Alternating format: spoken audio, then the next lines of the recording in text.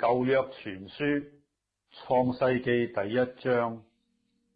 起初神創造天地，地是空虛混沌，淵面黑暗，神的靈運行在水面上。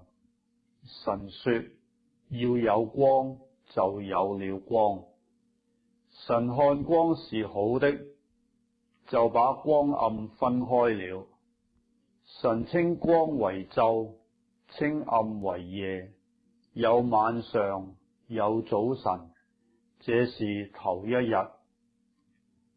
神說諸水之間要有空氣，將水分為上下。神就造出空氣，將空氣以下的水、空氣以上的水分開了，事就這樣成了。神稱空氣為天，有晚上，有早晨，是第二日。神說天下的水要聚在一處，使旱地露出來，事就這樣成了。神稱旱地為地，稱水的聚處為海。神看着是好的。神說地要發生青草和結種子的菜蔬，並結果子的樹木，各從其類，果子都包着核，事就這樣成了。於是地發生了青草和結種子的菜蔬，各從其類，並結果子的樹木，各從其類，果子都包着核。神看着是好的，有晚上，有早晨，是第三日。神說天上要有光體，可以分晝夜，作記號，定節令、日子、年歲，並要發光在天空，普照在地上，事就這樣成了。於是神造了兩個大光，大的管晝，小的管夜，又造眾星，就把這些光擺列在天空，普照在地上，管理晝夜，分別明暗。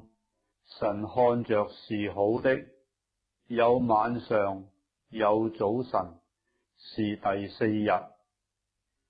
神說水要多多滋生有生命的物，要有雀鳥飛在地面以上，天空之中。神就造出大魚和水中所滋生各樣有生命的動物，各從其類，又造出各樣飛鳥，各從其類。神看着是好的。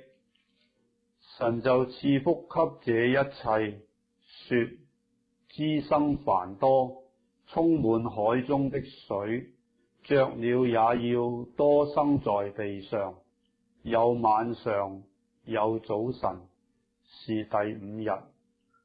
神說地要生出活物來，各從其類，牲畜、昆蟲、野獸，各從其類，事就這樣成了。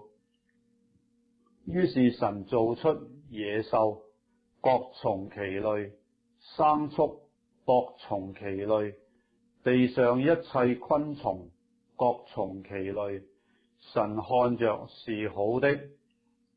神說我們要照着我們的形象，按着我們的樣式造人，使他們管理海裏的魚，空中的鳥，地上的牲畜和全地，並地上所爬的一切昆蟲。神就照着自己的形象造人，乃是照着他的形象造男造女。神就賜福給他們，又對他們說要生養眾多，遍滿地面，治理這地，也要管理海裏的魚、空中的鳥和地上各樣行動的活物。神說：看啊，我將遍地上一切結種子的菜蔬和一切樹上所結有核的果子，全賜給你們作食物。至於地上的走獸和空中的飛鳥，並各樣爬在地上有生命的物，我將青草賜給他們作食物。事就這樣成了。神看着一切所做的都甚好，有晚上，有早晨，是第6日。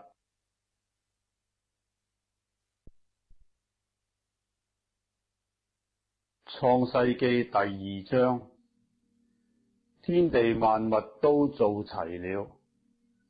到第7日，神造物的工已經完畢，就在第7日歇了他一切的工，安息了。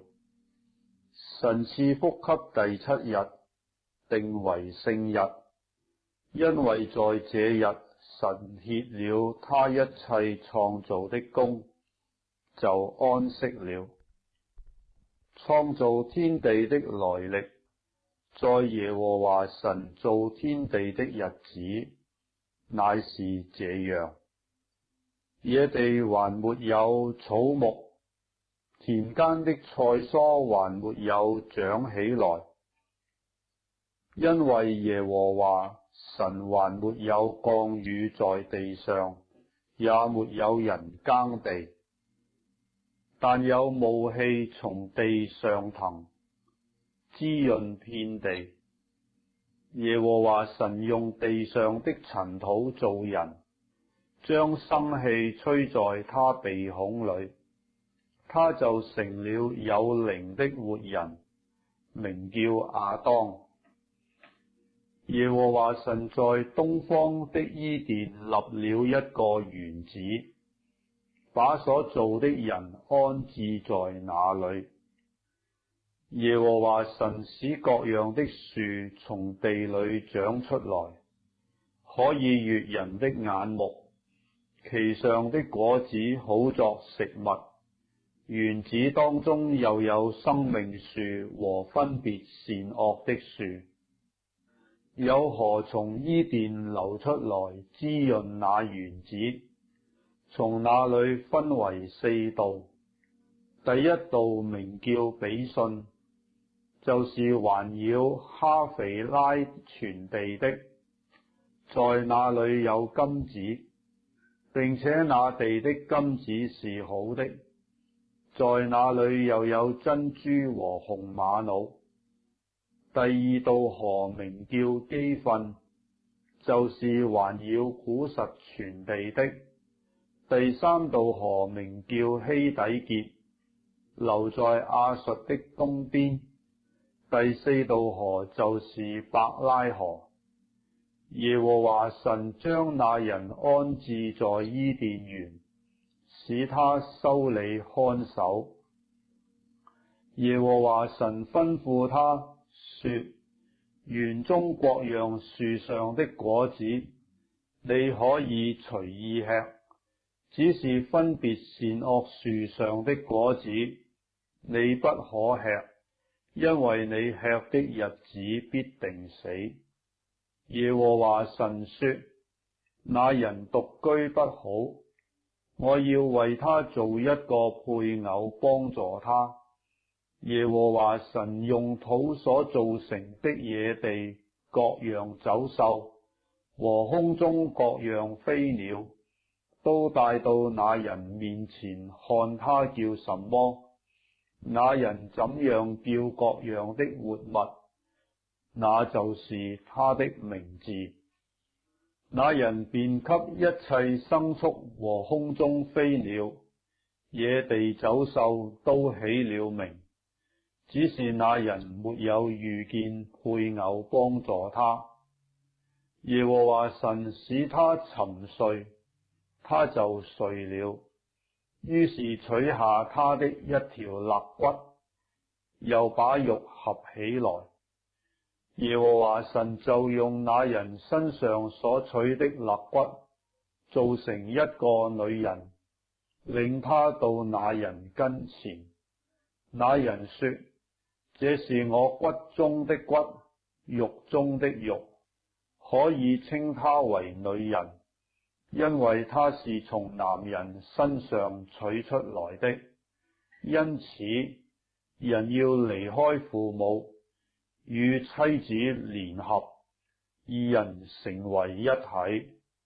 當時夫妻二人赤身露體，並不羞恥。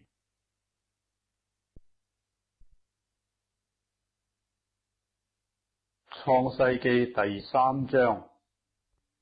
耶和華神所造的，唯有蛇比田野一切的活物更狡猾。蛇對女人說：神豈是真說，不許你們吃園中所有樹上的果子麼？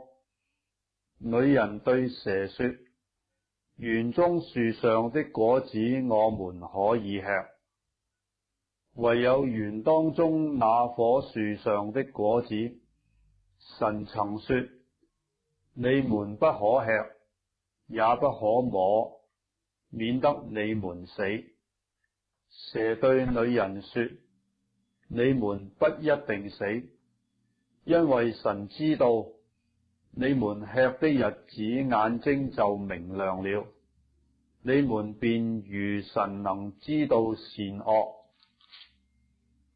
於是女人見那棵樹的果子好作食物，也悅人的眼目，且是可喜愛的，能使人有智慧，就摘下果子來吃了，又給她丈夫，她丈夫也吃了。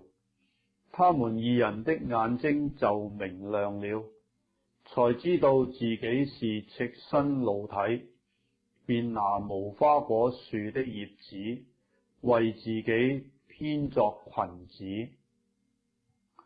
天起了涼風，耶和華神在園中行走，那人和他妻子聽見神的聲音，就藏在園裏的樹木中，躲避耶和華神的面。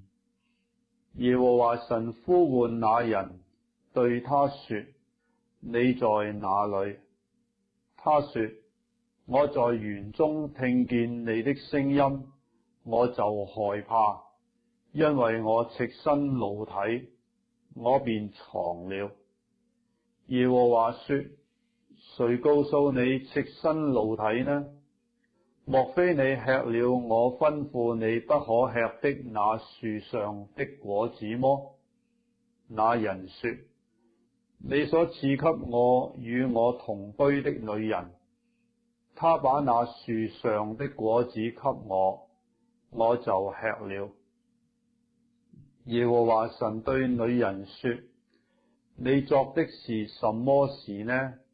女人說：那蛇引誘我，我就吃了。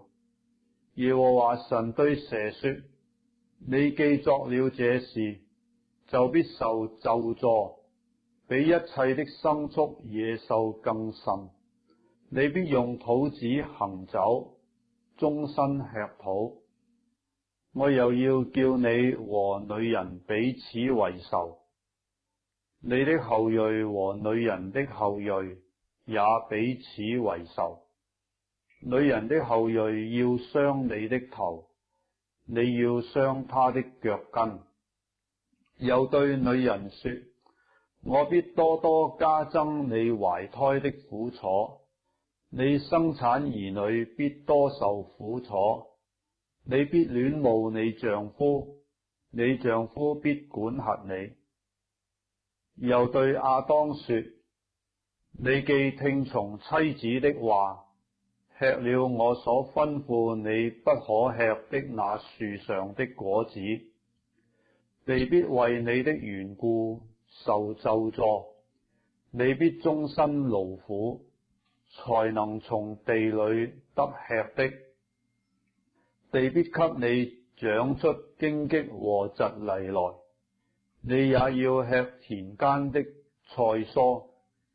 你必汗流滿面才得糊口，直到你歸了土，因為你是從土而出的。你本是塵土，仍要歸於塵土。亞當給他妻子起名叫夏娃，因為她是眾生之母。耶和華神為亞當和他妻子用皮子作衣服，給他們穿。耶和華神說：那人已經與我們相似，能知道善惡。現在恐怕他伸手又摘生命樹的果子吃，就永遠活着。耶和華神便打發他出伊甸園去，耕種他所自出之土。於是把他趕出去了，又在伊甸園的東邊安設基路伯和四面轉動發火焰的劍，要把守生命樹的道路。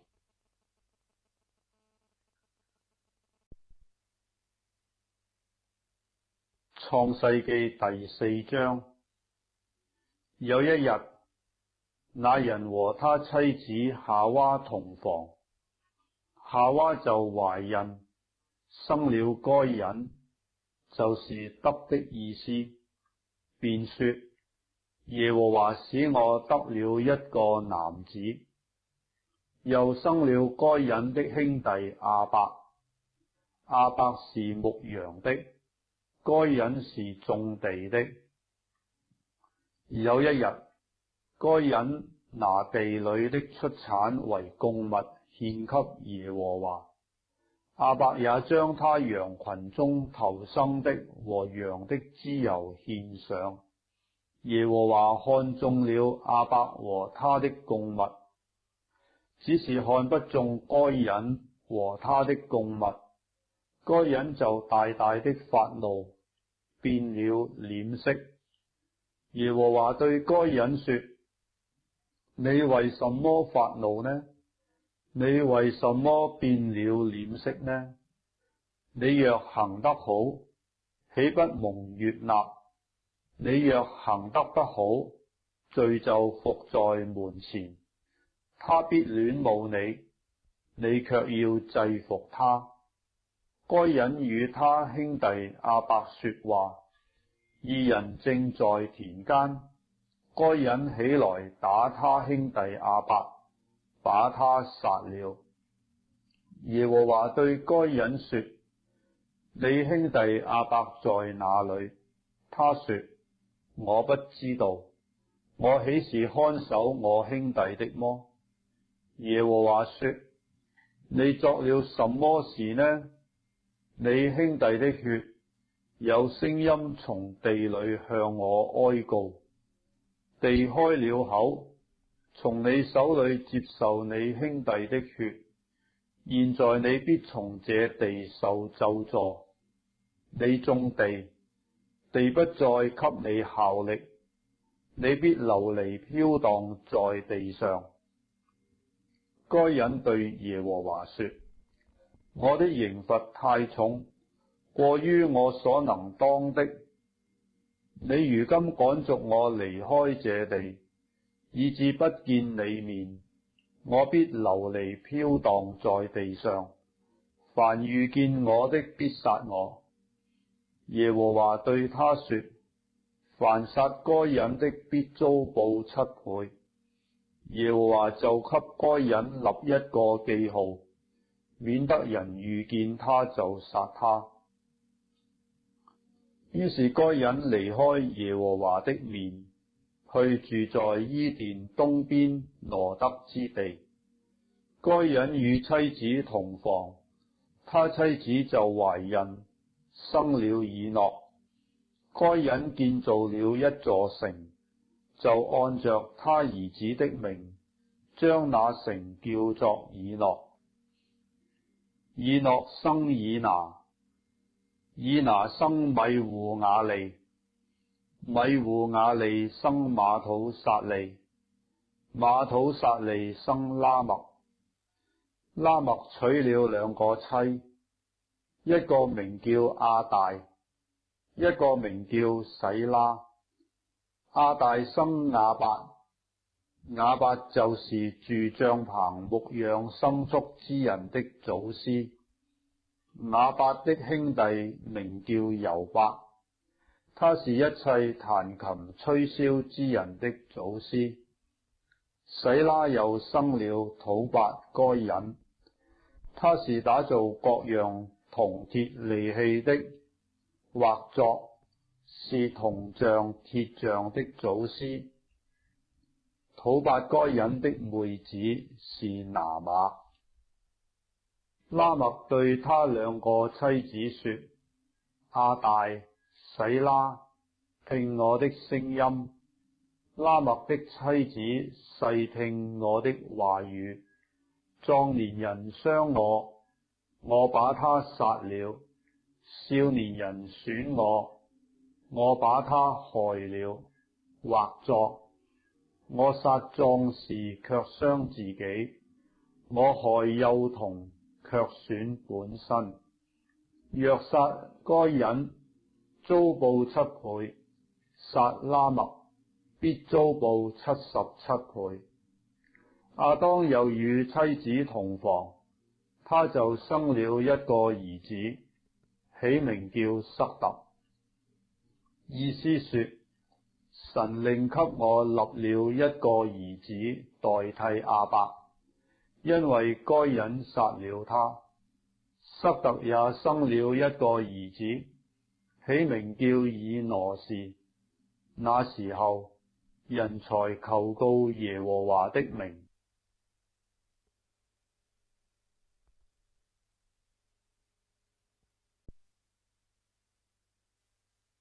創世記第5章。亞當的後代記在下面。當神造人的日子，是照着自己的樣式造的，並且造男造女。在他們被造的日子，神賜福給他們，稱他們為人。亞當活到130歲，生了一個兒子，形象樣式和自己相似，就給他起名叫塞特。亞當生塞特之後，又在世800年，並且生兒養女。亞當共活了930歲就死了。塞特活到105歲，生了以挪士。塞特生以挪士之後，又活了807年，並且生兒養女。塞特共活了912歲就死了。以挪士活到90歲，生了該男。以挪士生該男之後，又活了815年，並且生兒養女。以挪士共活了905歲就死了。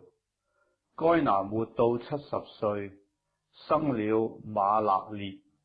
該男生瑪勒列之後，又活了840年，並且生兒養女。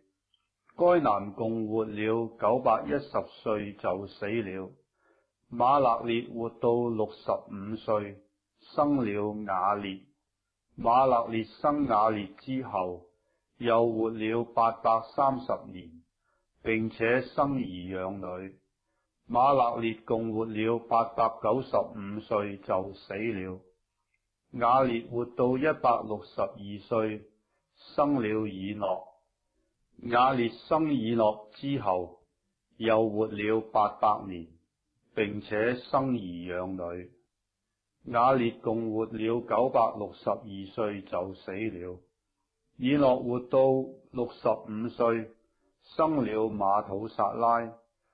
以諾生馬土撒拉之後，與神同行300年，並且生兒養女。以諾共活了365歲。以諾與神同行，神將他取去，他就不在世了。馬土撒拉活到187歲，生了拉麥。馬土撒拉生拉麥之後，又活了782年，並且生兒養女。馬土撒拉共活了969歲就死了。拉麥活到182歲，生了一個兒子，給他起名叫挪亞，說：這個兒子必為我們的操作和手中的勞苦安慰我們。這操作勞苦是因為耶和華咒詛地。拉麥生挪亞之後，又活了595年，並且生兒養女。拉麥共活了777歲就死了。挪亞500歲生了閃、含、雅弗。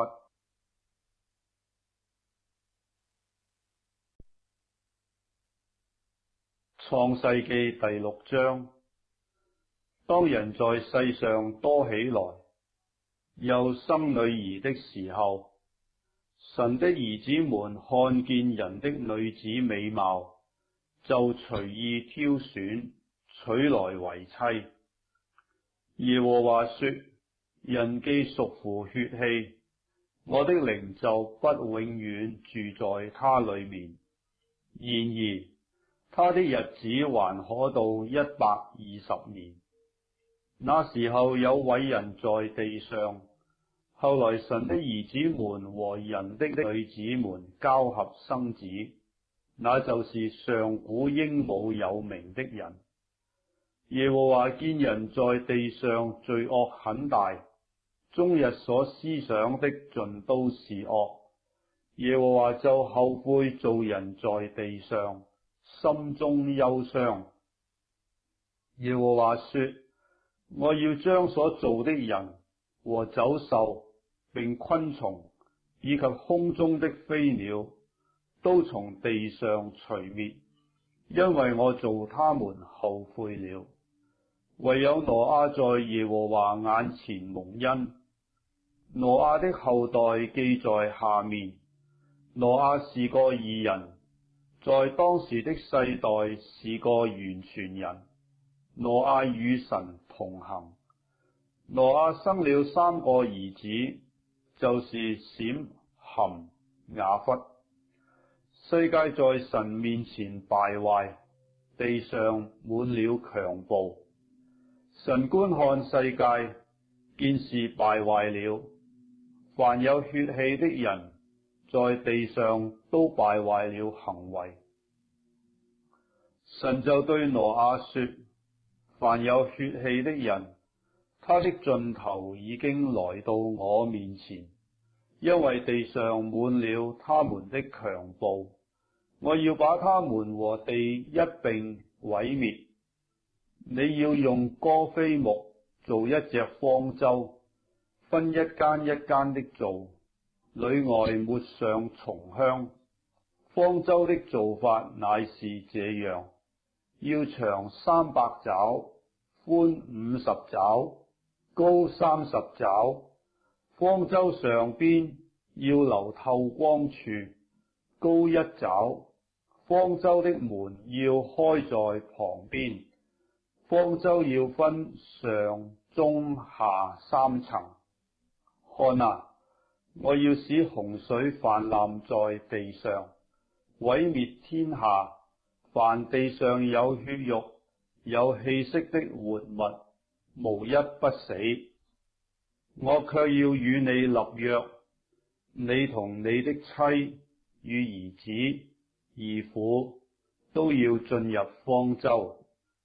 凡有血肉的活物，每樣2個，一公一母，你要帶進方舟，好在你那裏保存生命。飛鳥各從其類，牲畜各從其類，地上的昆蟲各從其類，每樣2個，要到你那裏，好保存生命。你要拿各樣食物積蓄起來，好作你和他們的食物。挪亞就這樣行，凡神所吩咐的，他都照樣行了。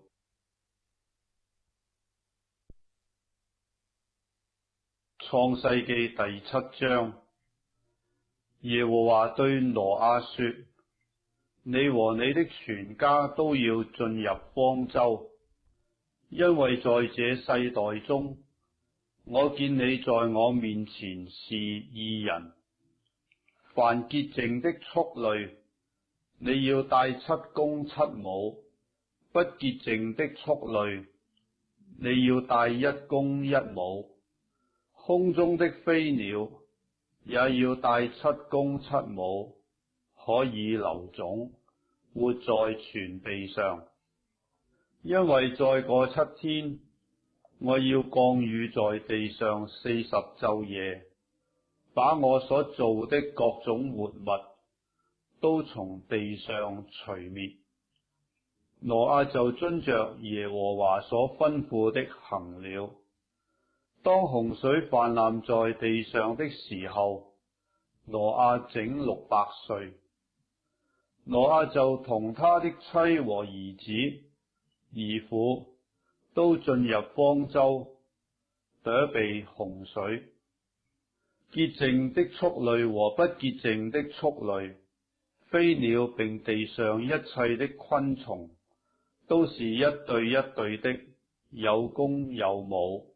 到挪亞那裏進入方舟，正如神所吩咐挪亞的。過了那7天，洪水泛濫在地上。當挪亞600歲2月17日那一天，大淵的泉源都裂開了，天上的窗戶也敞開了。40晝夜降大雨在地上。正當那日，挪亞和他3個兒子閃、含、雅弗，並挪亞的妻子和3個兒婦都進入方舟。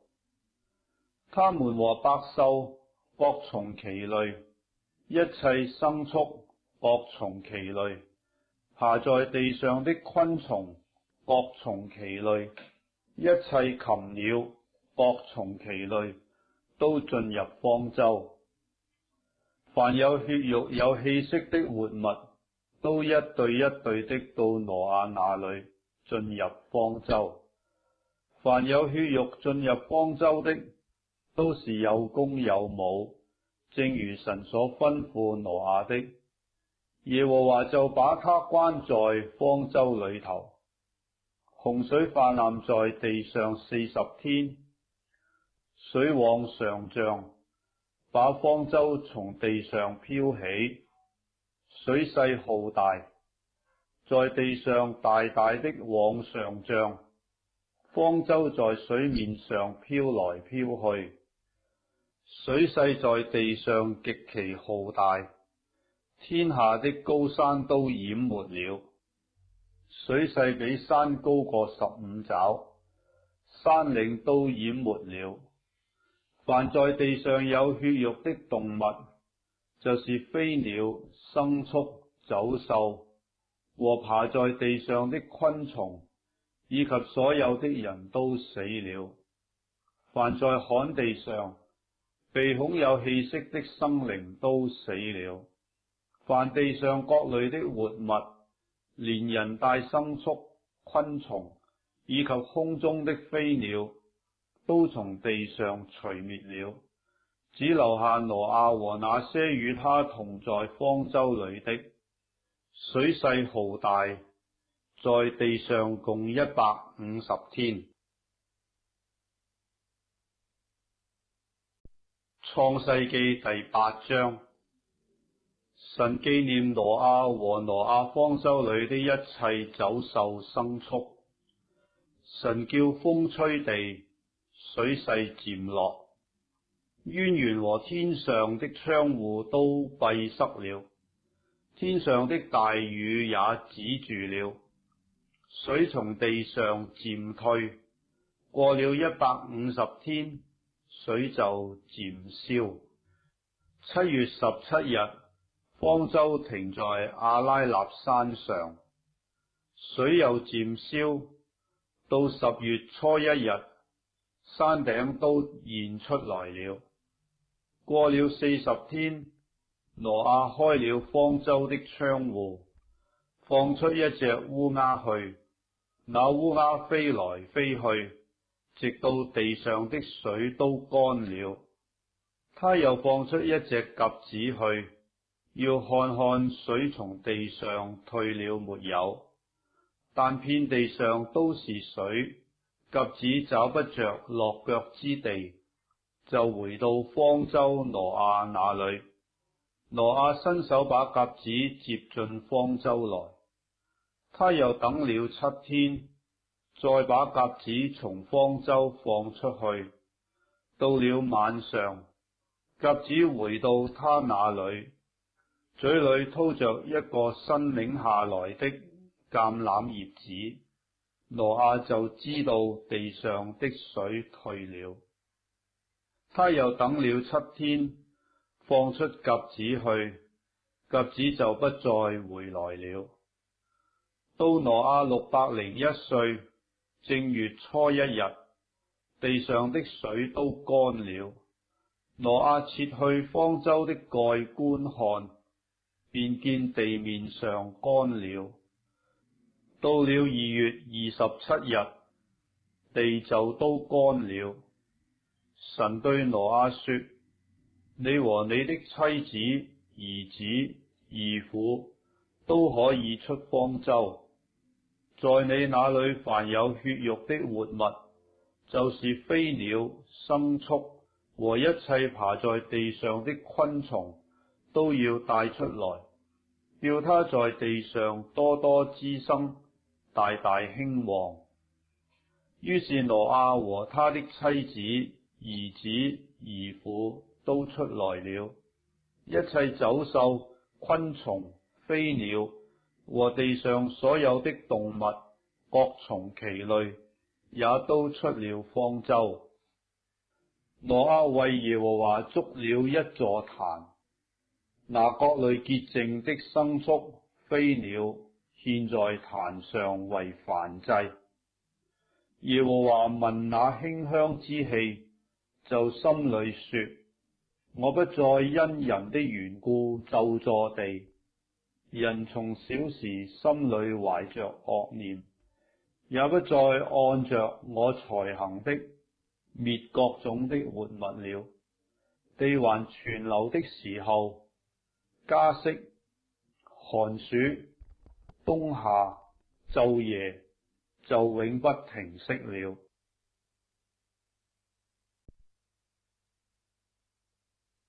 創世紀第9章。神賜福給挪亞和他的兒子，對他們說：你們要生養眾多，遍滿了地。凡地上的走獸和空中的飛鳥都必驚恐，懼怕你們，連地上一切的昆蟲，並海裏一切的魚，都交付你們的手。凡活着的動物，都可以作你們的食物。這一切我都賜給你們，如同菜蔬一樣。唯獨肉帶着血，那就是它的生命，你們不可吃。流你們血、害你們命的，無論是獸是人，我必討他的罪，就是向各人的弟兄也是如此。凡流人血的，他的血也必被人所流，因為神造人是照自己的形象造的。你們要生養眾多，在地上昌盛繁茂。神曉諭挪亞和他的兒子說：我與你們和你們的後裔立約，並與你們這裏的一切活物，就是飛鳥、牲畜、走獸，凡從方舟裏出來的活物立約。我與你們立約，凡有血肉的，不再被洪水滅絕，也不再有洪水毀壞地了。神說：我與你們並你們這裏的各樣活物所立的永約，是有記號的。我把虹放在雲彩中，這就可作我與地立約的記號了。我使雲彩蓋地的時候，必有虹現在雲彩中，我便紀念我與你們和各樣有血肉的活物所立的約。水就再不氾濫毀壞一切有血肉的物了。虹必現在雲彩中，我看見就要紀念我與地上各樣有血肉的活物所立的永約。神對挪亞說：這就是我與地上一切有血肉之物立約的記號了。出方舟挪亞的兒子，就是閃、含、雅弗。含是迦南的父親，這是挪亞的3個兒子，他們的後裔分散在全地。挪亞作起農夫來，栽了一個葡萄園，他喝了園中的酒，便醉了，在帳棚裏赤着身子。迦南的父親含看見他父親赤身，就到外邊告訴他2個弟兄。於是閃和雅弗拿件衣服搭在肩上，倒退着進去，給他父親蓋上。他們背着臉，就看不見父親的赤身。挪亞醒了酒，知道小兒子向他所作的事，就說：迦南當受咒詛，必給他弟兄作奴僕的奴僕。又說：耶和華閃的神是應當稱頌的，願迦南作閃的奴僕，願神使雅弗擴張，使他住在閃的帳棚裏，又願迦南作他的奴僕。洪水以後，挪亞又活了350年。挪亞共活了950歲就死了。創世記第10章。挪亞的兒子閃、含、雅弗的後代記在下面。洪水以後，他們都生了兒子。雅弗的兒子是歌篾、瑪各、馬代、雅完、土巴、米設、提拉。歌篾的兒子是亞實基拿、利法、陀迦瑪。雅完的兒子是以利沙、他施、基提、多單。這些人的後裔將各國的地土、海島分開居住，各隨各的方言、宗族立國。含的兒子是古實、麥西、弗、迦南。古實的兒子是西巴、哈肥拉、撒弗他、拉瑪、撒弗提加。拉瑪的兒子是示巴、底但。古實又生寧錄，他為世上英雄之首。他在耶和華面前是個英勇的獵戶，所以俗語說，像寧錄在耶和華面前是個英勇的獵戶。他國的起頭是巴別、以力、亞甲、甲尼，都在示拿地。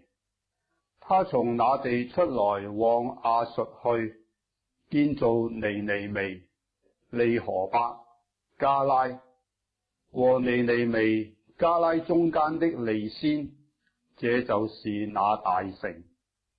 麥西生路低人、阿拿米人、利哈比人、拿弗土希人、帕斯魯世人、加斯路希人、加菲托人。從加菲托出來的有非利士人。迦南生長子西頓，又生客和耶布斯人、阿摩利人、格加撒人、希未人、亞基人、西尼人、亞雅底人、洗馬利人、哈馬人。後來迦南的諸族分散了。迦南的境界是從西頓向基拉耳的路上，直到加撒，又向所多瑪、俄摩拉、押瑪、洗扁的路上，直到拉沙。這就是含的後裔，各隨他們的宗族、方言所住的地土、邦國。雅弗的哥哥閃是希伯子孫之祖，他也生了兒子。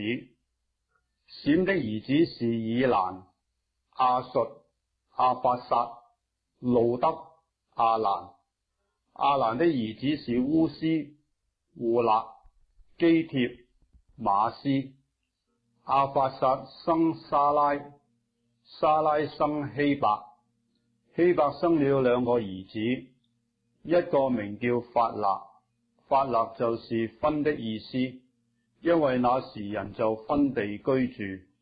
法勒的兄弟名叫約攤，約攤生阿摩達、沙列、哈撒馬菲、耶拉、哈多蘭、烏撒、德拉、俄巴路、阿比瑪利、示巴、亞非、哈肥拉、約巴，這都是約攤的兒子。他們所住的地方是從米沙直到西法東邊的山。這就是閃的子孫，各隨他們的宗族、方言所住的地土、邦國。這些都是挪亞三個兒子的宗族，各隨他們的支派立國。洪水以後，他們在地上分為邦國。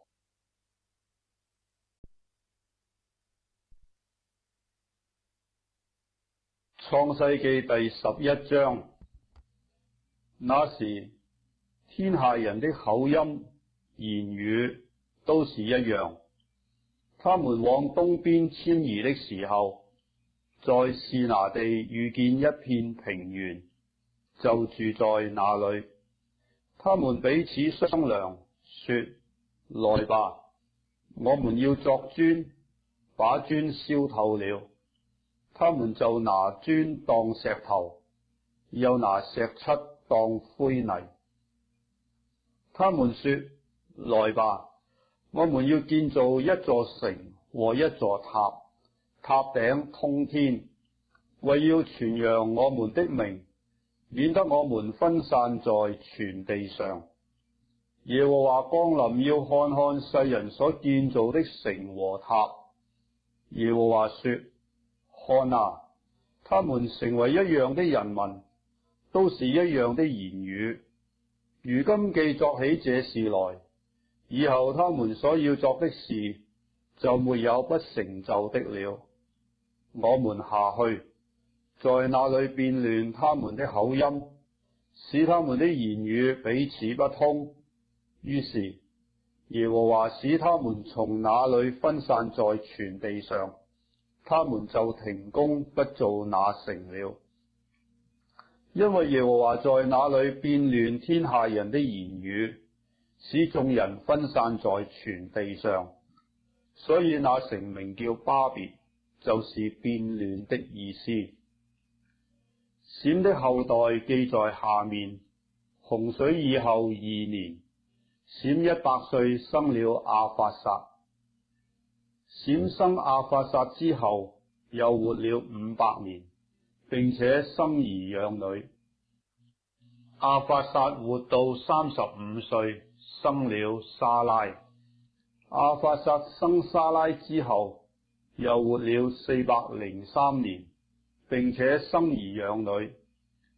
沙拉活到30歲，生了希伯。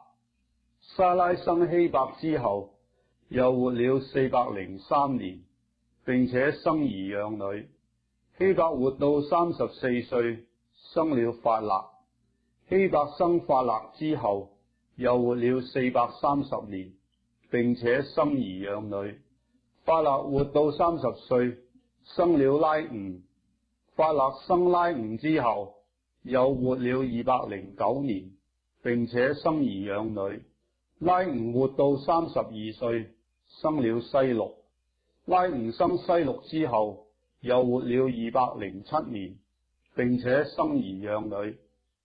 西錄活到30歲，生了拿鶴。西錄生拿鶴之後，又活了200年，並且生兒養女。拿鶴活到29歲，生了他拉。拿鶴生他拉之後，又活了119年，並且生兒養女。他拉活到70歲，生了亞伯蘭、拿鶴、哈蘭。他拉的後代記在下面。他拉生亞伯蘭、拿鶴、哈蘭。哈蘭生羅得。哈蘭死在他的本地加勒底的吾爾，在他父親他拉之先。亞伯蘭、拿鶴各娶了妻。亞伯蘭的妻子名叫撒萊，拿鶴的妻子名叫密迦，是哈蘭的女兒。哈蘭是密迦和易家的父親。撒萊不生育，沒有孩子。他拉帶着他兒子亞伯蘭和他孫子哈蘭的兒子羅得，並他兒婦亞伯蘭的妻子撒萊，出了加勒底的吾爾，要往迦南地去。他們走到哈蘭，就住在那裏。他拉共活了205歲，就死在哈蘭。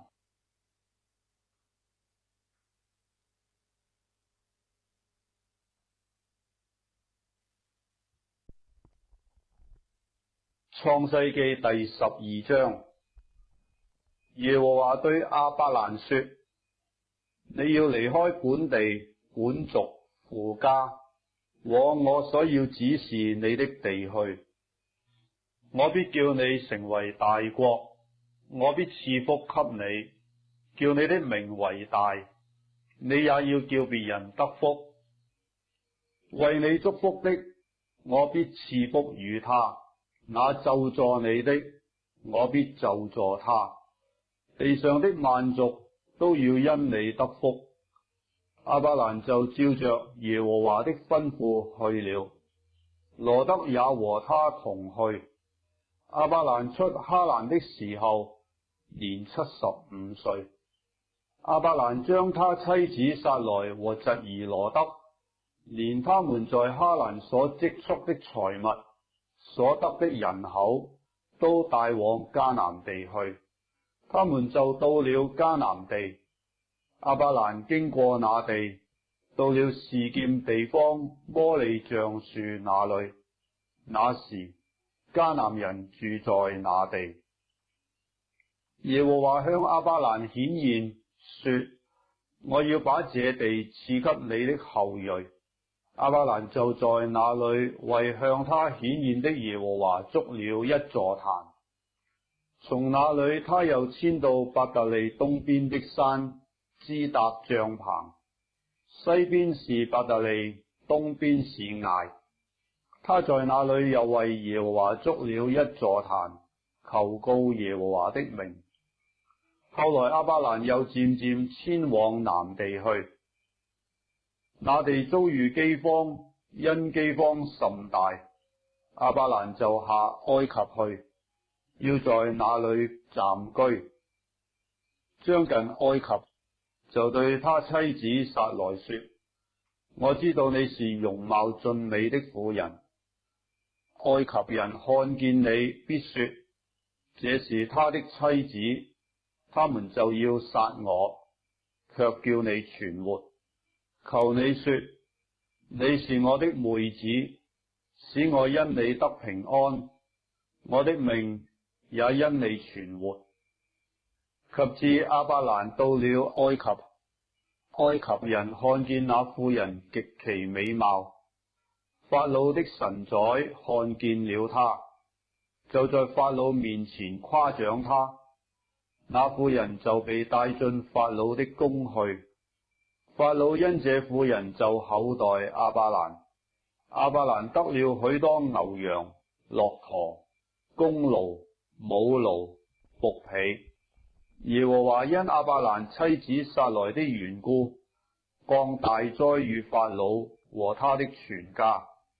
法老就召了亞伯蘭來說：你這向我作的是什麼事呢？為什麼沒有告訴我她是你的妻子？為什麼說她是你的妹子，以致我把她娶來，要作我的妻子？現在你的妻子在這裏，可以帶她走吧。於是法老吩咐人將亞伯蘭和他妻子並他所有的都送走了。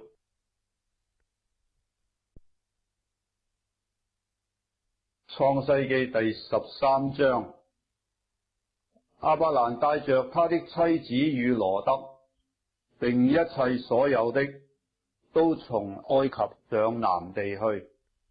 亞伯蘭的金銀牲畜極多，他從南地漸漸往伯特利去，到了伯特利和艾的中間，就是從前支搭帳棚的地方，也是他起先築壇的地方。他又在那裏求告耶和華的名。與亞伯蘭同行的羅得也有牛群、羊群、帳棚，那地容不下他們，因為他們的財物甚多，使他們不能同居。當時迦南人與比利洗人在那地居住。亞伯蘭的牧人和羅得的牧人相爭，亞伯蘭就對羅得說：你我不可相爭，你的牧人和我的牧人也不可相爭，因為我們是骨肉，原文作弟兄。遍地不都在你眼前麼？請你離開我，你向左我就向右，你向右我就向左。羅得舉目看見約旦河的全平原，直到所爾，都是滋潤的。那地在耶和華未滅所多瑪、蛾摩拉以先，如同耶和華的園子，也像埃及地。於是羅得選擇約旦河的全平原，往東遷移，他們就彼此分離了。亞伯蘭住在迦南地，羅得住在平原的城邑，漸漸挪移帳棚，直到所多瑪。所多瑪人在耶和華面前罪大惡極。羅得離別亞伯蘭以後，耶和華對亞伯蘭說：從你所在的地方，你舉目向東西南北觀看，凡你所看見的一切地，我都要賜給你和你的後裔，直到永遠。我也要使你的後裔如同地上的塵沙那樣多。人若能數算地上的塵沙，才能數算你的後裔。你起來，縱橫走遍這地，因為我必把這地賜給你。亞伯蘭就搬了帳棚，來到希伯倫萬利的橡樹那裏居住，在那裏為耶和華築了一座壇。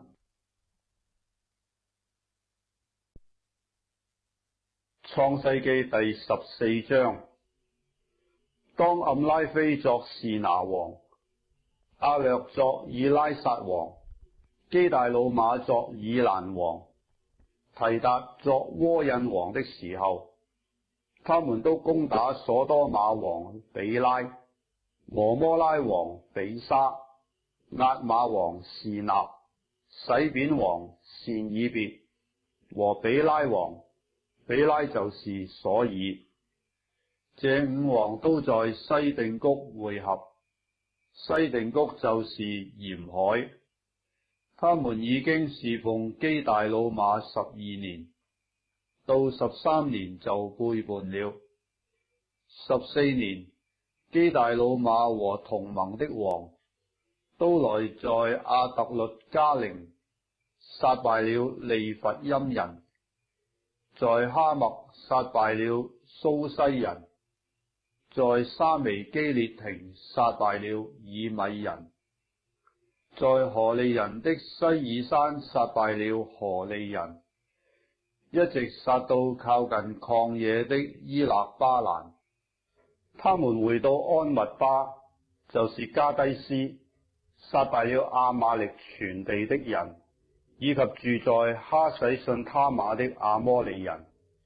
於是所多瑪王、俄摩拉王、押瑪王、洗扁王和比拉王，比拉就是所以，都出來，在西定谷擺陣與他們交戰，就是與以蘭王基大老馬、窩印王提達、示拿王暗拉菲、以拉撒王亞略交戰，乃是4王與5王交戰。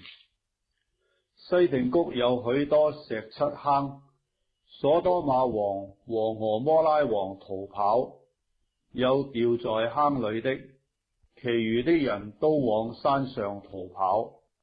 4王就把所多瑪和俄摩拉所有的財物，並一切的糧食都擄掠去了，又把亞伯蘭的侄兒羅得和羅得的財物擄掠去了。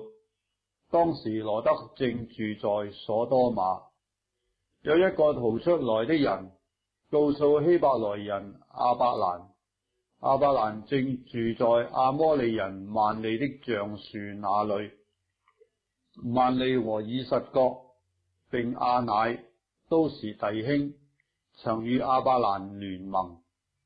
亞伯蘭聽見他侄兒原民作弟兄被擄去，就率領他家裏生養的精練壯丁318人，直追到但，便在夜間自己同僕人分隊殺敗敵人，又追到大馬色左邊的河把，將被擄掠的一切財物奪回來，連他侄兒羅得和他的財物以及婦女人民也都奪回來。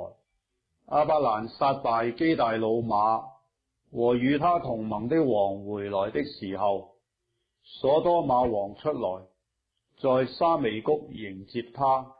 沙微谷就是王谷。又有撒冷王麥基洗德帶着餅和酒出來迎接，他是至高神的祭司。他為亞伯蘭祝福，說：願天地的主，至高的神賜福與亞伯蘭。至高的神把敵人交在你手裏，是應當稱頌的。亞伯蘭就把所得的拿出1/10來給麥基洗德。所多瑪王對亞伯蘭說：你把人口給我，財物你自己拿去吧。亞伯蘭對所多瑪王說：我已經向天地的主，至高的神耶和華起誓，凡是你的東西，就是一根線、一根鞋帶，我都不拿，免得你說我使亞伯蘭富足。只有僕人所吃的，並與我同行的亞乃、以實各、曼利所應得的分，可以任憑他們拿去。創世記第15章。這事以後，耶和華在異象中有話對亞伯蘭說：亞伯蘭，你不要懼怕，我是你的盾牌，必大大的賞賜你。亞伯蘭說：主耶和華，我既無子，你還賜我什麼呢？並且要承受我家業的是大馬色人以利以謝。亞伯蘭又說：你沒有給我兒子，那生在我家中的人就是我的後嗣。耶和華又有話對他說：這人必不成為你的後嗣，你本身所生的才成為你的後嗣。於是令他走到外邊，說：你向天觀看，數算眾星，能數得過來麼？又對他說：你的後裔將要如此。亞伯蘭信耶和華，耶和華就以此為他的義。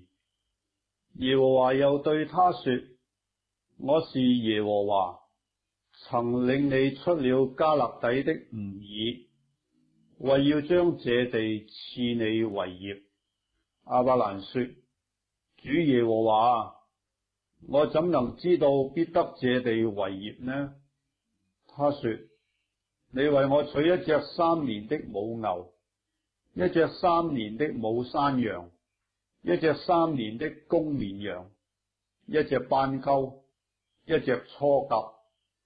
亞伯蘭就取了這些來，每樣劈開分成兩半，一半對着一半的擺列，只有鳥沒有劈開。有鷙鳥下來落在那死畜的肉上，亞伯蘭就把它嚇飛了。日頭正落的時候，亞伯蘭沉沉的睡了。忽然有驚人的大黑暗落在他身上。耶和華對亞伯蘭說：你要的確知道，你的後裔必寄居別人的地，又服侍那地的人，那地的人要苦待他們400年，並且他們所要服侍的那國，我要懲罰。後來他們必帶着許多財物從那裏出來，但你要享大壽數，平平安安的歸到你列祖那裏，被人埋葬。到了第4代，他們必回到此地，因為亞摩利人的罪孽還沒有滿盈。日落天黑，不料有冒煙的爐，並燒着的火把從那些肉塊中經過。當那日，耶和華與亞伯蘭立約，說：我已賜給你的後裔，從愛及河直到伯拉大河之地，就是基尼人、基尼洗人、革摩尼人、赫人、比利洗人、利乏音人、亞摩利人、迦南人、革迦撒人、耶布斯人之地。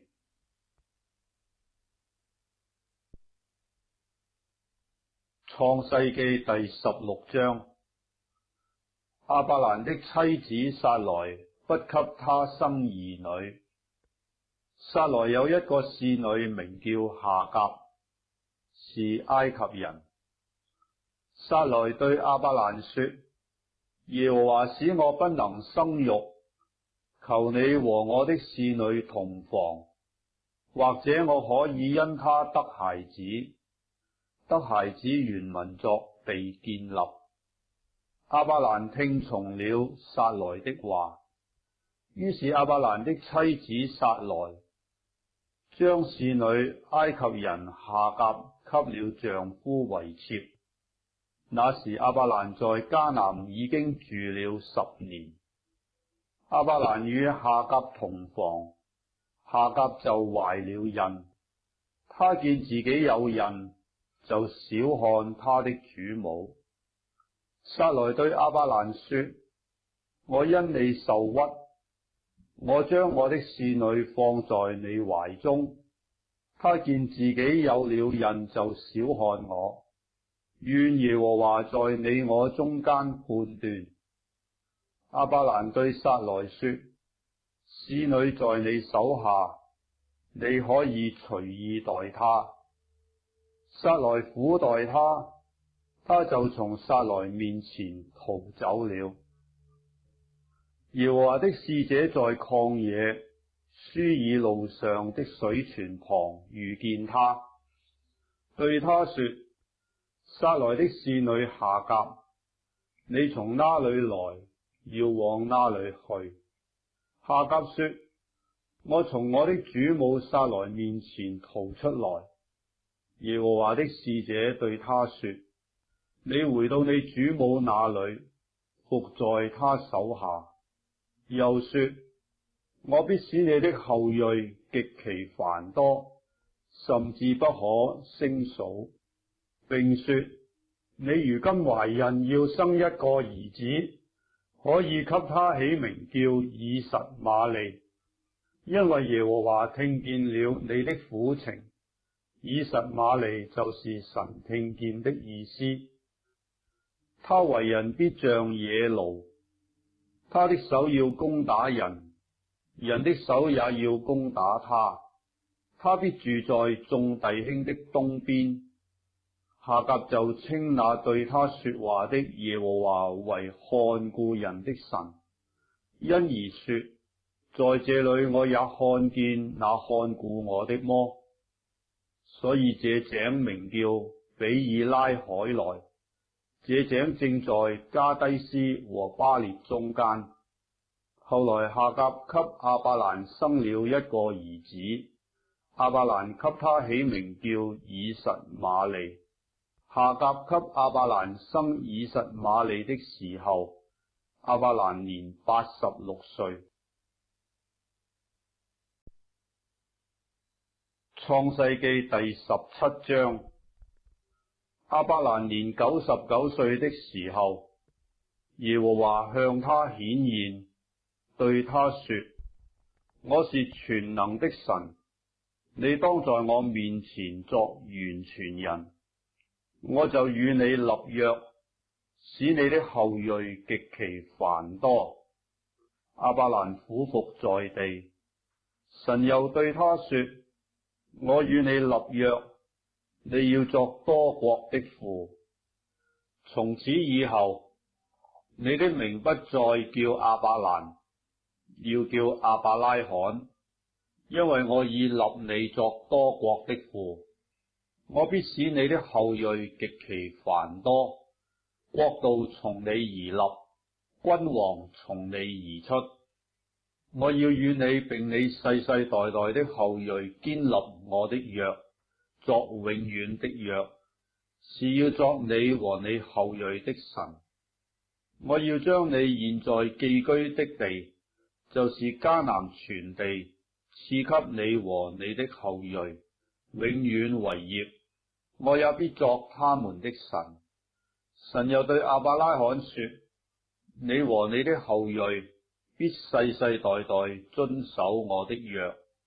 你們所有的男子都要受割禮，這就是我與你並你的後裔所立的約，是你們所當遵守的。你們都要受割禮。受割禮原文作割羊皮，這是我與你們立約的證據。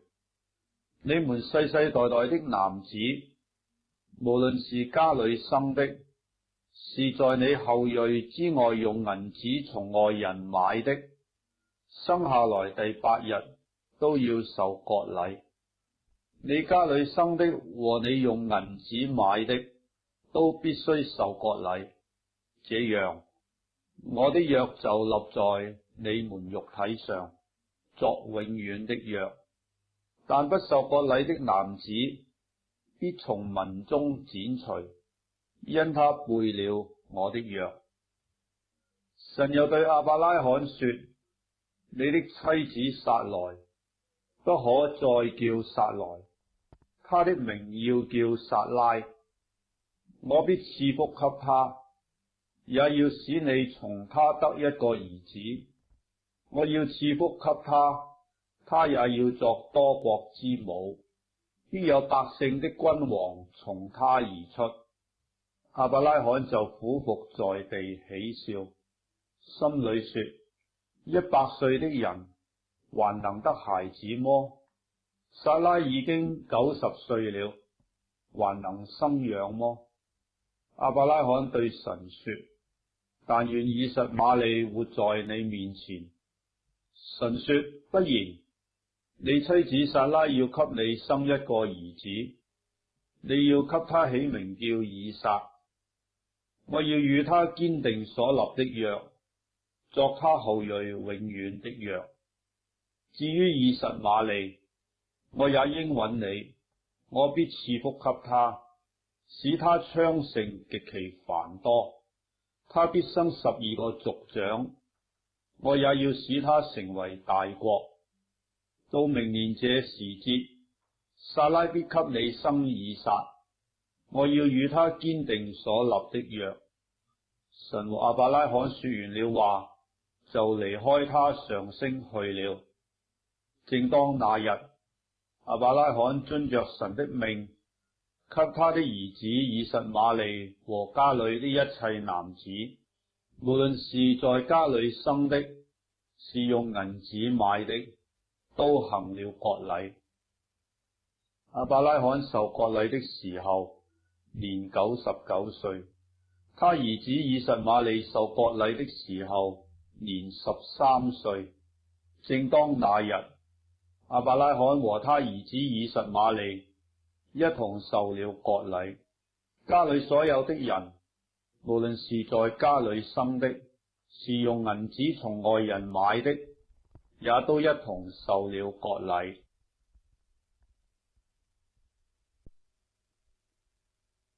創世記第18章。耶和華在萬利橡樹那裏向亞伯拉罕顯現出來，那時正熱，亞伯拉罕坐在帳棚門口，舉目觀看，見有3個人在對面站着，他一見就從帳棚門口跑去迎接他們，俯伏在地，說：我主，我若在你眼前蒙恩，求你不要離開僕人往前去，容我拿點水來，你們洗洗腳，在樹下歇息歇息。我再拿一點餅來，你們可以加添心力，然後往前去。你們既到僕人這裏來，理當如此。他們說：就照你說的行吧。亞伯拉罕急忙進帳棚見撒拉，說：你速速拿3細亞細麵調和作餅。亞伯拉罕又跑到牛群裏，牽了一隻又嫩又好的牛犢來，交給僕人。僕人急忙預備好了。亞伯拉罕又取了奶油和奶，並預備好的牛犢來，擺在他們面前，自己在樹下站在旁邊，他們就吃了。他們問亞伯拉罕說：你妻子撒拉在哪裏？他說：在帳棚裏。3人中有一位說：到明年這時候，我必要回到你這裏，你的妻子撒拉必生一個兒子。撒拉在那人後邊的帳棚門口也聽見了這話。亞伯拉罕和撒拉年紀老邁，撒拉的月經已斷絕了。撒拉心裏暗笑，說：我既已衰敗，我主也老邁，豈能有這喜事呢？耶和華對亞伯拉罕說：撒拉為什麼暗笑，說：我既已年老，果真能生養麼？耶和華豈有難成的事麼？到了日期，明年這時候，我必回到你這裏，撒拉必生一個兒子。撒拉就害怕，不承認，說我沒有笑。那位說，不然你實在笑了。三人就從那裏起行，向所多瑪觀看。亞伯拉罕也與他們同行，要送他們一程。耶和華說，我所要作的事，豈可瞞着亞伯拉罕呢？亞伯拉罕必要成為強大的國，地上的萬國都必因他得福。我眷顧他，為要叫他吩咐他的眾子和他的眷屬遵守我的道，秉公行義，使我所應許亞伯拉罕的話都成就了。耶和華說，所多瑪和蛾摩拉的罪惡甚重，聲聞於我。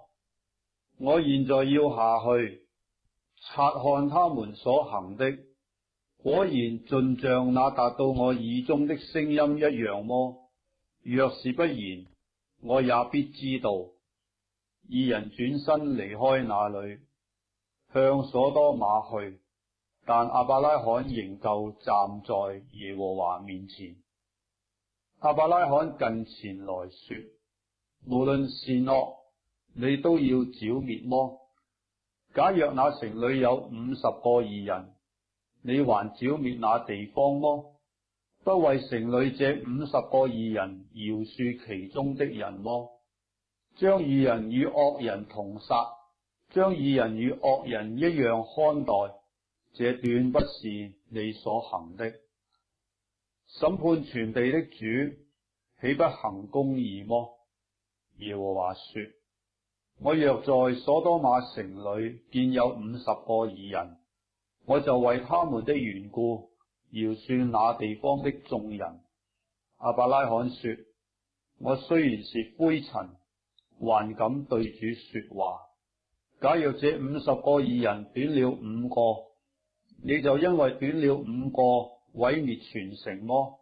他說，我在那裏若見有45個，也不毀滅那城。亞伯拉罕又對他說，假若在那裏見有40個，怎麼樣呢？他說，為這40個的緣故，我也不作這事。亞伯拉罕說，求主不要動怒，容我說，假若在那裏見有30個，怎麼樣呢？他說，我在那裏若見有30個，我也不作這事。亞伯拉罕說，我還敢對主說話，假若在那裏見有20個，怎麼樣呢？他說，為這20個的緣故，我也不毀滅那城。亞伯拉罕說，求主不要動怒，我再說這一次，假若在那裏見有10個呢？他說，為這10個的緣故，我也不毀滅那城。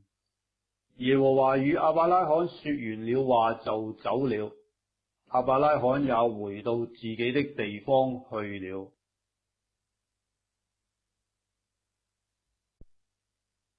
創世記第19章。那2個天使晚上到了所多瑪，羅得正坐在所多瑪城門口，看見他們，就起來迎接，臉伏於地下拜，說，我主啊，請你們到僕人家裏洗洗腳，住一夜，清早起來再走。他們說，不，我們要在街上過夜。羅得切切的請他們，他們這才進去到他屋裏。羅得為他們預備筵席，烤無酵餅，他們就吃了。他們還沒有躺下，所多瑪城裏各處的人，連老帶少，都來圍住那房子，呼叫羅得說，今日晚上到你這裏來的人在哪裏呢？把他們帶出來，任我們所為。羅得出來，把門關上，到眾人那裏，說：眾弟兄，請你們不要作這惡事。我有2個女兒，還是處女，容我領出來，任憑你們的心願而行。只是這2個人既然到我舍下，不要向他們作什麼。眾人說：退去吧。又說：這個人來寄居，還想要作官啊！現在我們要害你，比害他們更甚。眾人就向前擁擠羅得，要攻破房門。只是那2人伸出手來，將羅得拉進屋去，把門關上，並且使門外的人無論老少，眼都昏迷。他們摸來摸去，總尋不着房門。2人對羅得說：你這裏還有什麼人嗎？無論是女婿是兒女，和這城中一切屬你的人，你都要將他們從這地方帶出去。我們要毀滅這地方，因為城內罪惡的聲音在耶和華面前甚大。耶和華差我們來，要毀滅這地方。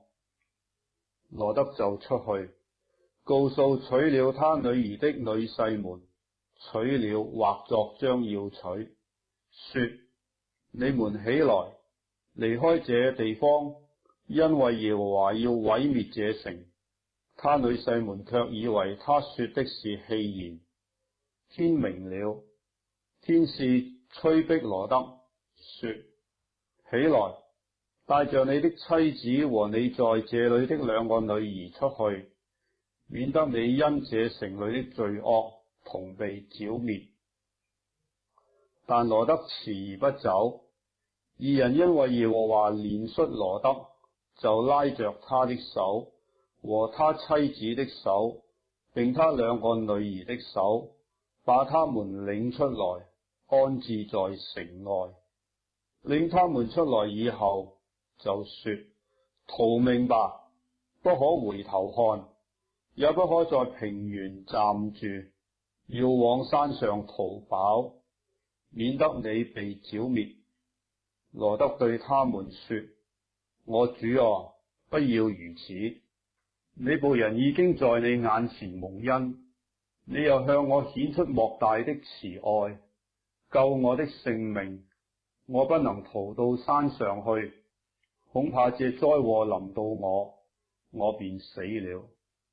看啊，這座城又小又近，容易逃到，這不是一個小的麼？求你容我逃到那裏，我的性命就得存活。天使對他說：這事我也應允你，我不傾覆你所說的這城。你要速速的逃到那城，因為你還沒有到那裏，我不能作什麼。因此那城名叫所以，所以就是小的意思。羅得到了所以，日頭已經出來了。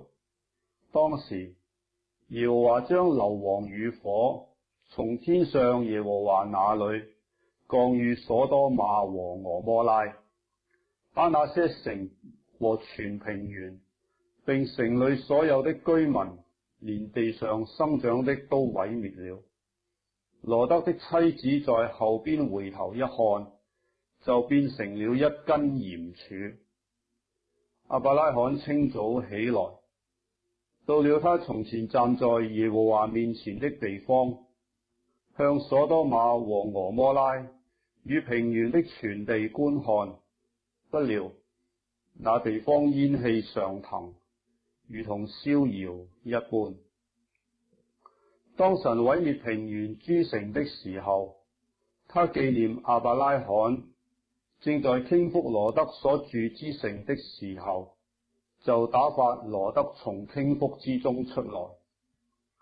羅得因為怕住在所以，就同他2個女兒從所以上去住在山裏，他和兩個女兒住在一個洞裏。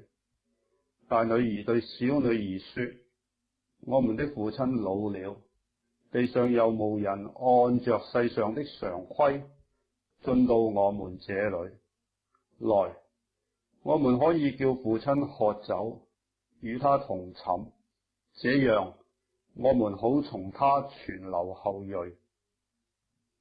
於是那夜他們叫父親喝酒，大女兒就進去和他父親同寢，他幾時躺下，幾時起來，父親都不知道。第二天，大女兒對小女兒說：我昨夜與父親同寢，今夜我們再叫他喝酒，你可以進去與他同寢，這樣我們好從父親傳流後裔。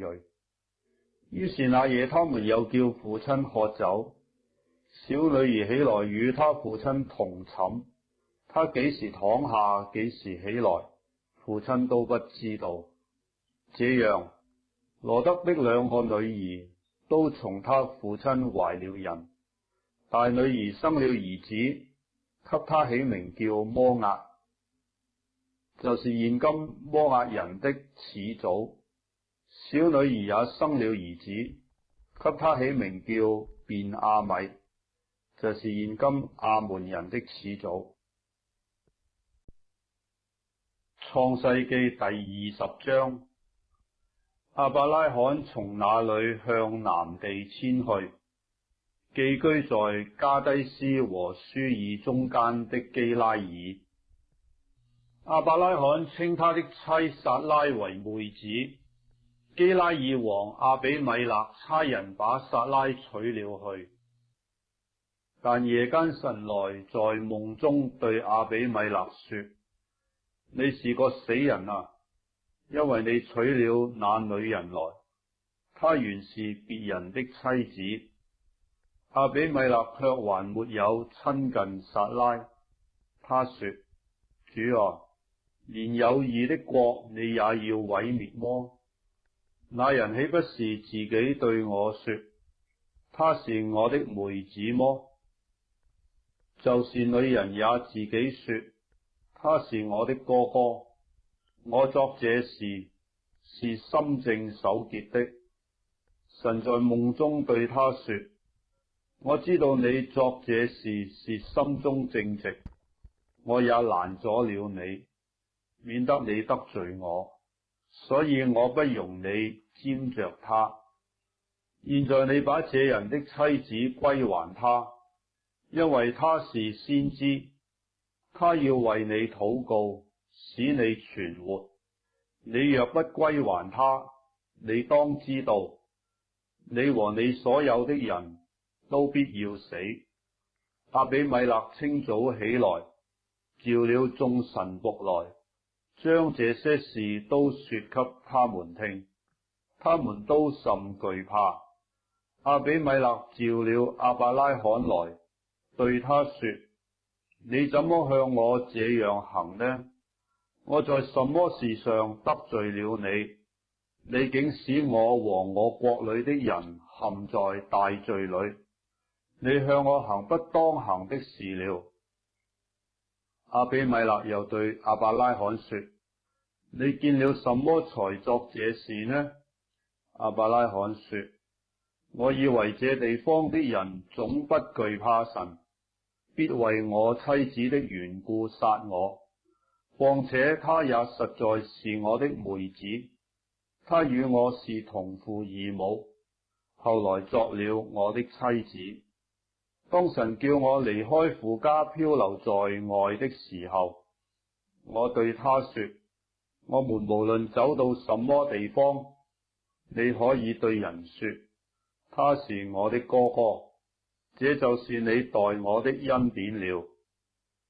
亞比米勒把牛、羊、僕婢賜給亞伯拉罕，又把他的妻子撒拉歸還他。亞比米勒又說：看啊，我的地都在你面前，你可以隨意居住。又對撒拉說：我給你哥哥1000銀子，作為你在合家人面前遮羞的。羞原文作眼，你就在眾人面前沒有不是了。亞伯拉罕禱告神，神就醫好了亞比米勒和他的妻子，並他的眾女僕，他們便能生育。因耶和華為亞伯拉罕的妻子撒拉的緣故，已經使亞比米勒家中的婦人不能生育。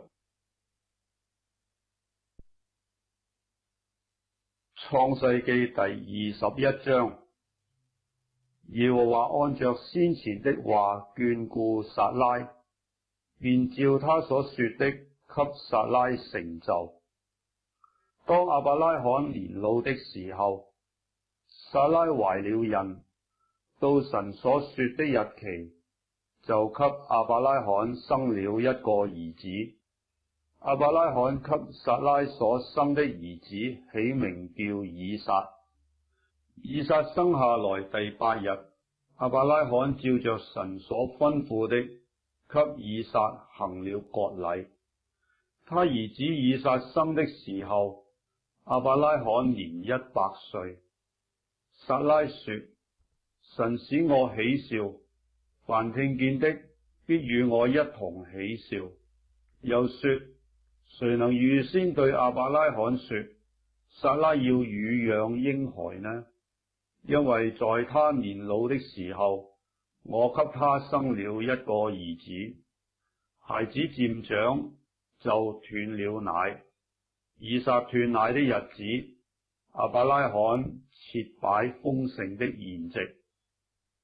當時撒拉看見埃及人夏甲給亞伯拉罕所生的兒子戲笑，就對亞伯拉罕說：你把這使女和她兒子趕出去，因為這使女的兒子不可與我的兒子以撒一同承受產業。亞伯拉罕因他兒子的緣故很憂愁。神對亞伯拉罕說：你不必為這童子和你的使女憂愁，凡撒拉對你說的話，你都該聽從，因為從以撒生的，才要稱為你的後裔。至於使女的兒子，我也必使他的後裔成立一國，因為他是你所生的。亞伯拉罕清早起來，拿餅和一皮袋水，給了夏甲，搭在他的肩上，又把孩子交給他，打發他走。夏甲就走了，在別是巴的曠野走迷了路，皮袋的水用盡了。夏甲就把孩子撇在小樹底下，自己走開約有1箭之遠，相對而坐，說：我不忍見孩子死，就相對而坐，放聲大哭。神聽見童子的聲音，神的使者從天上呼叫夏甲，說：夏甲，你為何這樣呢？不要害怕，神已經聽見童子的聲音了。起來，把童子抱在懷中，懷原文作手，我必使他的後裔成為大國。神使夏甲的眼睛明亮，他就看見一口水井，便去將皮袋盛滿了水，給童子喝。神保佑童子，他就漸長，住在曠野，成了弓箭手。他住在巴蘭的曠野，他母親從埃及地給他娶了一個妻子。當那時候，亞比米勒同他軍長非各對亞伯拉罕說：凡你所行的事，都有神的保佑。我願你如今在這裏指着神對我起誓，不要欺負我與我的兒子，並我的子孫。我怎樣厚待了你，你也要照樣厚待我與你所寄居這地的民。亞伯拉罕說：我情願起誓。從前亞比米勒的僕人霸佔了一口水井，亞伯拉罕為這事指責亞比米勒。亞比米勒說：誰作這事我不知道，你也沒有告訴我，今日我才聽見了。亞伯拉罕把羊和牛給了亞比米勒，二人就彼此立約。亞伯拉罕把7隻母羊羔另放在一處。亞比米勒問亞伯拉罕說：你把這7隻母羊羔另放在一處是什麼意思呢？他說：你要從我手裏受這7隻母羊羔，作我挖這口井的證據。所以他給那地方起名叫別是巴，因為他們二人在那裏起了誓。別是巴就是盟誓的井。他們在別是巴立了約，亞比米勒就同他軍長非各起身回非利士地去了。亞伯拉罕在別是巴栽上一棵垂絲柳樹，又在那裏求告耶和華永生神的名。亞伯拉罕在非利士人的地寄居了多日。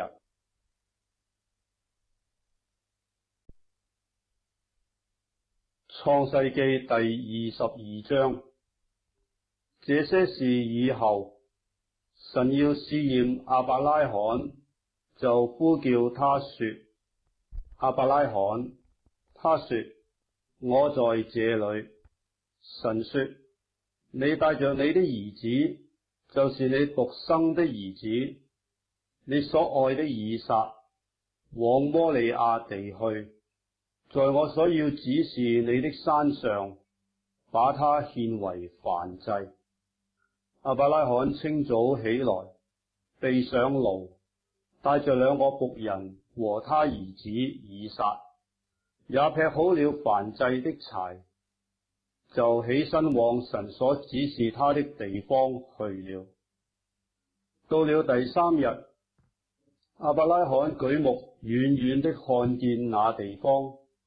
亞伯拉罕對他的僕人說：你們和驢在此等候，我與童子往那裏去拜一拜，就回到你們這裏來。亞伯拉罕把燔祭的柴放在他兒子以撒身上，自己手裏拿着火與刀，於是二人同行。以撒對他父親亞伯拉罕說：父親啊！亞伯拉罕說：我兒，我在這裏。以撒說：請看，火與柴都有了，但燔祭的羊羔在哪裏呢？亞伯拉罕說：我兒，神必自己預備作燔祭的羊羔。於是二人同行。他們到了神所指示的地方，亞伯拉罕在那裏築壇，把柴擺好，捆綁他的兒子以撒，放在壇的柴上。亞伯拉罕就伸手拿刀，要殺他的兒子。耶和華的使者從天上呼叫他說：亞伯拉罕，亞伯拉罕。他說：我在這裏。天使說：你不可在這童子身上下手，一點不可害他。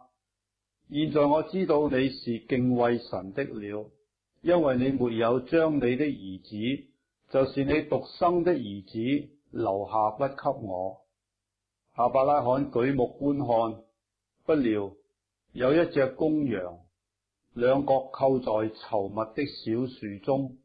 亞伯拉罕就取了那隻公羊來，獻為燔祭，代替他的兒子。亞伯拉罕給那地方起名叫耶和華以勒，意思就是耶和華必預備。直到今日，人還說，在耶和華的山上必有預備。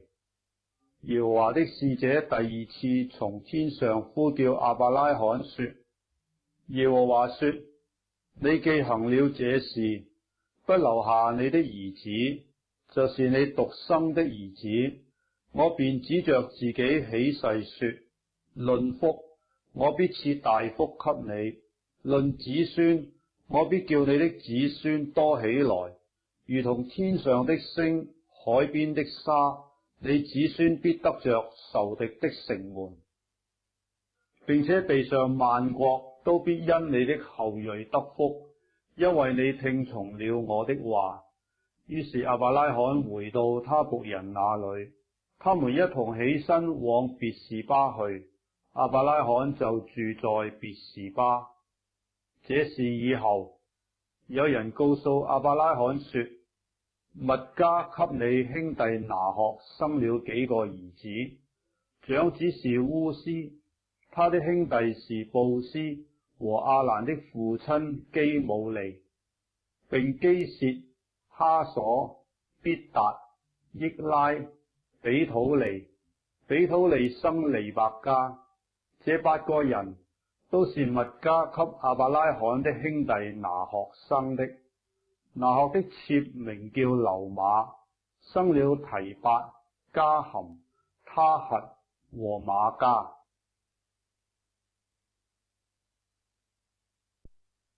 創世記第23章。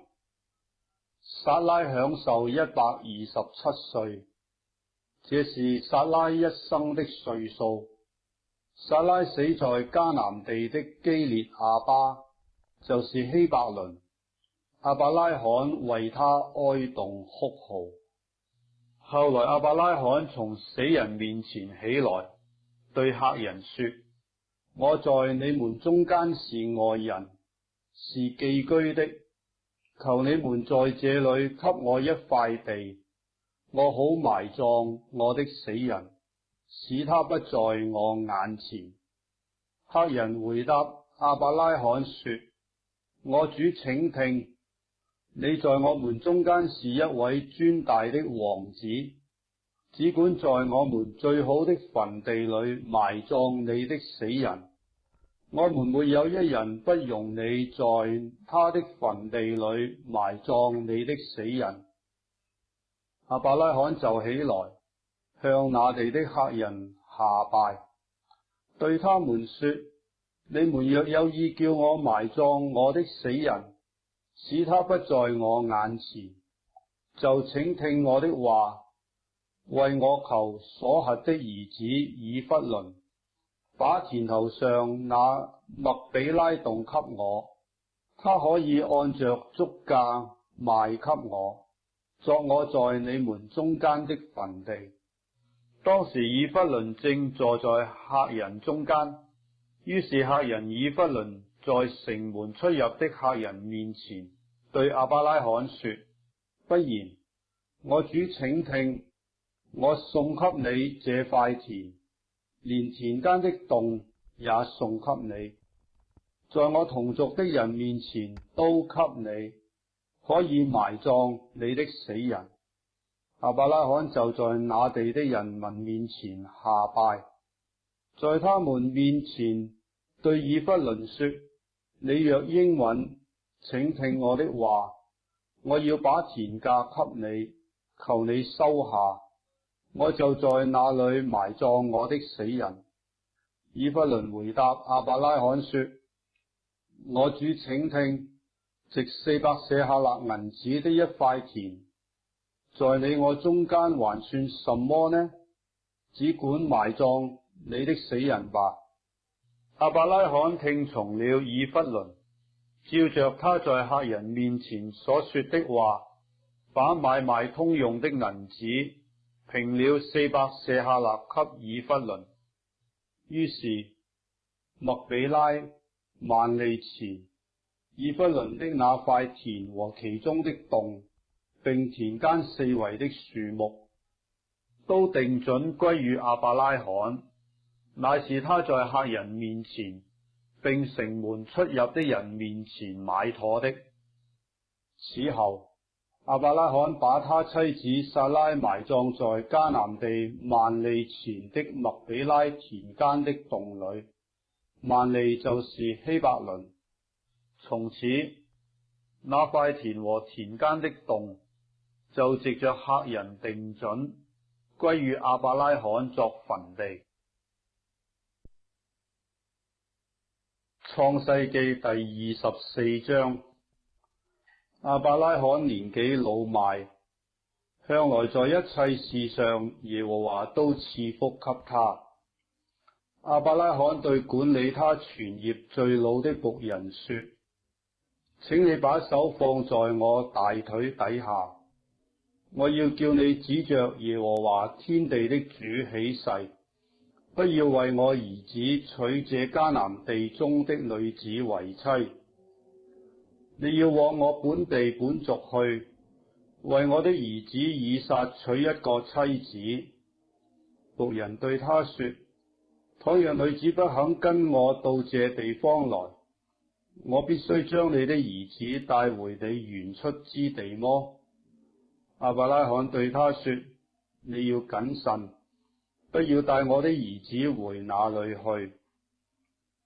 耶和華天上的主曾帶領我離開父家和本族的地，對我說話，向我起誓，說：我要將這地賜給你的後裔，他必差遣使者在你面前，你就可以從那裏為我兒子娶一個妻子。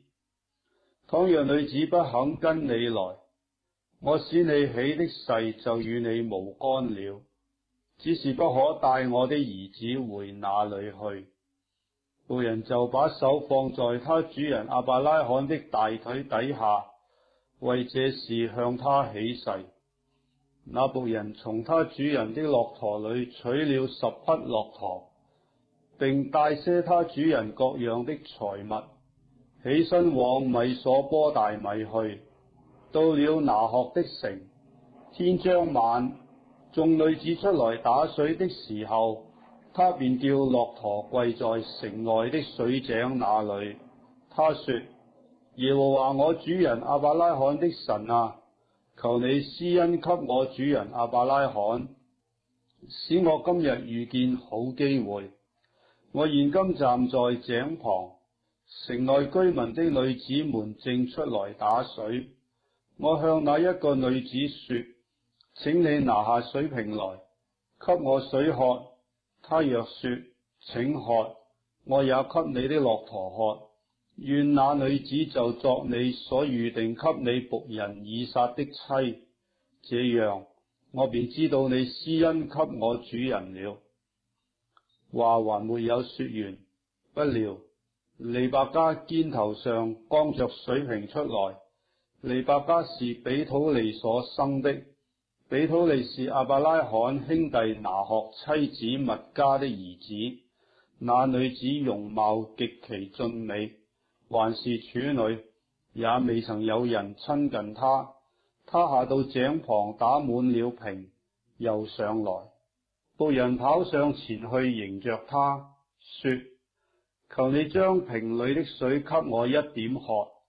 女子說：我主，請喝。就急忙拿下瓶來，托在手上給他喝。女子給他喝了，就說：我再為你的駱駝打水，叫駱駝也喝足。他就急忙把瓶裏的水倒在槽裏，又跑到井旁打水，就為所有的駱駝打上水來。那人定睛看他，一句話也不說，要曉得耶和華賜他通達的道路沒有。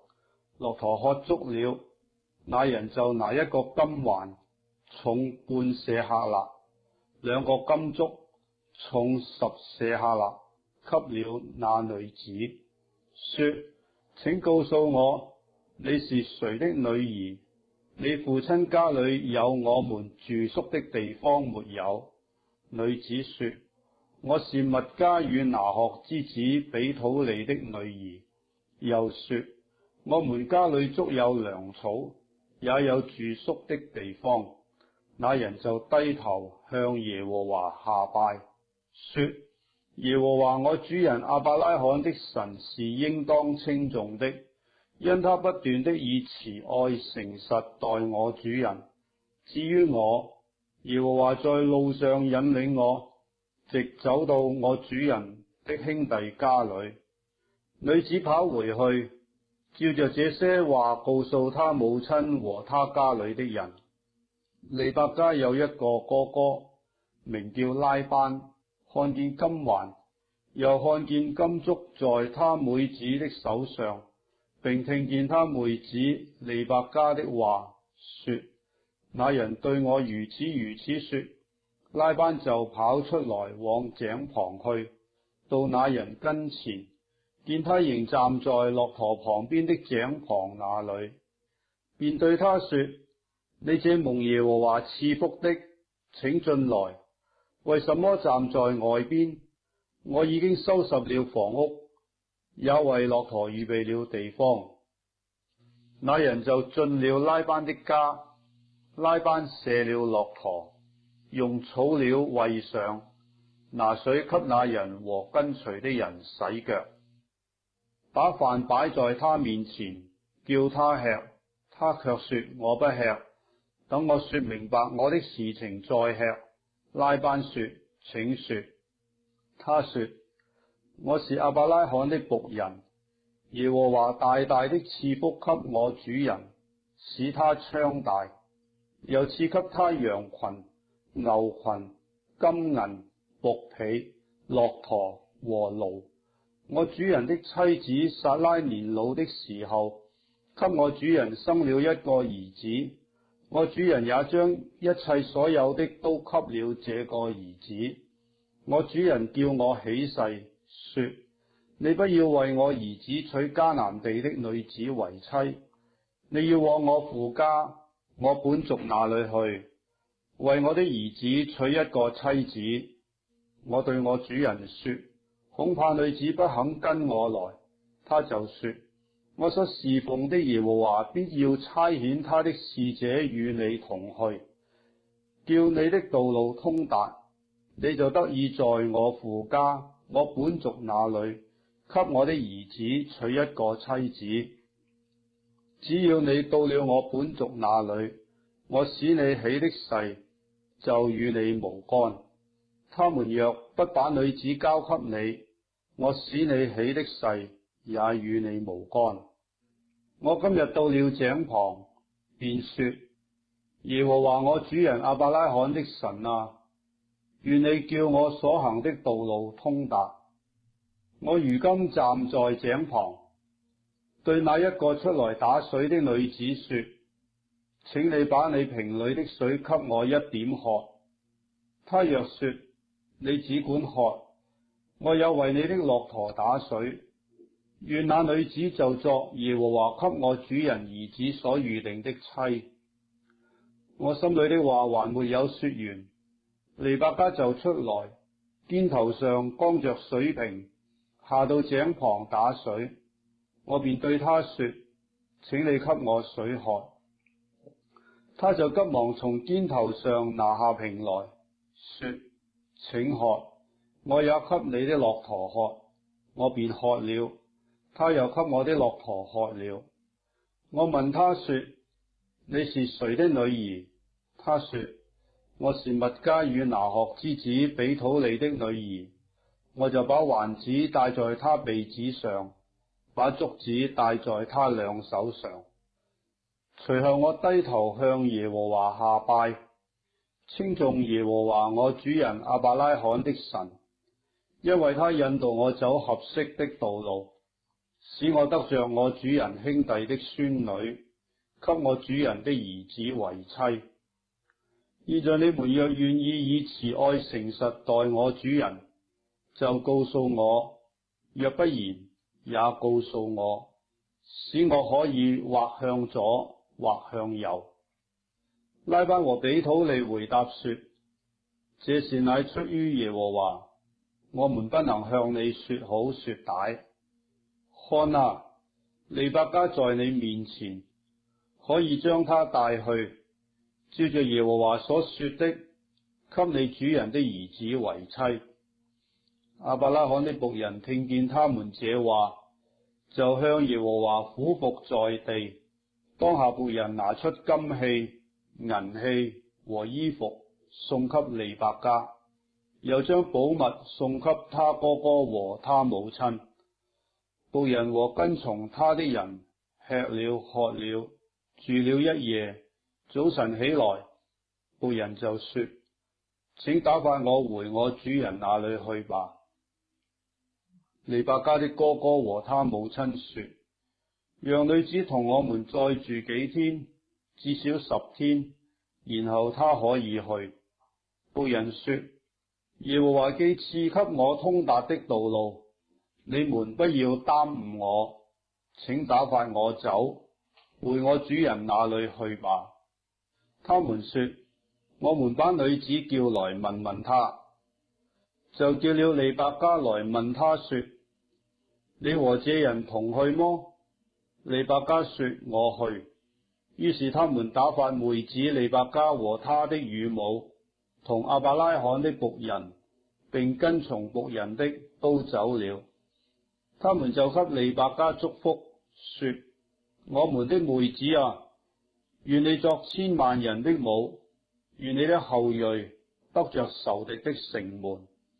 利百加和他的使女們起來，騎上駱駝，跟着那僕人，僕人就帶着利百加走了。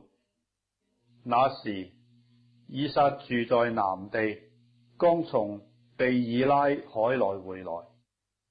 天將晚，以撒出來在田間默想，舉目一看，見來了些駱駝。利百加舉目看見以撒，就急忙下了駱駝，問那僕人說：這田間走來迎接我們的是誰？僕人說：是我的主人。利百加就拿帕子蒙上臉。僕人就將所辦的一切事都告訴以撒。以撒便領利百加進了他母親撒拉的帳棚，娶了她為妻，並且愛她。以撒自從他母親不在了，這才得了安慰。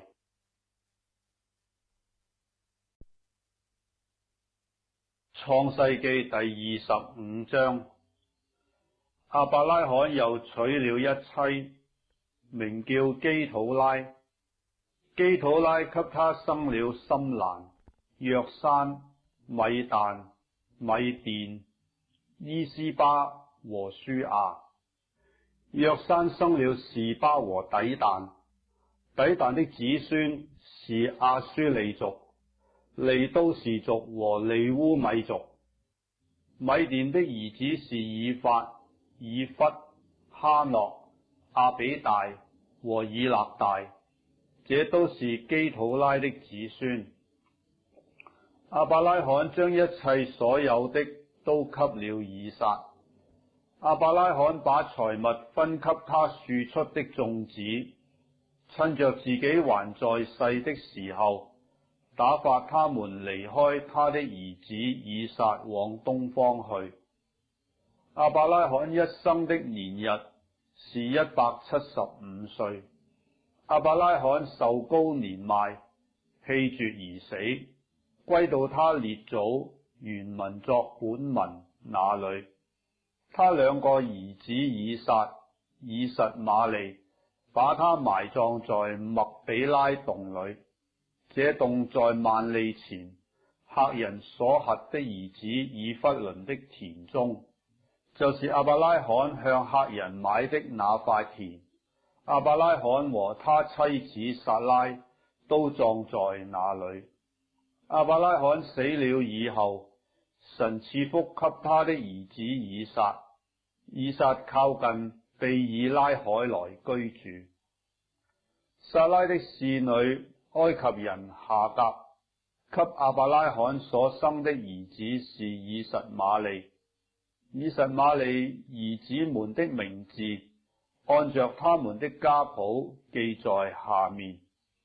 以實瑪利的長子是尼拜約，又有基達、亞得別、米比三、米斯瑪、杜瑪、瑪撒、哈大、提提馬、伊特、拿菲斯、基底馬，這是以實瑪利眾子的名字，照着他們的村莊營寨，作了12族的族長。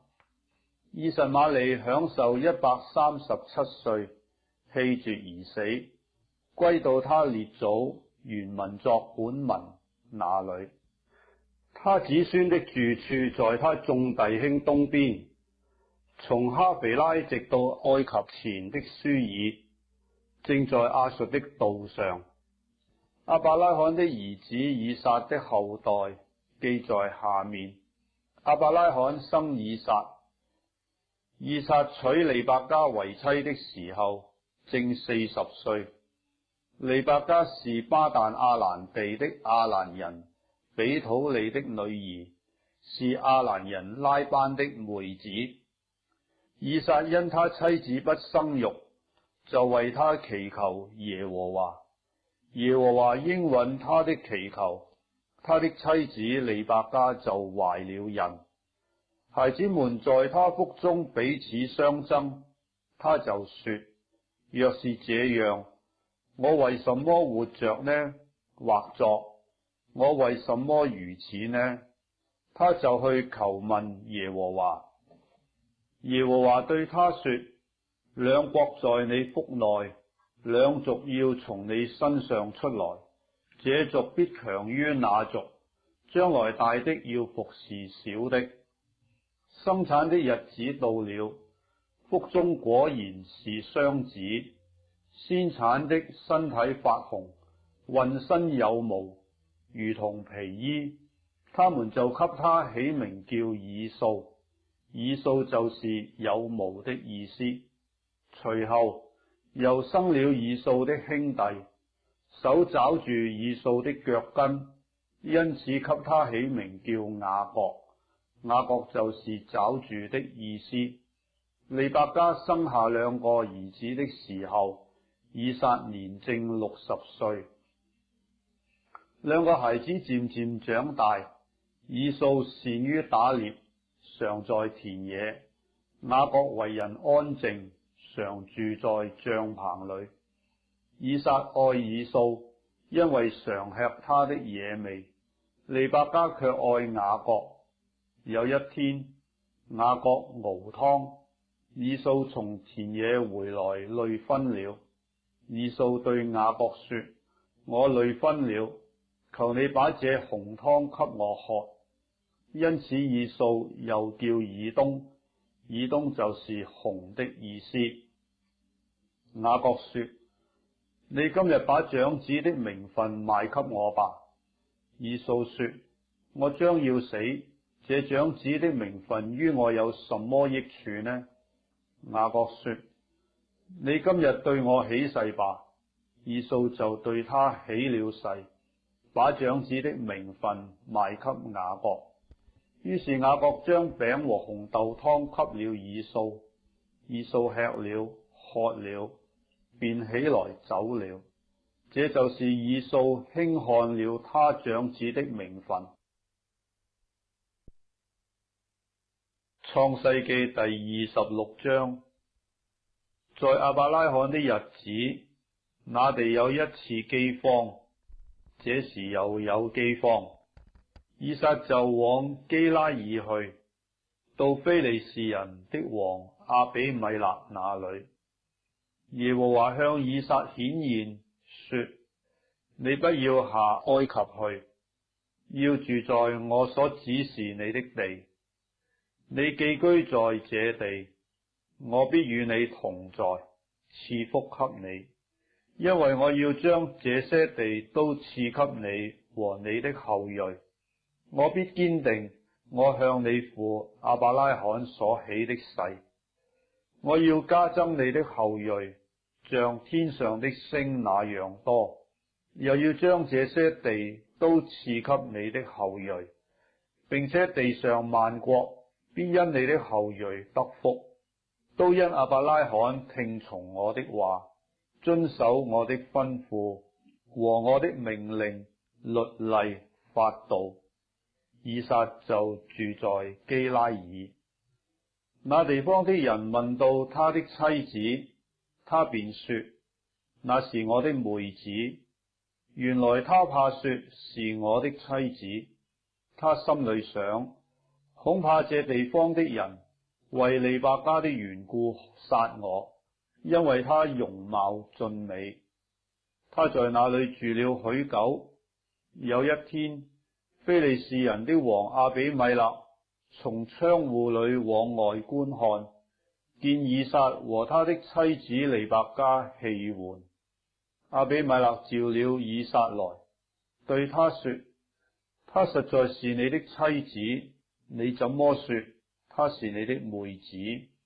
以撒說：我心裏想，恐怕我因她而死。阿比米勒說：你向我們作的是什麼事呢？民中險些有人和你的妻同寢，把我們陷在罪裏。於是阿比米勒曉諭眾民說：凡沾着這個人或是他妻子的，定要把他治死。以撒在那地耕種，那一年有100倍的收成，耶和華賜福給他，他就昌大，日增月盛，成了大富戶。他有羊群、牛群，又有許多僕人。非利士人就嫉妒他。當他父親亞伯拉罕在世的日子，他父親的僕人所挖的井，非利士人全都塞住，填滿了土。阿比米勒對以撒說：你離開我們去吧，因為你比我們強盛得多。以撒就離開那裏，在基拉耳谷支搭帳篷，住在那裏。當他父親亞伯拉罕在世之日所挖的水井，因非利士人在亞伯拉罕死後塞住了，以撒就重新挖出來，仍照他父親所叫的，叫那些井的名字。以撒的僕人在谷中挖井，便得了一口活水井。基拉耳的牧人與以撒的牧人爭競，說：這水是我們的。以撒就給那井起名叫埃色，因為他們和他相爭。埃色就是相爭的意思。以撒的僕人又挖了一口井，他們又為這井爭競，因此以撒給這井起名叫西提拿。西提拿就是為敵的意思。以撒離開那裏，又挖了一口井，他們不為這井爭競了，他就給那井起名叫利河伯，就是寬闊的意思。他說：耶和華現在給我們寬闊之地，我們必在這地昌盛。以撒從那裏上別是巴去。當夜耶和華向他顯現，說：我是你父親亞伯拉罕的神，不要懼怕，因為我與你同在，要賜福給你，並要為我僕人亞伯拉罕的緣故，使你的後裔繁多。以撒就在那裏築了一座壇，求告耶和華的名，並且支搭帳篷。他的僕人便在那裏挖了一口井。阿比米勒同他的朋友阿戶撒和他的軍長非各從基拉耳來見以撒。以撒對他們說：你們既然恨我，打發我走了，為什麼到我這裏來呢？他們說：我們明明的看見耶和華與你同在，便說：不如我們兩下彼此起誓，彼此立約，使你不害我們，正如我們未曾害你，一味的厚待你，並且打發你平平安安的走。你是蒙耶和華賜福的了。以撒就為他們設擺筵席，他們便吃了喝了。他們清早起來彼此起誓，以撒打發他們走，他們就平平安安的離開他走了。那一天，以撒的僕人來，將挖井的事告訴他，說：我們得了水了。他就給那井起名叫示巴，因此那城叫做別是巴，直到今日。以掃40歲的時候，娶了赫人比利的女兒猶狄，與赫人以倫的女兒巴實末為妻。他們常使以撒和利百加心裏受煩。創世記第27章。以撒年老，眼睛昏花，不能看見，就叫了他大兒子以掃來，說：我兒。以掃說：我在這裏。他說：我如今老了，不知道哪一天死。現在拿你的器械，就是箭囊和弓，往田野去為我打獵，照我所愛的作成美味，拿來給我吃，使我在未死之先給你祝福。以撒對他兒子以掃說話，利百加也聽見了。以掃往田野去打獵，要得野味帶來。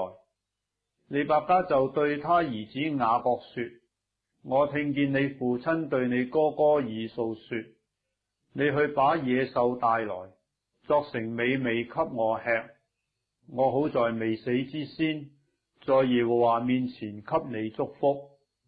現在我兒，你要照着我所吩咐你的，聽從我的話。你到羊群裏去，給我拿2隻肥山羊羔來，我便照你父親所愛的，給他作成美味。你拿到你父親那裏給他吃，使他在未死之先給你祝福。雅各對他母親利百加說：我哥哥以掃渾身是有毛的，我身上是光滑的。倘若我父親摸着我，必以我為欺哄人的，我就招咒詛，不得祝福。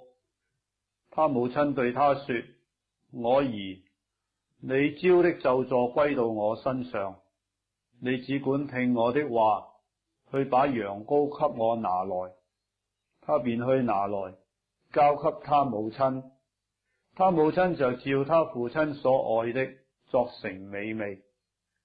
利百加又把家裏所存大兒子以掃上好的衣服，給他小兒子雅各穿上，又用山羊羔皮包在雅各的手上和頸項的光滑處，就把所作的美味和餅交在他兒子雅各的手裏。雅各到他父親那裏，說：我父親。他說：我在這裏。我兒，你是誰？雅各對他父親說：我是你的長子以掃，我已照你所吩咐我的行了。請起來坐着，吃我的野味，好給我祝福。以撒對他兒子說：我兒，你如何找得這麼快呢？他說：因為耶和華你的神使我遇見好機會得着的。以撒對雅各說：我兒，你近前來，我摸摸你，知道你真是我的兒子以掃不是。雅各就挨近他父親以撒，以撒摸着他說：聲音是雅各的聲音，手卻是以掃的手。以撒就辨不出他來，因為他手上有毛，像他哥哥以掃的手一樣，就給他祝福。又說：你真是我兒子以掃麼？他說：我是。以撒說：你遞給我，我好吃我兒子的野味，給你祝福。雅各就遞給他，他便吃了，又拿酒給他，他也喝了。他父親以撒對他說：我兒，你上前來與我親嘴。他就上前與父親親嘴。他父親一聞他衣服上的香氣，就給他祝福，說：我兒的香氣如同耶和華賜福之田地的香氣一樣。願神賜你天上的甘露，地上的肥土，並許多五穀新酒。願多民侍奉你，多國跪拜你。願你作你弟兄的主，你母親的兒子向你跪拜。凡咒詛你的，願他受咒詛；為你祝福的，願他蒙福。以撒為雅各祝福以畢，雅各從他父親那裏才出來，他哥哥以掃正打獵回來，也作了美味，拿來給他父親，說：請父親起來，吃你兒子的野味，好給我祝福。他父親以撒對他說：你是誰？他說：我是你的長子以掃。以撒就大大的戰驚，說：你未來之先，是誰得了野味拿來給我呢？我已經吃了，為他祝福，他將來也必蒙福。以掃聽了他父親的話，就放聲痛哭，說：我父啊，求你也為我祝福。以撒說：你兄弟已經用詭計來將你的福分奪去了。以掃說：他名雅各，豈不是正對麼？因為他欺騙了我2次。他從前奪了我長子的名分，你看，他現在又奪了我的福分。以掃又說：你沒有留下為我可祝的福麼？以撒回答以掃說：我已立他為你的主，使他的弟兄都給他作僕人，並賜他五穀新酒可以養生。我兒，現在我還能為你作什麼呢？以掃對他父親說：父啊，你只有一樣可祝的福麼？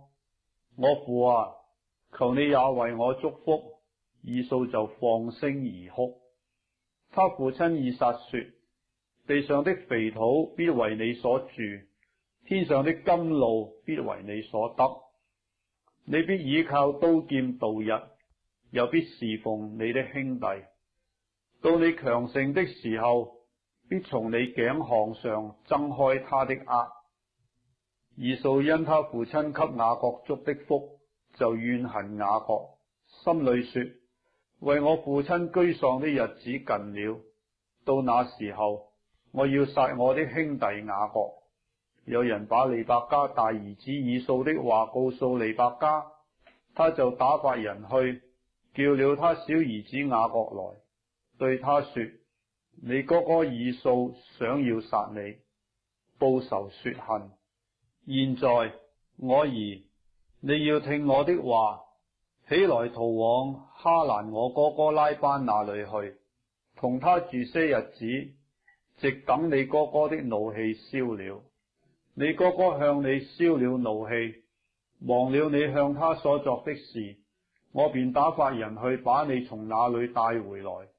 為什麼一日喪你們2人呢？利百加對以撒說：我因這客人的女子，連性命都厭煩了。倘若雅各也娶客人的女子為妻，像這些一樣，我活着還有什麼益處呢？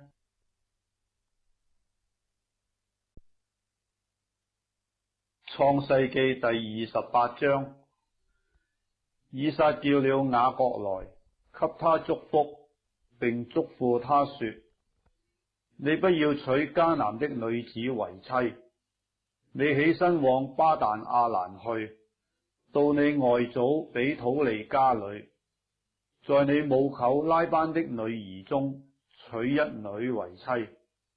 願全能的神賜福給你，使你生養眾多，成為多族，將應許亞伯拉罕的福賜給你和你的後裔，使你承受你所寄居的地為業，就是神賜給亞伯拉罕的地。以撒打發雅各走了，他就往巴旦亞蘭去，到亞蘭人比土利的兒子拉班那裏。拉班是雅各、以掃的母舅。以掃見以撒已經給雅各祝福，而且打發他往巴旦亞蘭去，在那裏娶妻，並見祝福的時候囑咐他說，不要娶迦南的女子為妻。又見雅各聽從父母的話，往巴旦亞蘭去了。以掃就曉得他父親以撒看不中迦南的女子，便往以實瑪利那裏去，在他二妻之外，又娶了瑪哈拉為妻。她是亞伯拉罕兒子以實瑪利的女兒，尼拜約的妹子。雅各出了別是巴，向哈蘭走去，到了一個地方，因為太陽落了，就在那裏住宿，便拾起那地方的一塊石頭，枕在頭下，在那裏躺臥睡了。夢見一個梯子立在地上，梯子的頭頂着天，有神的使者在梯子上上去下來。耶和華站在梯子以上，或作站在他旁邊，說：我是耶和華你祖亞伯拉罕的神，也是以撒的神。我要將你現在所躺臥之地賜給你和你的後裔。你的後裔必像地上的塵沙那樣多，必向東西南北開展。地上萬族必因你和你的後裔得福。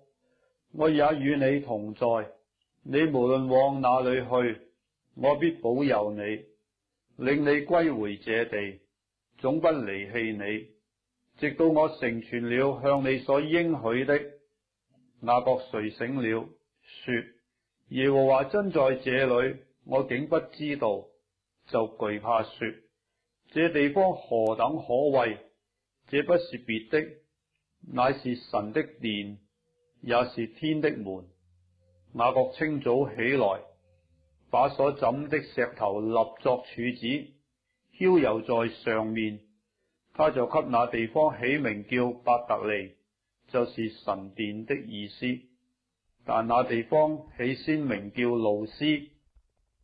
雅各許願說：神若與我同在，在我所行的路上保佑我，又給我食物吃，衣服穿，使我平平安安的回到我父親的家，我就必以耶和華為我的神。我所立為柱子的石頭，也必作神的殿。凡你所賜給我的，我必將1/10獻給你。創世記第29章。雅各起行，到了東方人之地，看見田間有一口井，有3群羊臥在井旁，因為人飲羊群都是用那井裏的水，井口上的石頭是大的。常有羊群在那裏聚集，牧人把石頭轉離井口飲羊，隨後又把石頭放在井口的原處。雅各對牧人說：弟兄們，你們是哪裏來的？他們說：我們是哈蘭來的。他問他們說：拿鶴的孫子拉班，你們認識麼？他們說：我們認識。雅各說：他平安麼？他們說：平安。看啊，他女兒拉結領着羊來了。雅各說：日頭還高，不是羊群聚集的時候，你們不如飲羊再去放一放。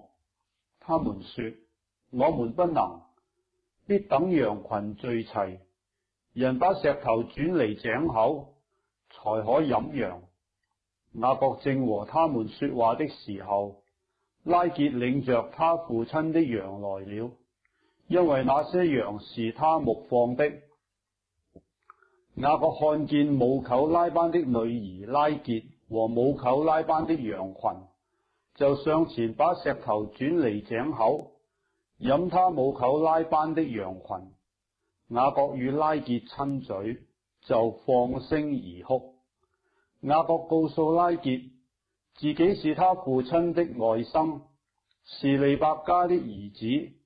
拉結就跑去告訴他父親。拉班聽見外甥雅各的訊息，就跑去迎接，抱着他與他親嘴，領他到自己的家。雅各將一切的情由告訴拉班。拉班對他說：你實在是我的骨肉。雅各就和他同住了1個月。拉班對雅各說：你雖是我的骨肉，原民作弟兄，豈可白白的服侍我？請告訴我，你要什麼為工價？拉班有2個女兒，大的名叫利亞，小的名叫拉結。利亞的眼睛沒有神氣，拉結卻生得美貌俊秀。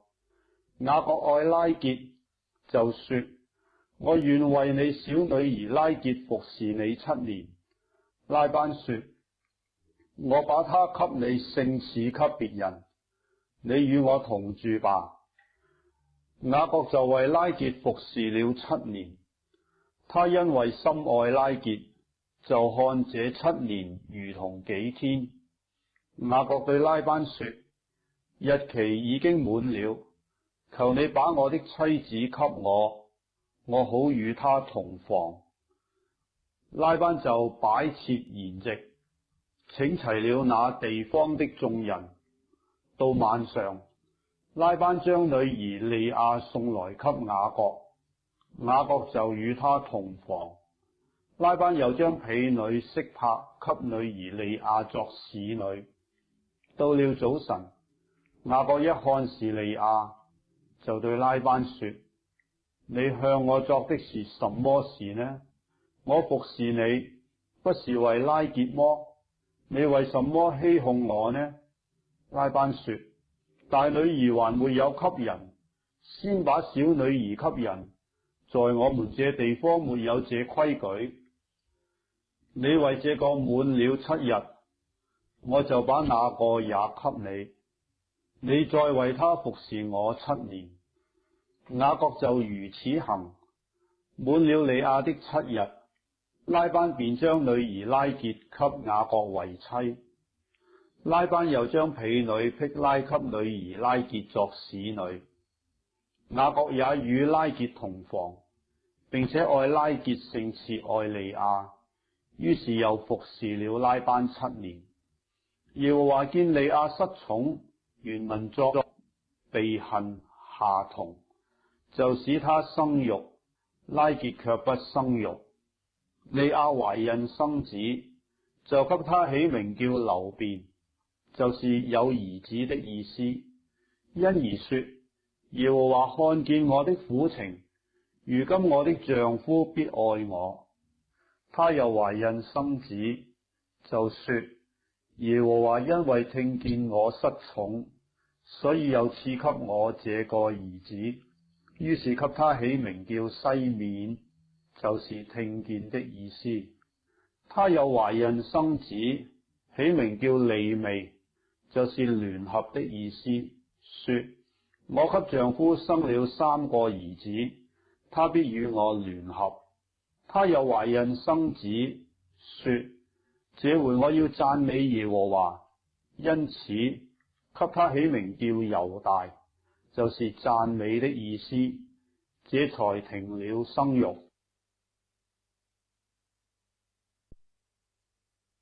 創世記第30章。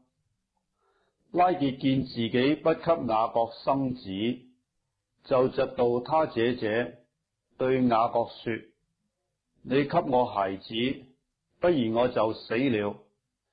雅各向拉結生氣，說：叫你不生育的是神，我豈能代替他作主呢？拉結說：有我的使女辟拉在這裏，你可以與她同房。使他生子在我膝下，我便因他也得孩子。得孩子原文作被建立。拉結就把他的使女辟拉給丈夫為妾，雅各便與她同房。辟拉就懷孕，給雅各生了一個兒子。拉結說：神伸了我的冤，也聽了我的聲音，賜我一個兒子，因此給他起名叫但，就是伸冤的意思。拉結的使女辟拉又懷孕，給雅各生了第二個兒子。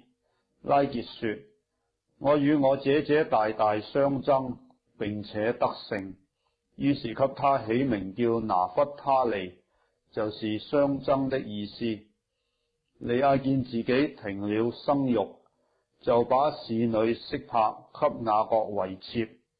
利亞的使女色柏給雅各生了一個兒子。利亞說：萬幸，於是給他起名叫加得，就是萬幸的意思。利亞的使女色柏又給雅各生了第二個兒子。利亞說：我有福啊，眾女子都要稱我是有福的。於是給他起名叫亞設，就是有福的意思。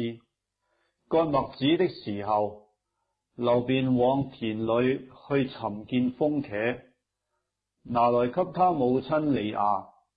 拉結對利亞說：請你把你兒子的風茄給我些。利亞說：你奪了我的丈夫還算小事麼？你又要奪我兒子的風茄麼？拉結說：為你兒子的風茄，今夜他可以與你同寢。到了晚上，雅各從田裏回來，利亞出來迎接他，說：你要與我同寢，因為我實在用我兒子的風茄把你顧下了。那一夜雅各就與他同寢。神應允了利亞，他就懷孕，給雅各生了第五個兒子。利亞說：神給了我價值，因為我把使女給了我丈夫。於是給他起名叫以撒加，就是價值的意思。利亞又懷孕，給雅各生了第六個兒子。利亞說：神賜我口想，我丈夫必與我同住，因我給他生了六個兒子。於是給他起名叫西布倫，就是同住的意思。後來又生了一個女兒，給他起名叫底拿。神顧念拉結，應允了他，使他能生育。拉結懷孕生子，說：神除去了我的羞恥，就給他起名叫約瑟，就是增添的意思。意思說：願耶和華再增添我一個兒子。拉結生約瑟之後，雅各對拉班說：請打發我走，叫我回到我本鄉本土去。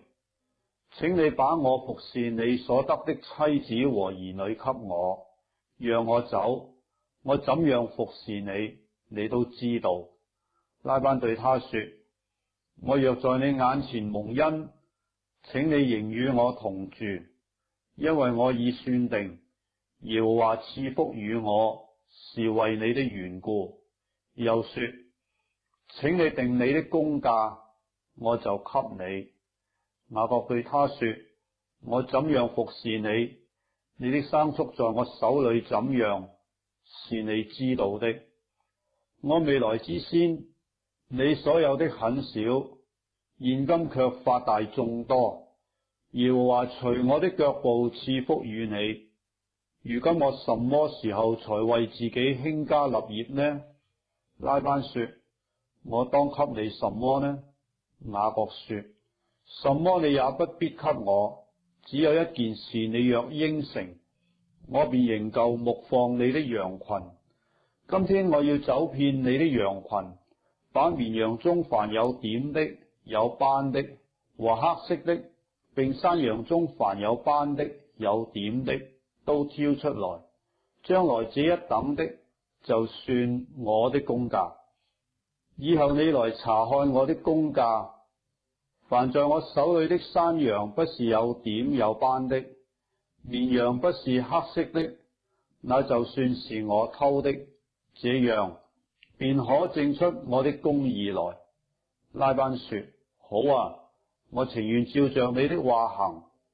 當日，拉班把有紋的、有斑的公山羊、有點的、有斑的、有雜白紋的母山羊，並黑色的綿羊都挑出來，交在他兒子們的手下，又使自己和雅各相離3天的路程。雅各就牧養拉班其餘的羊。雅各拿楊樹、杏樹、楓樹的嫩枝，將皮剝成白紋，使枝子露出白的來。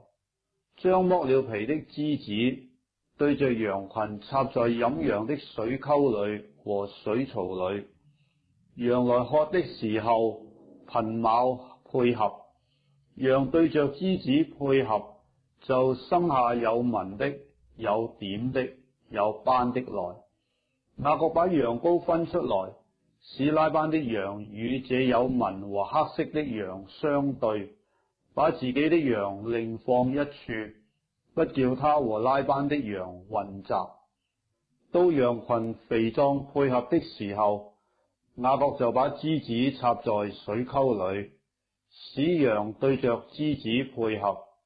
只是到羊瘦弱配合的時候，就不插枝子，這樣瘦弱的就歸拉班，肥壯的就歸雅各。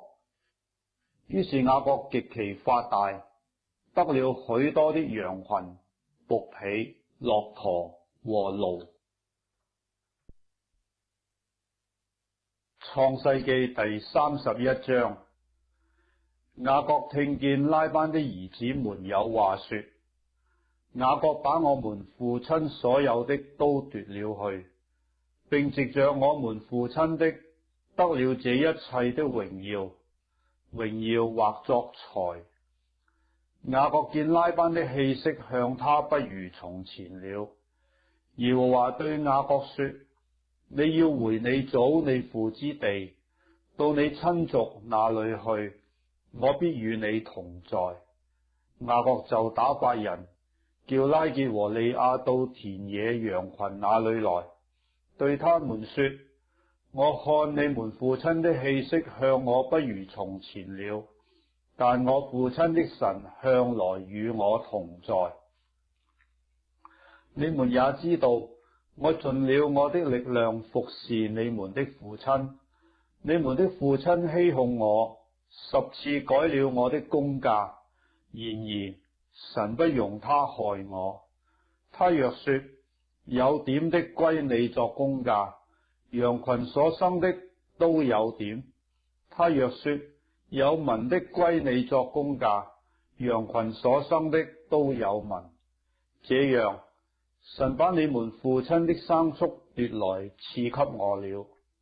羊配合的時候，我夢中舉目一看，見跳舞羊的公羊都是有紋的、有點的、有花斑的。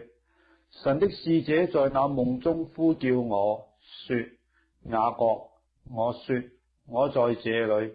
他說：你舉目觀看，跳舞羊的公羊都是有紋的、有點的、有花斑的。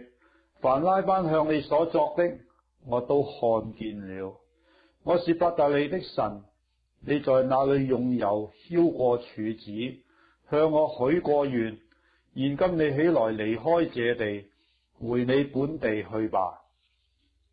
拉結和利亞回答雅各說：在我們父親的家裏，還有我們可得的分麼？還有我們的產業麼？我們不是被他當作外人麼？因為他賣了我們，吞了我們的價值。神從我們父親所奪出來的一切財物，那就是我們和我們孩子們的。現今凡神所吩咐你的，你只管去行吧。雅各起來，使他的兒子和妻子都騎上駱駝，又帶着他在巴旦亞蘭所得的一切牲畜和財物，往迦南地他父親以撒那裏去了。當時拉班剪羊毛去了，拉結偷了他父親家中的神像，雅各背着亞蘭人拉班偷走了，並不告訴他，就帶着所有的逃跑。他起身過大河，面向基列山行去。到第三日，有人告訴拉班，雅各逃跑了。拉班帶領他的眾弟兄去追趕，追了7日，在基列山就追上了。夜間，神到亞蘭人拉班那裏，在夢中對他說：你要小心，不可與雅各說好說歹。拉班追上雅各，雅各在山上支搭帳棚，拉班和他的眾弟兄也在基列山上支搭帳棚。拉班對雅各說：你作的是什麼事呢？你背着我偷走了，又把我的女兒們帶了去，如同用刀劍擄去的一般。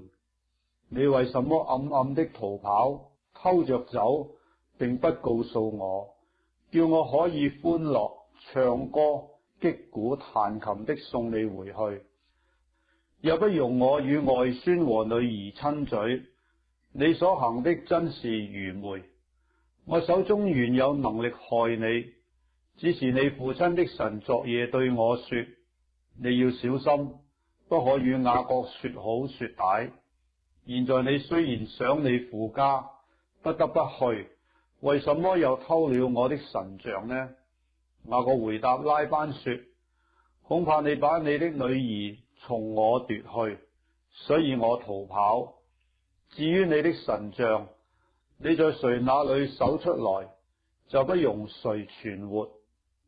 當着我們的眾弟兄，你認一認，在我這裏有什麼東西是你的，就拿去。原來雅各不知道拉結偷了那些神像。拉班進了雅各、利亞並2個侍女的帳棚，都沒有搜出來，就從利亞的帳棚出來，進了拉結的帳棚。拉結已經把神像藏在駱駝的駝廁裏，便坐在上頭。拉班摸遍了那帳棚，並沒有摸着。拉結對他父親說：現在我身上不便，不能在你面前起來，求我主不要生氣。這樣，拉班搜尋神像，竟沒有搜出來。雅各就發怒，斥責拉班說：我有什麼過犯，有什麼罪惡，你竟這樣火速的追我？你摸遍了我一切的家具，你搜出什麼來呢？可以放在你我弟兄面前，叫他們在你我中間辨別。我在你家這20年，你的母綿羊、母山羊沒有掉過胎，你群中的公羊我沒有吃過，被野獸撕裂的我沒有帶來給你，是我自己賠償。無論是白日是黑夜，被偷去的你都向我索要。我白日受盡乾熱，黑夜受盡寒霜，不得合眼睡着。我常是這樣。我這20年在你家裏，為你的2個女兒服侍你14年，為你的羊群服侍你6年，你又10次改了我的工價。若不是我父親以撒所敬畏的神，就是亞伯拉罕的神與我同在，你如今必定打發我空手而去。神看見我的苦情和我的勞碌，就在昨夜責備你。拉班回答雅各說：這女兒是我的女兒，這些孩子是我的孩子，這些羊群也是我的羊群，凡在你眼前的都是我的。我的女兒並他們所生的孩子，我今日能向他們作什麼呢？來吧，你我二人可以立約，作你我中間的證據。雅各就拿一塊石頭立作柱子，又對眾弟兄說：你們堆聚石頭。他們就拿石頭來堆成一堆，大家便在旁邊吃喝。拉班稱那石堆為伊加爾撒哈杜他，雅各卻稱那石堆為加累得，都是以石堆為證的意思。拉班說：今日這石堆作你我中間的證據，因此這地方名叫加累得，又叫米斯巴，意思說我們彼此離別以後，願耶和華在你我中間監察。你若苦待我的女兒，又在我的女兒以外另娶妻，雖沒有人知道，卻有神在你我中間作見證。拉班又說：你看我在你我中間所立的這石堆和柱子，這石堆作證據，這柱子也作證據。我必不過這石堆去害你，你也不可過這石堆和柱子來害我。但願亞伯拉罕的神和拿鶴的神，就是他們父親的神，在你我中間判斷。雅各就指着他父親以撒所敬畏的神起誓，又在山上獻祭，請眾弟兄來吃飯。他們吃了飯，便在山上住宿。拉班清早起來，與他外孫和女兒親嘴，給他們祝福，回往自己的地方去了。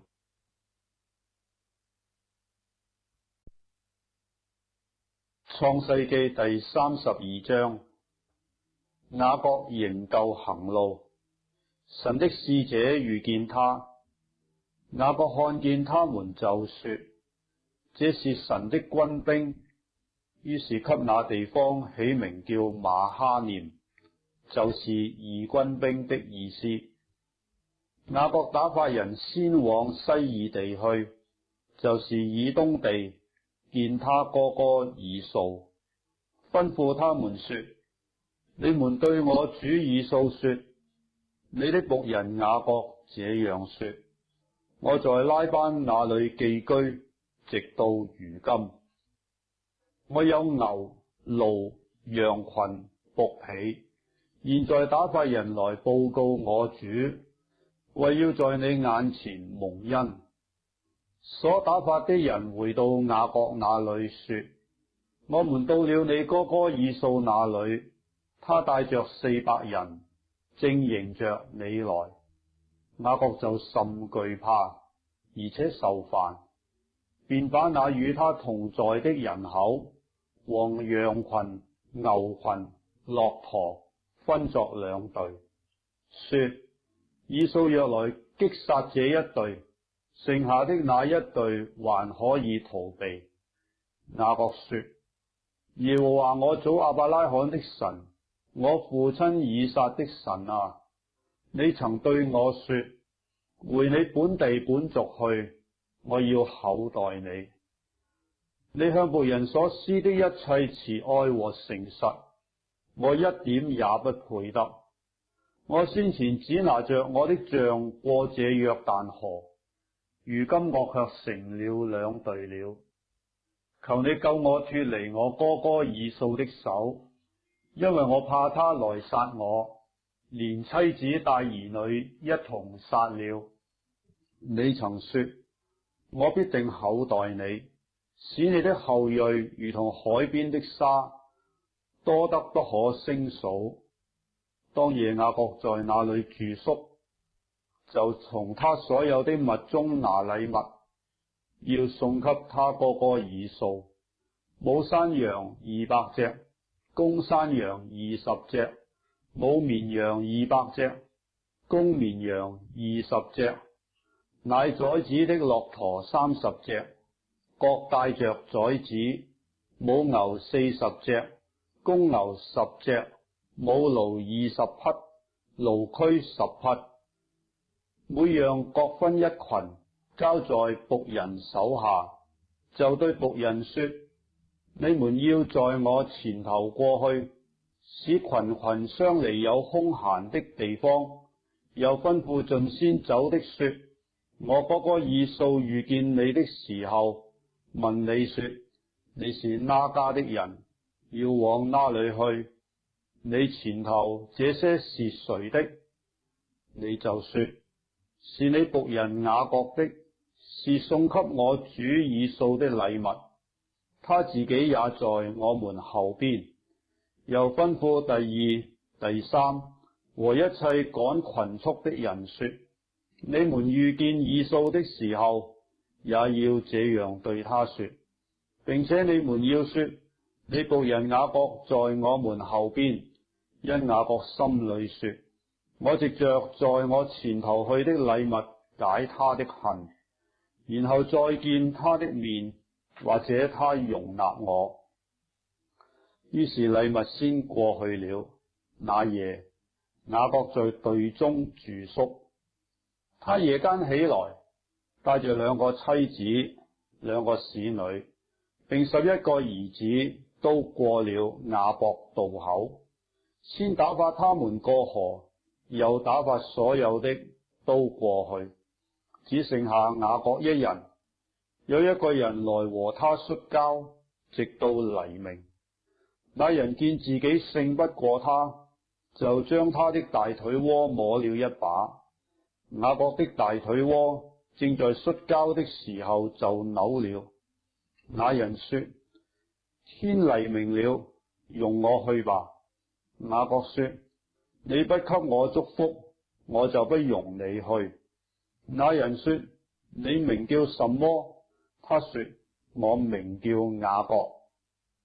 那人說：你的名不要再叫雅各，要叫以色列，因為你與神與人較力，都得了勝。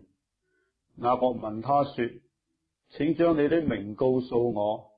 那人說：何必問我的名？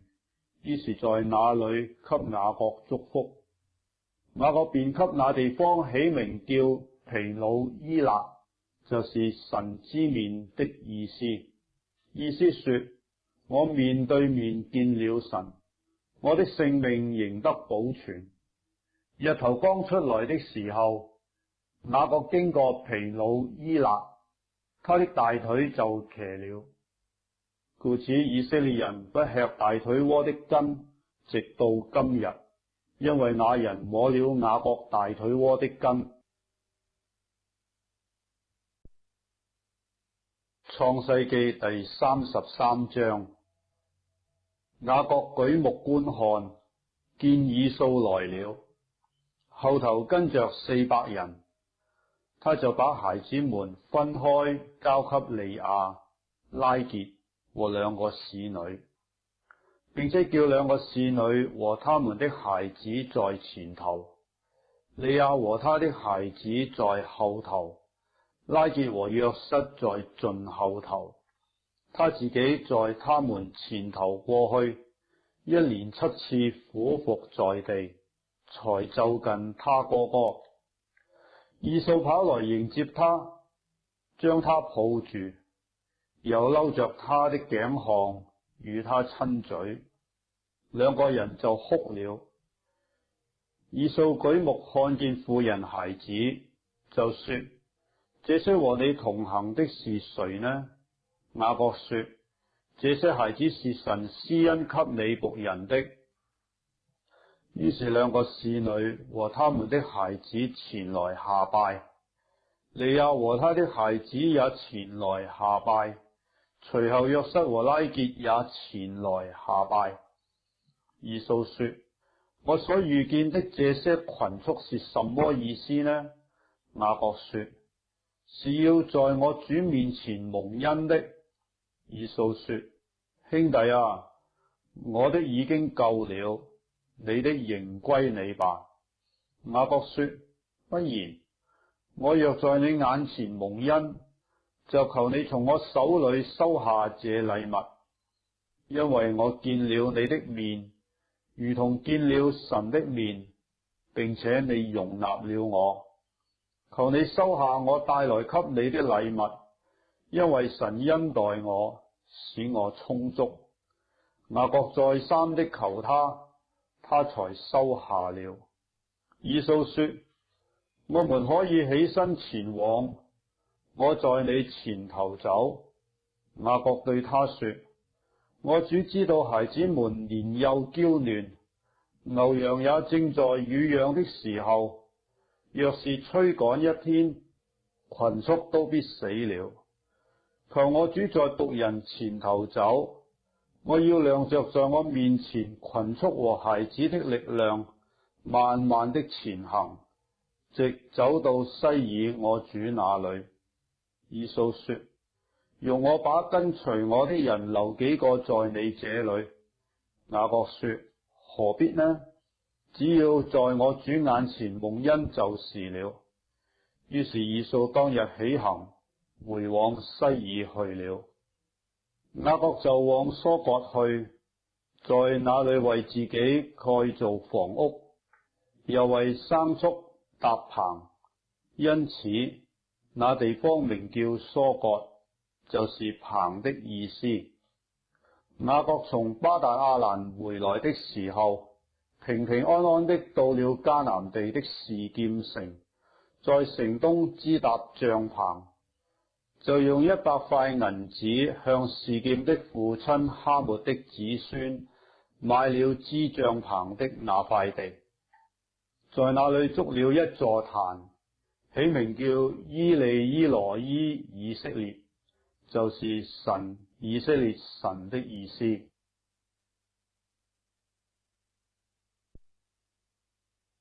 創世記第34章。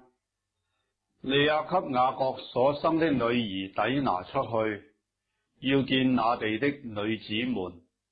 那地的主希未人哈末的兒子示劍看見他，就拉住他，與他行淫，玷辱他。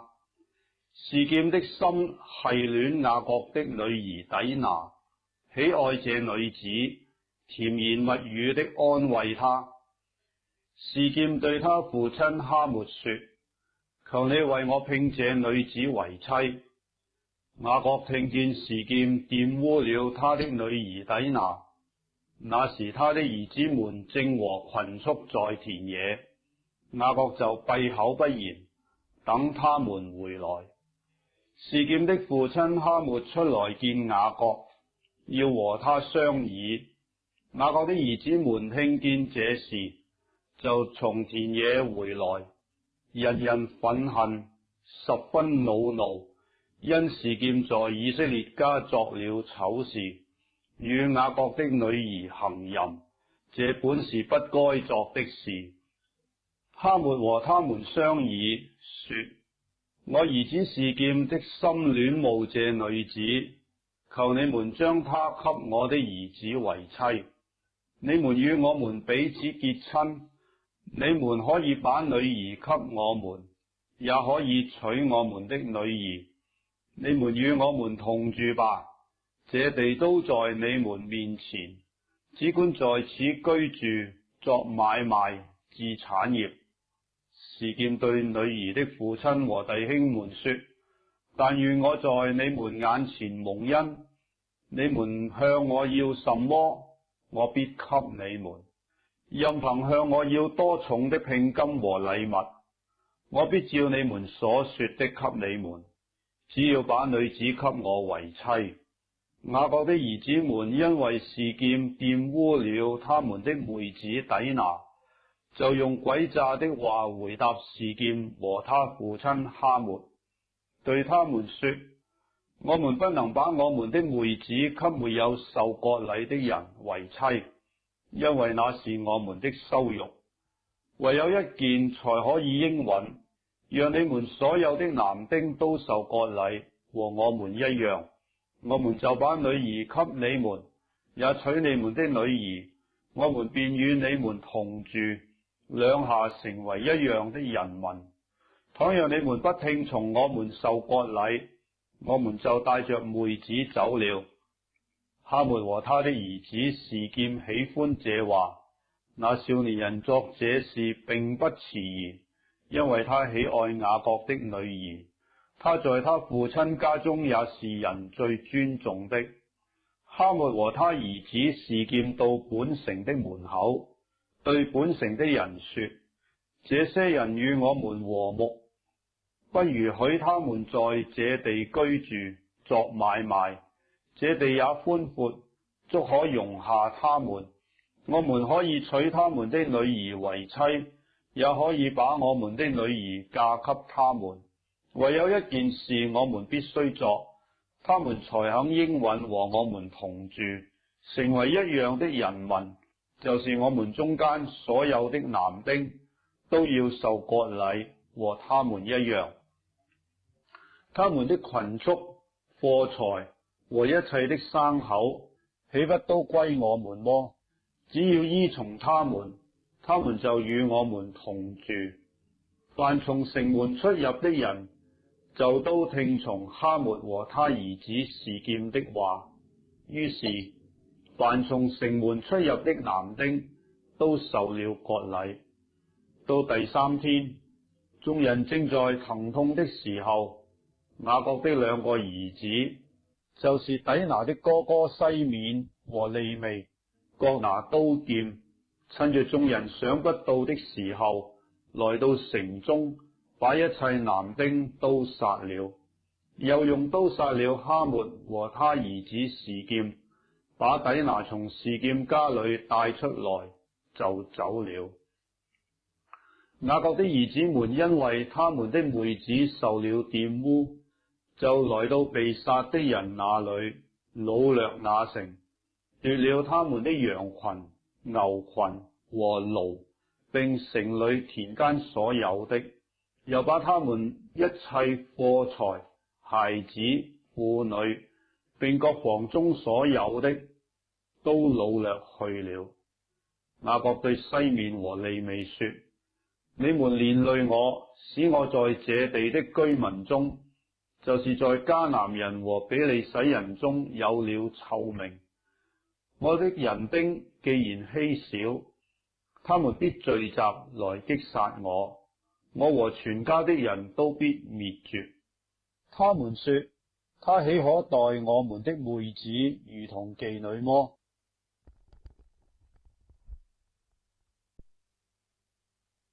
創世記第35章。神對雅各說：起來，上伯特利去，住在那裏，要在那裏築一座壇給神，就是你逃避你哥哥以掃的時候向你顯現的那位。雅各就對他家中的人，並一切與他同在的人說：你們要除掉你們中間的外邦神，也要自潔，更換衣裳。我們要起來，上伯特利去，在那裏我要築一座壇給神，就是在我遭難的日子應允我的禱告，在我行的路上保佑我的那位。他們就把外邦人的神像和他們耳朵上的環子交給雅各，雅各都藏在示劍那裏的橡樹底下。他們便起行前往。神使那周圍城邑的人都甚驚懼，就不追趕雅各的眾子了。於是雅各和一切與他同在的人，到了迦南地的路斯，就是伯特利。他在那裏築了一座壇，就給那地方起名叫伊勒伯特利，就是伯特利之神的意思。因為他逃避他哥哥的時候，神在那裏向他顯現。利百加的奶母底波拉死了，就葬在伯特利下邊橡樹底下，那棵樹名叫亞倫巴古。雅各從巴旦亞蘭回來，神又向他顯現，賜福與他，且對他說：你的名原是雅各，從今以後不要再叫雅各，要叫以色列，這樣他就改名叫以色列。神又對他說：我是全能的神，你要生養眾多，將來有一族和多國的民從你而生，又有君王從你而出。我所賜給亞伯拉罕和以撒的地，我要賜給你與你的後裔。神就從那與雅各說話的地方升上去了，雅各便在那裏立了一根石柱，在柱子上奠酒澆油。雅各就給那地方起名叫伯特利。他們從伯特利起行，離以法他還有一段路程。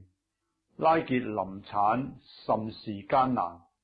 正在艱難的時候，收生婆對他說：不要怕，你又要得一個兒子了。他將近於死，靈魂要走的時候，就給他兒子起名叫便俄尼。他父親卻給他起名叫便雅憫。拉結死了，葬在以法他的路旁，以法他就是伯利恆。雅各在他的墳上立了一桶碑，就是拉結的墓碑，到今日還在。以色列起行前往，在以德台那邊支搭帳棚。以色列住在那地的時候，流便去與他父親的妾辟拉同寢，以色列也聽見了。雅各共有12個兒子，利亞所生的是雅各的長子流便，還有西面、利未、猶大、以薩迦、西布倫。拉結所生的是約瑟、便雅憫。拉結的侍女辟拉所生的是但、拿弗他利。利亞的侍女色柏所生的是加得、亞設，這是雅各在巴旦亞蘭所生的兒子。雅各來到他父親以撒那裏，到了基列亞巴的幔利，那是亞伯拉罕和以撒寄居的地方。基列亞巴就是希伯倫。以撒共活了180歲。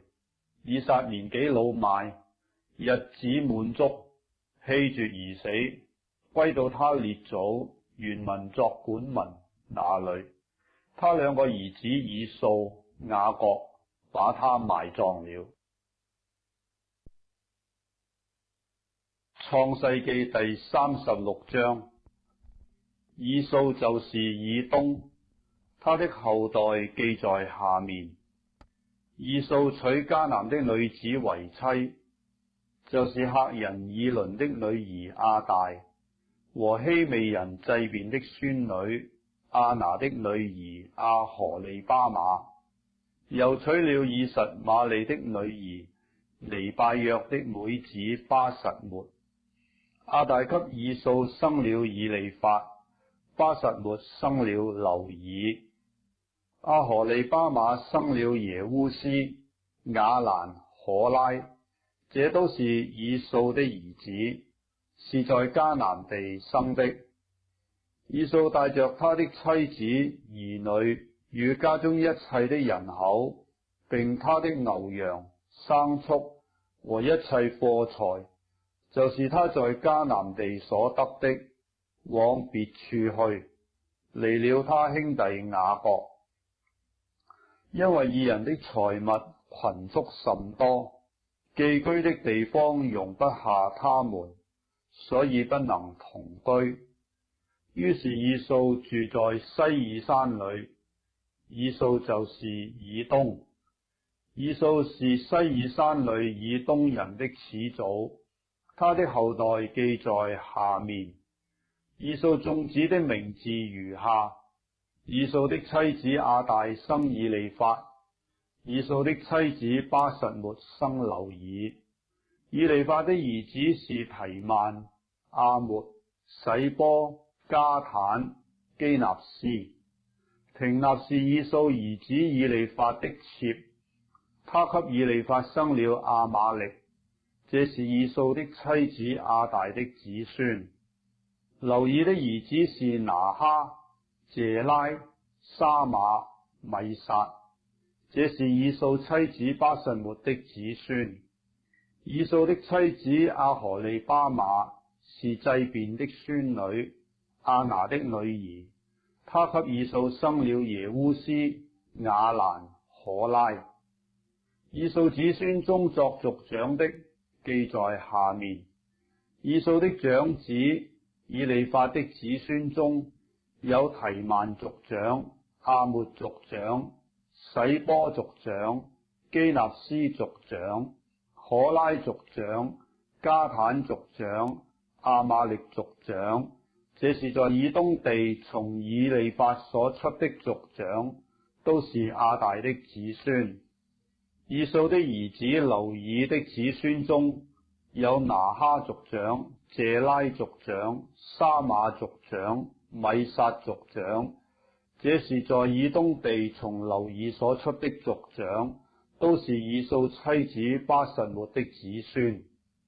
以掃的妻子亞何利巴瑪的子孫中有耶烏斯族長、雅蘭族長、可拉族長，這是從以掃妻子亞拿的女兒亞何利巴瑪子孫中所出的族長。以上的族長都是以掃的子孫，以掃就是以東。那地原有的居民何利人西爾的子孫，記在下面，就是羅攤、索巴、祭便、亞拿、底順、以察、底珊，這是從以東地的何利人西爾子孫中所出的族長。羅攤的兒子是何利、希曼，羅攤的妹子是亭納。索巴的兒子是亞勒文、瑪拿轄、以巴錄、示波、亞南。祭便的兒子是亞雅、亞拿。當時在曠野放他父親祭便的驢，遇着溫泉的就是這亞拿。亞拿的兒子是底順，亞拿的女兒是亞何利巴瑪。底順的兒子是恩但、伊士班、益蘭、基蘭。以察的兒子是辟罕、撒番、亞干。底珊的兒子是烏斯、亞蘭。從何利人所出的族長，記在下面，就是羅攤族長、索巴族長、祭便族長、亞拿族長、底順族長、以察族長、底珊族長，這是從何利人所出的族長，都在西爾地，按着宗族作族長。以色列人未有君王治理以先，在以東地作王的，記在下面。比爾的兒子比拉在以東作王，他的京城名叫廷哈巴。比拉死了，波斯拉人謝拉的兒子約巴接續他作王。約巴死了，提曼地的人戶珊接續他作王。戶珊死了，比達的兒子哈達接續他作王。這哈達就是在摩押地殺敗米甸人的，他的京城名叫亞美德。哈達死了，馬士利家人桑拉接續他作王。桑拉死了，大河邊的利河伯人掃羅接續他作王。掃羅死了，亞革波的兒子巴勒哈南接續他作王。亞革波的兒子巴勒哈南死了，哈達接續他作王。他的京城名叫巴烏，他的妻子名叫米希他別，是米撒合的孫女，瑪特列的女兒。從以掃所出的族長，按着他們的宗族、住處、名字，記在下面，就是亭納族長、亞勒雅族長、耶帖族長、阿荷利巴馬族長、以拉族長、比嫩族長、基納斯族長、提曼族長、米比撒族長、馬基迭族長、以蘭族長。這是以東人在所得為業的地上，按着他們的住處，所有的族長都是以東人的始祖，以掃的後代。創世記第37章。雅各住在迦南地，就是他父親寄居的地。雅各的記略如下：約瑟17歲，與他哥哥們一同牧羊。他是個童子，與他父親的妾碧拉、色柏的兒子們常在一處。約瑟將他哥哥們的惡行報給他們的父親。以色列原來愛約瑟過於愛他的眾子，因為約瑟是他年老生的。他給約瑟作了一件彩衣。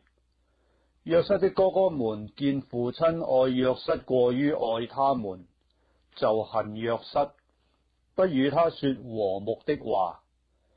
約瑟作了一夢，告訴他哥哥們，他們就越發恨他。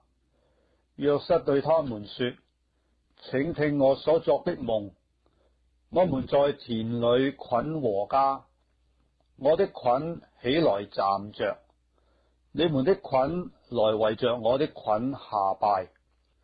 他的哥哥們回答說：難道你真要作我們的王麼？難道你真要管轄我們麼？他們就因為他的夢和他的話越發恨他。後來他又作了一夢，也告訴他的哥哥們說：看啊，我又作了一夢，夢見太陽、月亮與11個星向我下拜。約瑟將這夢告訴他父親和他哥哥們，他父親就責備他說：你作的這是什麼夢？難道我和你母親、你弟兄果然要來俯伏在地，向你下拜麼？他哥哥們都嫉妒他，他父親卻把這話存在心裏。約瑟的哥哥們往示劍去，放他們父親的羊。以色列對約瑟說：你哥哥們不是在示劍放羊麼？你來，我要打發你往他們那裏去。約瑟說：我在這裏。以色列說：你去看看你哥哥們平安不平安，群羊平安不平安，就回來報信給我。於是打發他出希伯崙谷，他就往示劍去了。有人遇見他在田野走迷了路，就問他說：你找什麼？他說：我找我的哥哥們，求你告訴我，他們在何處放羊？那人說：他們已經走了，我聽見他們說要往多攤去。約瑟就去追趕他哥哥們，遇見他們在多攤。他們遠遠的看見他，趁他還沒有走到跟前，大家就同謀要害死他，彼此說：你看，那作夢的來了，來吧，我們將他殺了，丟在一個坑裏，就說有惡獸把他吃了，我們且看他的夢將來怎麼樣。流便聽見了，要救他脫離他們的手，說：我們不可害他的性命，又說：不可流他的血，可以把他丟在這野地的坑裏，不可下手害他。流便的意思是要救他脫離他們的手，把他歸還他的父親。約瑟到了他哥哥們那裏，他們就剝了他的外衣，就是他穿的那件彩衣，把他丟在坑裏，那坑是空的，裏頭沒有水。他們坐下吃飯，舉目觀看，見有一夥米甸的以實瑪利人從基列來，用駱駝馱着香料、乳香、沒藥，要帶下埃及去。猶大對眾弟兄說：我們殺我們的兄弟，藏了他的血，有什麼益處呢？我們不如將他賣給以實瑪利人，不可下手害他，因為他是我們的兄弟，我們的骨肉。眾弟兄就聽從了他。有些米甸的商人從那裏經過，哥哥們就把約瑟從坑裏拉上來，綁定20舍客勒銀子，把約瑟賣給以實瑪利人。他們就把約瑟帶到埃及去了。流便回到坑邊，見約瑟不在坑裏，就撕裂衣服，回到兄弟們那裏說：童子沒有了，我往哪裏去才好呢？他們宰了一隻公山羊，把約瑟的那件彩衣染了血，打發人送到他們的父親那裏說：我們撿了這個，請認一認，是你兒子的外衣不是？他認得，就說：這是我兒子的外衣，有惡獸把它吃了。約瑟被撕碎了，那個便撕裂衣服，腰間圍上麻布，為他兒子悲哀了多日。他的兒女都起來安慰他，他卻不肯受安慰，說：我必悲哀着下陰間，到我兒子那裏。約瑟的父親就為他哀哭。米甸人帶約瑟到埃及，把他賣給法老的內臣護衛長波提乏。創世記第38章。那時，猶大離開他弟兄下去，到一個亞杜蘭人名叫希拉的家裏去。猶大在那裏看見一個迦南人名叫書亞的女兒，就娶她為妻，與她同房。她就懷孕生了兒子，猶大給他起名叫以。她又懷孕生了兒子，母親給他起名叫俄南。她復又生了兒子，給他起名叫示拉。她生示拉的時候，猶大正在基色。猶大為長子以娶妻，名叫他瑪。猶大的長子以在耶和華眼中看為惡，耶和華就叫他死了。猶大對俄南說：你當與你哥哥的妻子同房，向他盡你為弟的本分，為你哥哥生子立後。俄南知道生子不歸自己，所以同房的時候便遺在地，免得給他哥哥留後。俄南所作的，在耶和華眼中看為惡，耶和華也就叫他死了。猶大心裏說：恐怕示拉也死，像他兩個哥哥一樣，就對他兒婦他瑪說：你去，在你父親家裏守寡，等我兒子示拉長大。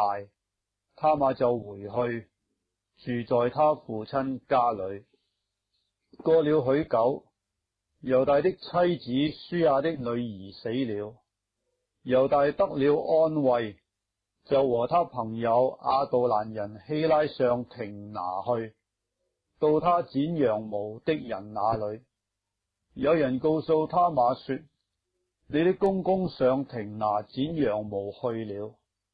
他瑪見示拉已經長大，還沒有娶她為妻，就脫了她作寡婦的衣裳，用帕子蒙着臉，又遮住身體，坐在亭拿路上的伊拿印城門口。猶大看見他，以為是妓女，因為她蒙着臉。猶大就轉到他那裏去說：來吧，讓我與你同寢。他原不知道是他的兒婦。他瑪說：你要與我同寢，把什麼給我呢？猶大說：我從羊群裏取一隻山羊羔，打發人送來給你。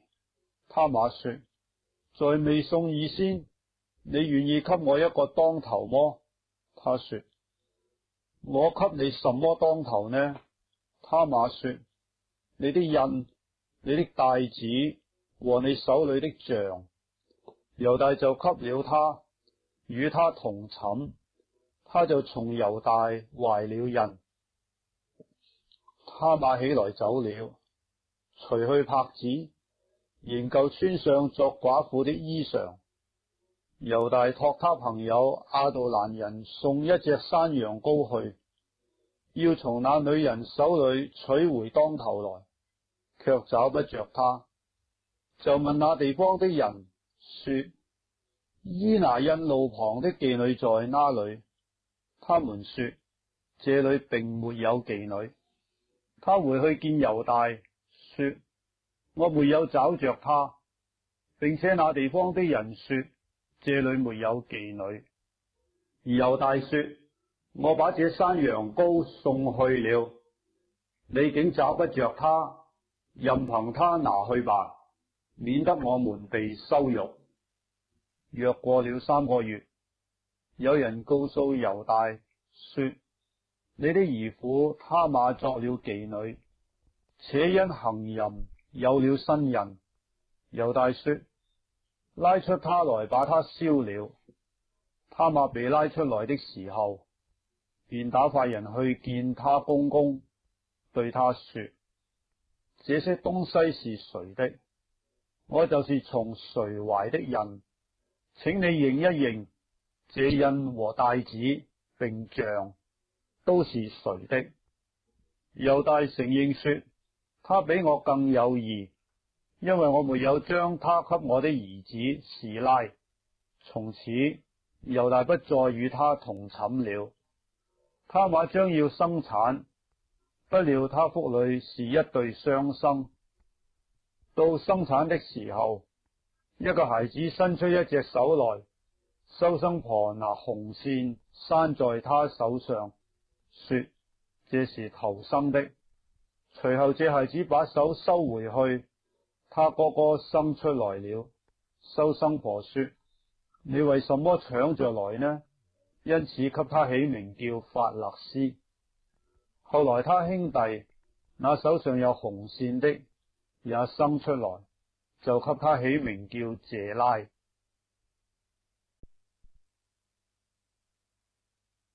創世記第39章。約瑟被帶下埃及去，有一個埃及人是法老的內臣護衛長波提乏，從那些帶下他來的以實瑪利人手下買了他去。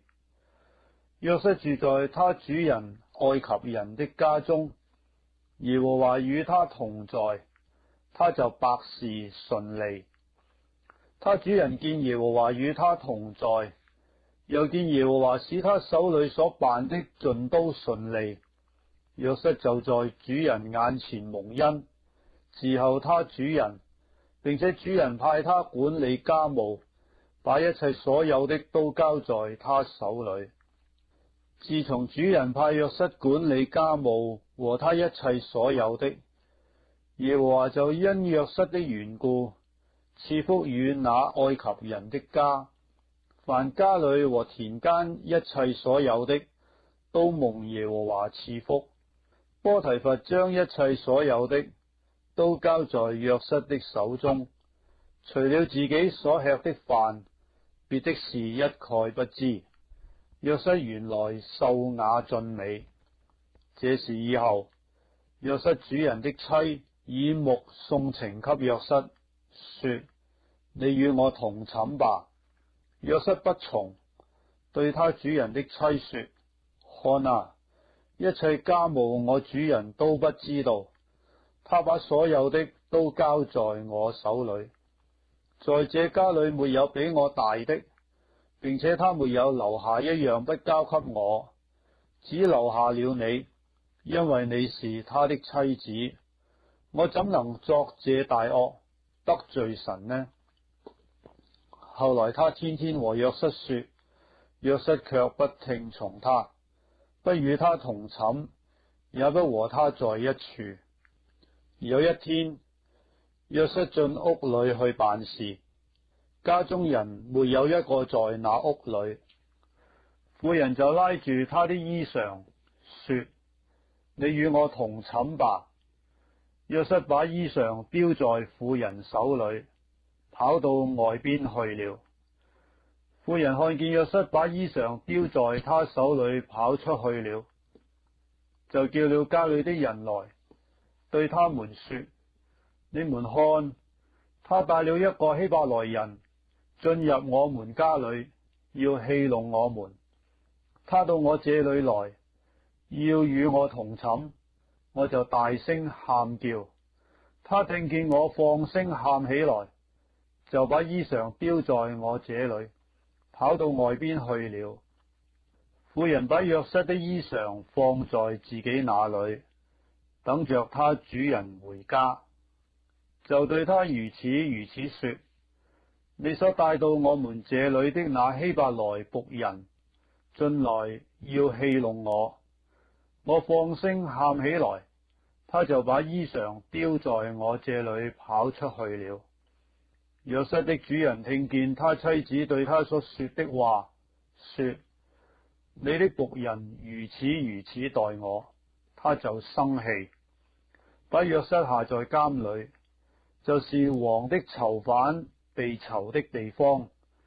於是約瑟在那裏坐監，但耶和華與約瑟同在，向他施恩，使他在司獄的眼前蒙恩。司獄就把監裏所有的囚犯都交在約瑟的手下，他們在那裏所辦的事都是經他的手。凡在約瑟手下的事，司獄一概不察，因為耶和華與約瑟同在，耶和華使他所作的盡都順利。創世記第40章。這事以後，埃及王的酒政和膳長得罪了他們的主埃及王，法老就惱怒酒政和膳長這二臣，把他們下在護衛長府內的監裏，就是約瑟被囚的地方。護衛長把他們交給約瑟，約瑟便伺候他們。他們有些日子在監裏。被囚在監之埃及王的酒政和膳長，二人同夜各作一夢，各夢都有講解。到了早晨，約瑟進到他們那裏，見他們有愁悶的樣子，他便問法老的二臣，就是與他同囚在他主人府裏的，說：你們今日為什麼面帶愁容呢？他們對他說：我們各人作了一夢，沒有人能解。約瑟說：解夢不是出於神麼？請你們將夢告訴我。酒政便將他的夢告訴約瑟，說：我夢見在我面前有一棵葡萄樹，樹上有3根枝子，好像發了芽，開了花，上頭的葡萄都成熟了。法老的杯在我手中，我就拿葡萄擠在法老的杯裏，將杯遞在他手中。約瑟對他說：你所作的夢是這樣解，3根枝子就是3天3天之內，法老必提你出監，叫你官復原職。你仍要遞杯在法老的手中，和先前作他的酒政一樣。但你得好處的時候，求你紀念我，施恩與我，在法老面前提說我，救我出這監牢。我實在是從希伯來人之地被拐來的，我在這裏也沒有作過什麼，叫他們把我下在監裏。善長見夢解得好，就對約瑟說：我在夢中見我頭上頂着3筐白餅，極上的筐子裏有為法老烤的各樣食物，有飛鳥來吃我頭上筐子裏的食物。約瑟說：你的夢是這樣解，3個筐子就是3天，3天之內，法老必斬斷你的頭，把你掛在木頭上，必有飛鳥來吃你身上的肉。到了第3天，是法老的生日，他為眾臣僕設擺筵席，把酒政和善長提出監來，使酒政官復原職。他仍舊遞杯在法老手中，但把善長掛起來，正如約瑟向他們所解的話。酒政卻不紀念約瑟，竟忘了他。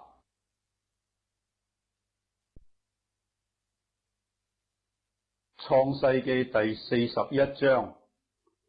過了2年，法老作夢，夢見自己站在河邊，有7隻母牛從河裏上來，又美好又肥壯，在蘆荻中吃草。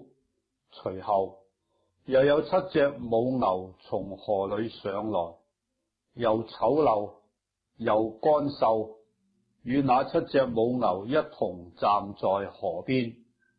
這又醜陋又乾瘦的7隻母牛，吃盡了那又美好又肥壯的7隻母牛，法老就醒了。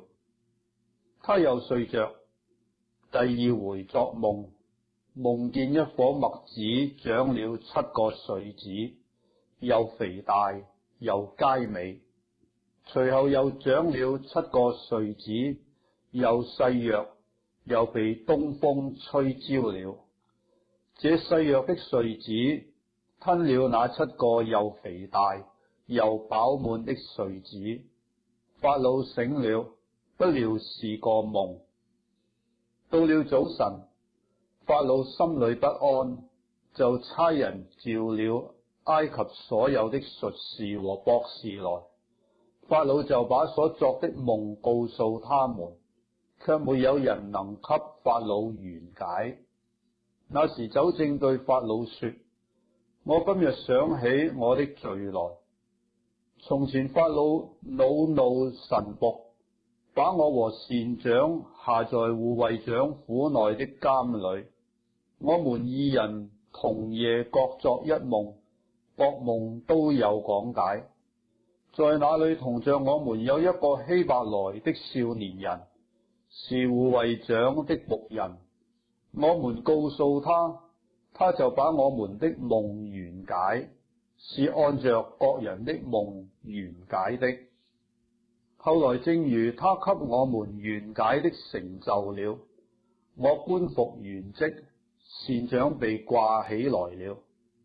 法老遂即差人去召約瑟，他們便急忙帶他出監，他就剃頭、刮臉、換衣裳，進到法老面前。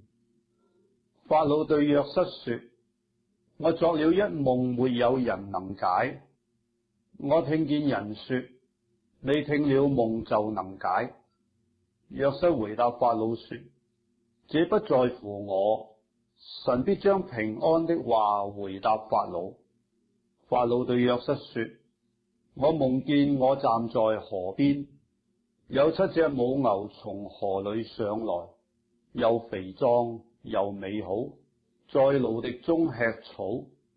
隨後又有7隻母牛上來，又軟弱又醜陋又乾瘦，在埃及遍地，我沒有見過這樣不好的。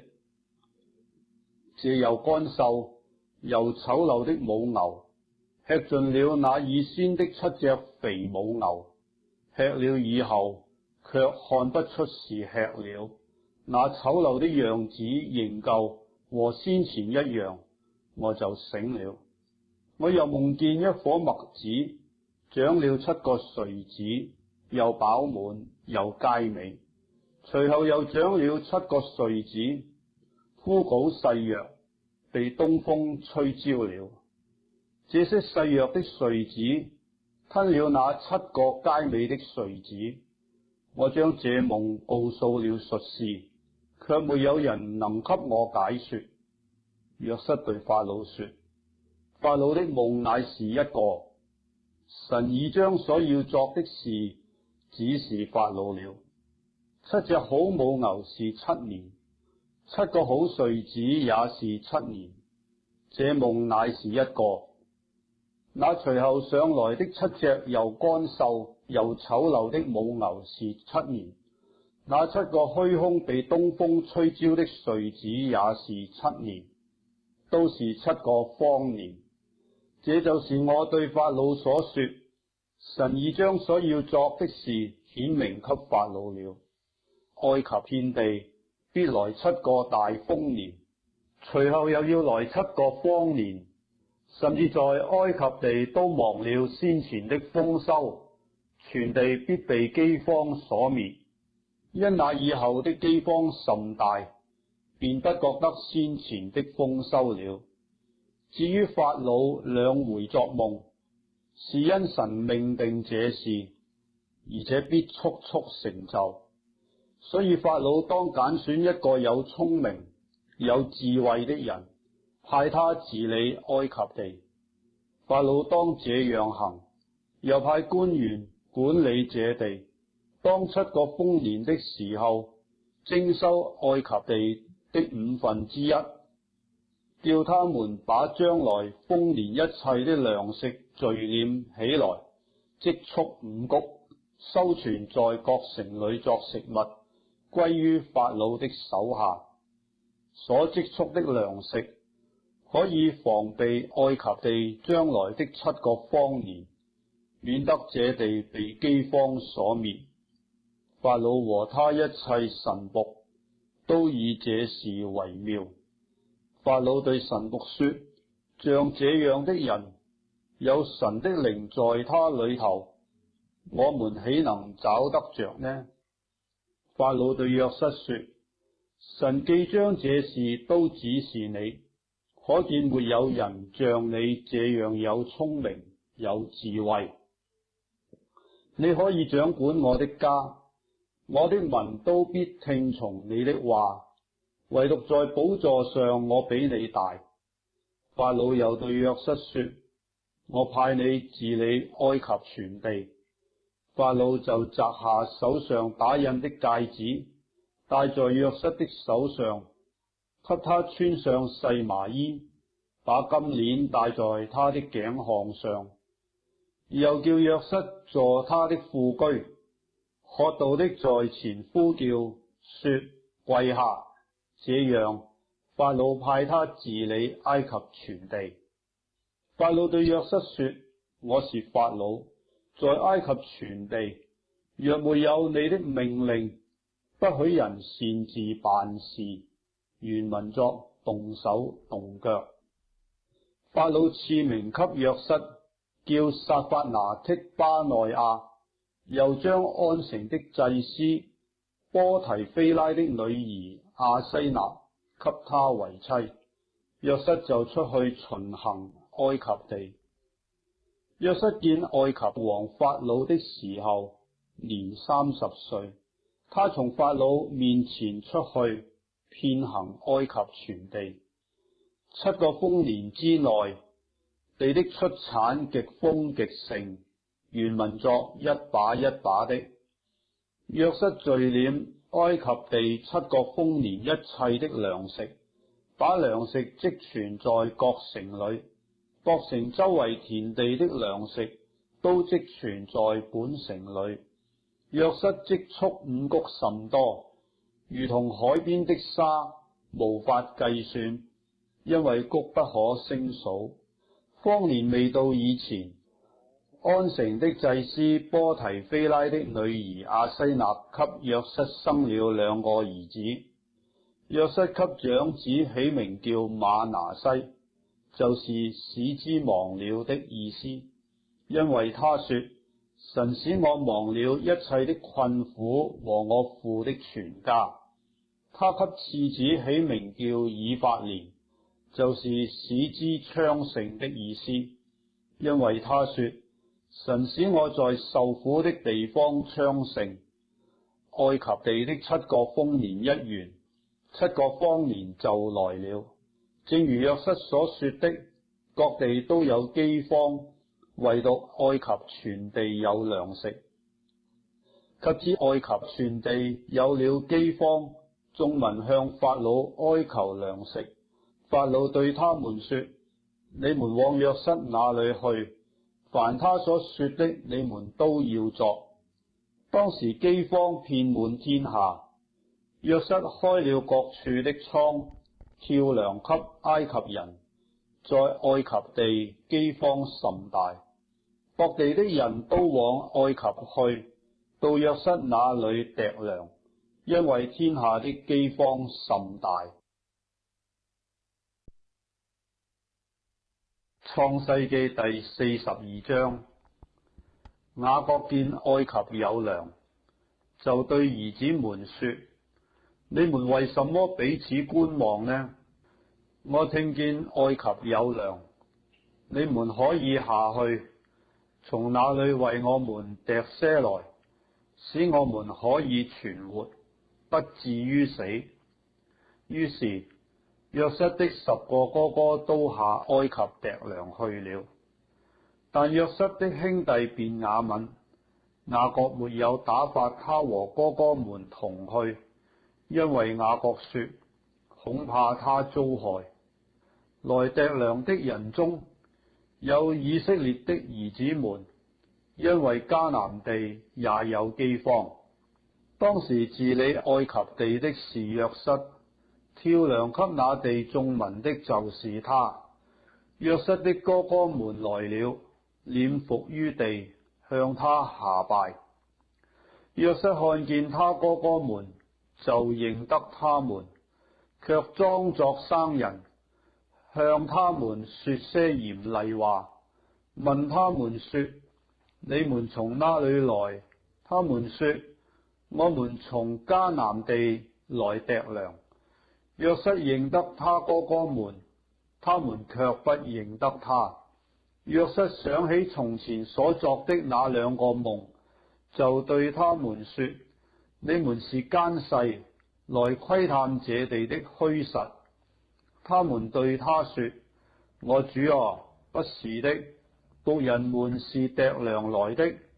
我們都是一個人的兒子，是誠實人，僕人們並不是奸細。約瑟說：不然，你們必是窺探這地的虛實來的。他們說：僕人們本是弟兄12人，是迦南地一個人的兒子。頂小的現今在我們的父親那裏，有一個沒有了。約瑟說：我才說你們是奸細，這話實在不錯。我指着法老的性命起誓，若是你們的小兄弟不到這裏來，你們就不得出這地方，從此就可以把你們證驗出來了。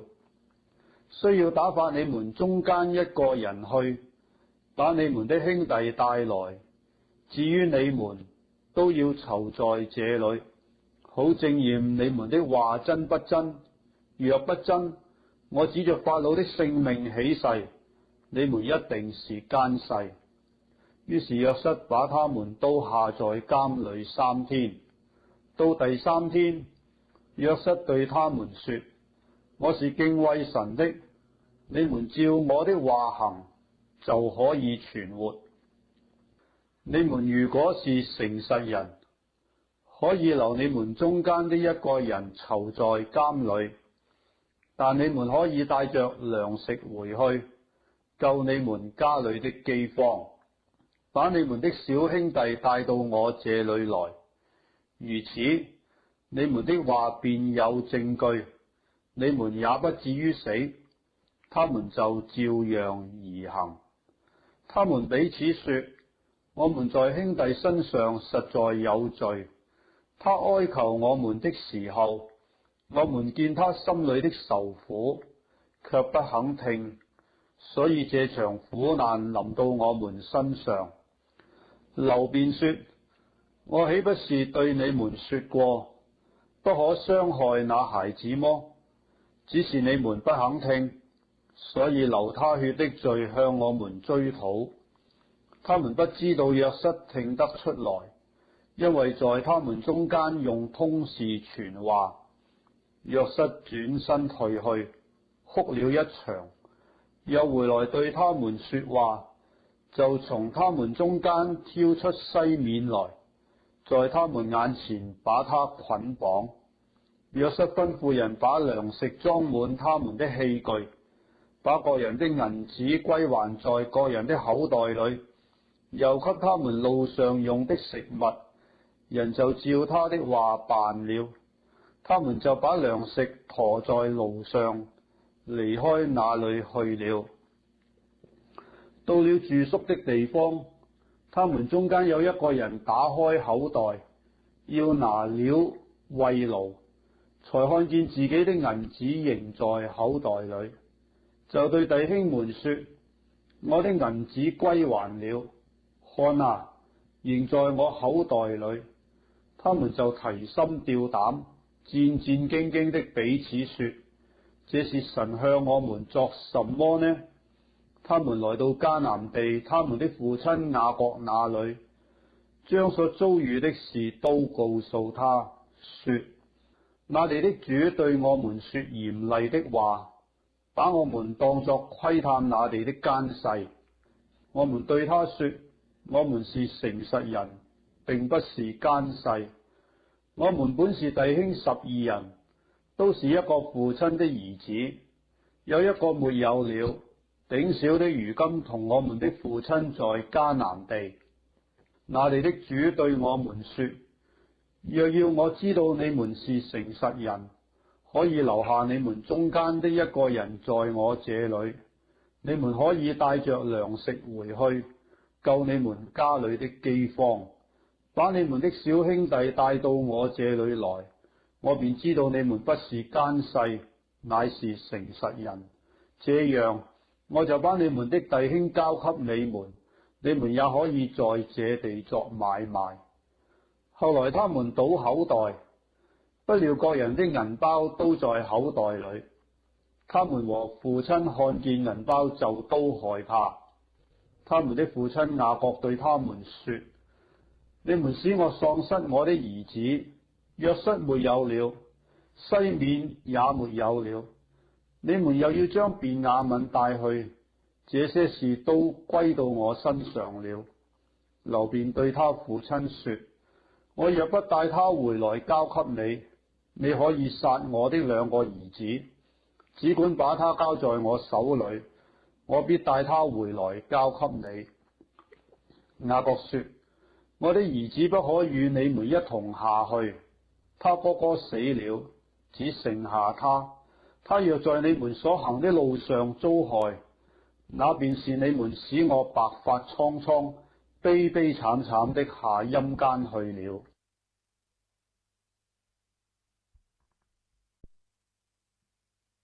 創世記第43章。那地的饑荒甚大，他們從埃及帶來的糧食吃盡了。他們的父親就對他們說：你們再去給我糴些糧來。猶大對他說：那人諄諄的告誡我們說，你們的兄弟若不與你們同來，你們就不得見我的面。你若打發我們的兄弟與我們同去，我們就下去給你糴糧。你若不打發他去，我們就不下去，因為那人對我們說：你們的兄弟若不與你們同來，你們就不得見我的面。以色列說：你們為什麼這樣害我？告訴那人你們還有兄弟呢？他們回答說：那人詳細問到我們和我們的親屬，說：你們的父親還在麼？你們還有兄弟麼？我們就按着他所問的告訴他。焉能知道他要說必須把你們的兄弟帶下來呢？猶大又對他父親以色列說：你打發童子與我同去，我們就起身下去，好叫我們和你，並我們的婦人孩子都得存活，不至於死。我為他作保，你可以從我手中追討。我若不帶他回來交在你面前，我情願永遠擔罪。我們若沒有耽擱，如今第二次都回來了。他們的父親以色列說：若必須如此，你們就當這樣行，可以將這地土產中最好的乳香、蜂蜜、香料、沒藥、榧子、杏仁都取一點，收在器具裏，帶下去送給那人作禮物。又要手裏加倍的帶銀子，並將歸還在你們口袋內的銀子仍帶在手裏，那或者是錯了，也帶着你們的兄弟起身去見那人。但願全能的神使你們在那人面前蒙憐憫，釋放你們的那弟兄和便雅憫回來。我若喪了兒子，就喪了吧。於是他們拿着那禮物，由手裏加倍的帶銀子，並且帶着便雅憫起身下到埃及，站在約瑟面前。約瑟見便雅憫和他們同來，就對家宰說：將這些人領到屋裏，要宰殺牲畜，預備筵席，因為晌午這些人同我吃飯。家宰就遵着約瑟的命去行，領他們進約瑟的屋裏。他們因為被領到約瑟的屋裏，就害怕，說：領我們到這裏來，必是因為頭次歸還在我們口袋裏的銀子，找我們的錯縫，下手害我們，強取我們為奴僕，搶奪我們的驢。他們就挨近約瑟的家宰，在屋門口和他說話，說：我主啊，我們頭次下來實在是要糴糧，後來到了住宿的地方，我們打開口袋，不料各人的銀子分量足數，仍在各人的口袋內，現在我們手裏又帶回來了，另外又帶下銀子來糴糧，不知道先前誰把銀子放在我們的口袋裏。家宰說：你們可以放心，不要害怕，是你們的神和你們父親的神賜給你們財寶在你們的口袋裏。你們的銀子我早已收了。他就把西面帶出來交給他們。家宰就領他們進約瑟的屋裏，給他們水洗腳，又給他們草料慰勞。他們就預備那禮物，等候約瑟晌午來，因為他們聽見要在那裏吃飯。約瑟來到家裏，他們就把手中的禮物拿進屋去給他，又俯伏在地向他下拜。約瑟問他們好，又問：你們的父親就是你們所說的那老人家平安麼？他還在麼？他們回答說：你僕人我們的父親平安，他還在。於是他們低頭下拜。約瑟舉目看見他同母的兄弟便雅憫，就說：你們向我所說那頂小的兄弟，就是這位麼？又說：小兒啊，願神賜恩給你。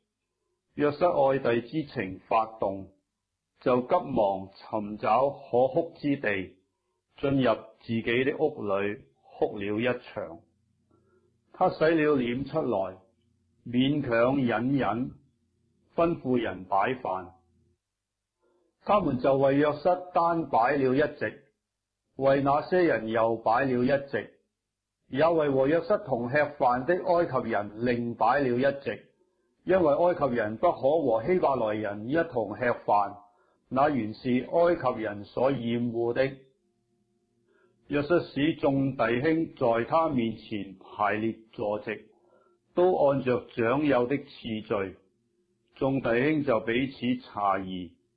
約瑟把他面前的食物分出來，送給他們，但便雅憫所得的比別人多5倍，他們就飲酒和約瑟一同宴樂。創世記第44章。約瑟吩咐家宰說：把糧食裝滿這些人的口袋，盡着他們的驢所能馱的，又把各人的銀子放在各人的口袋裏，並將我的銀杯和那少年人糴糧的銀子一同裝在他的口袋裏。家宰就照約瑟所說的話行了。天一亮，就打發那些人帶着驢走了。他們出城走了不遠，約瑟對家宰說：起來，追那些人去。追上了，就對他們說：你們為什麼以惡報善呢？這不是我主人飲酒的杯麼？豈不是他占卜用的麼？你們這樣行是作惡了。家宰追上他們，將這些話對他們說了。他們回答說：我主為什麼說這樣的話呢？你僕人斷不能作這樣的事。你看，我們從前在口袋裏所見的銀子，尚且從迦南地帶來還你，我們怎能從你主人家裏偷竊金銀呢？你僕人中無論在誰那裏搜出來，就叫他死。我們也作我主的奴僕。家宰說：現在就照你們的話行吧。在誰那裏搜出來，誰就作我的奴僕，其餘的都沒有罪。於是他們各人急忙把口袋卸在地下，各人打開口袋。家宰就搜查，從年長的起到年幼的為止，那杯竟在便雅憫的口袋裏搜出來。他們就撕裂衣服，各人把駝子抬在驢上，回城去了。猶大和他弟兄們來到約瑟的屋中，約瑟還在那裏，他們就在他面前俯伏於地。約瑟對他們說：你們作的是什麼事呢？你們豈不知像我這樣的人邊能占卜麼？猶大說：我們對我主說什麼呢？還有什麼話可說呢？我們怎能自己表白出來呢？神已經查出僕人的罪孽了。我們與那在他手中搜出杯來的，都是我主的奴僕。約瑟說：我斷不能這樣行。在誰的手中搜出杯來，誰就作我的奴僕。至於你們，可以平平安安的上你們父親那裏去。猶大挨近他說：我主啊，求你容僕人說一句話給我主聽，不不要向僕人發烈怒，因為你如同法老一樣。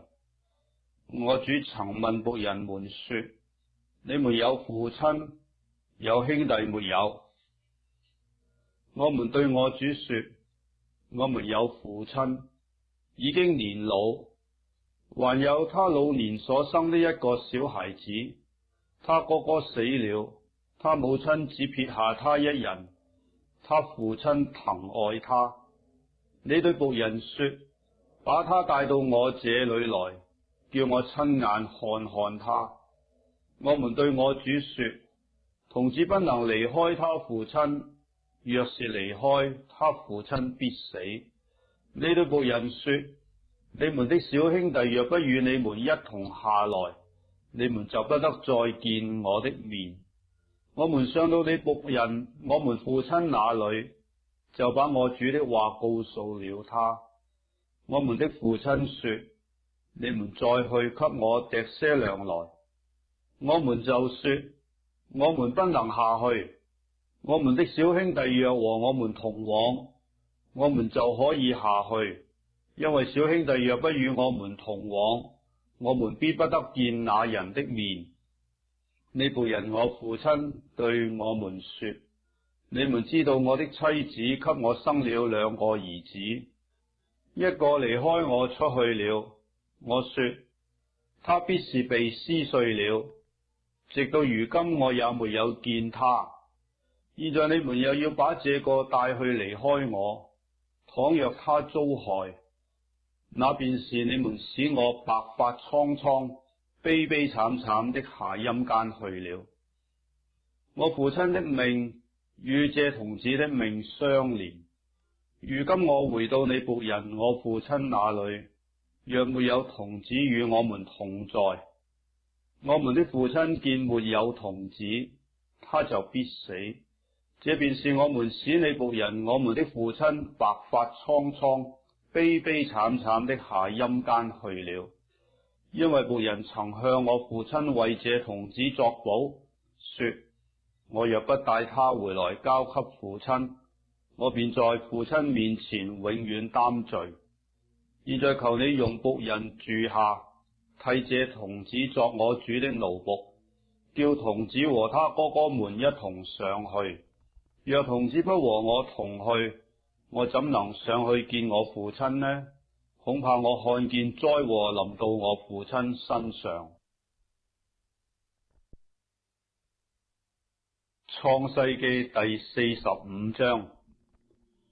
約瑟在左右站着的人面前，情不自禁，吩咐一聲說：人都要離開我出去。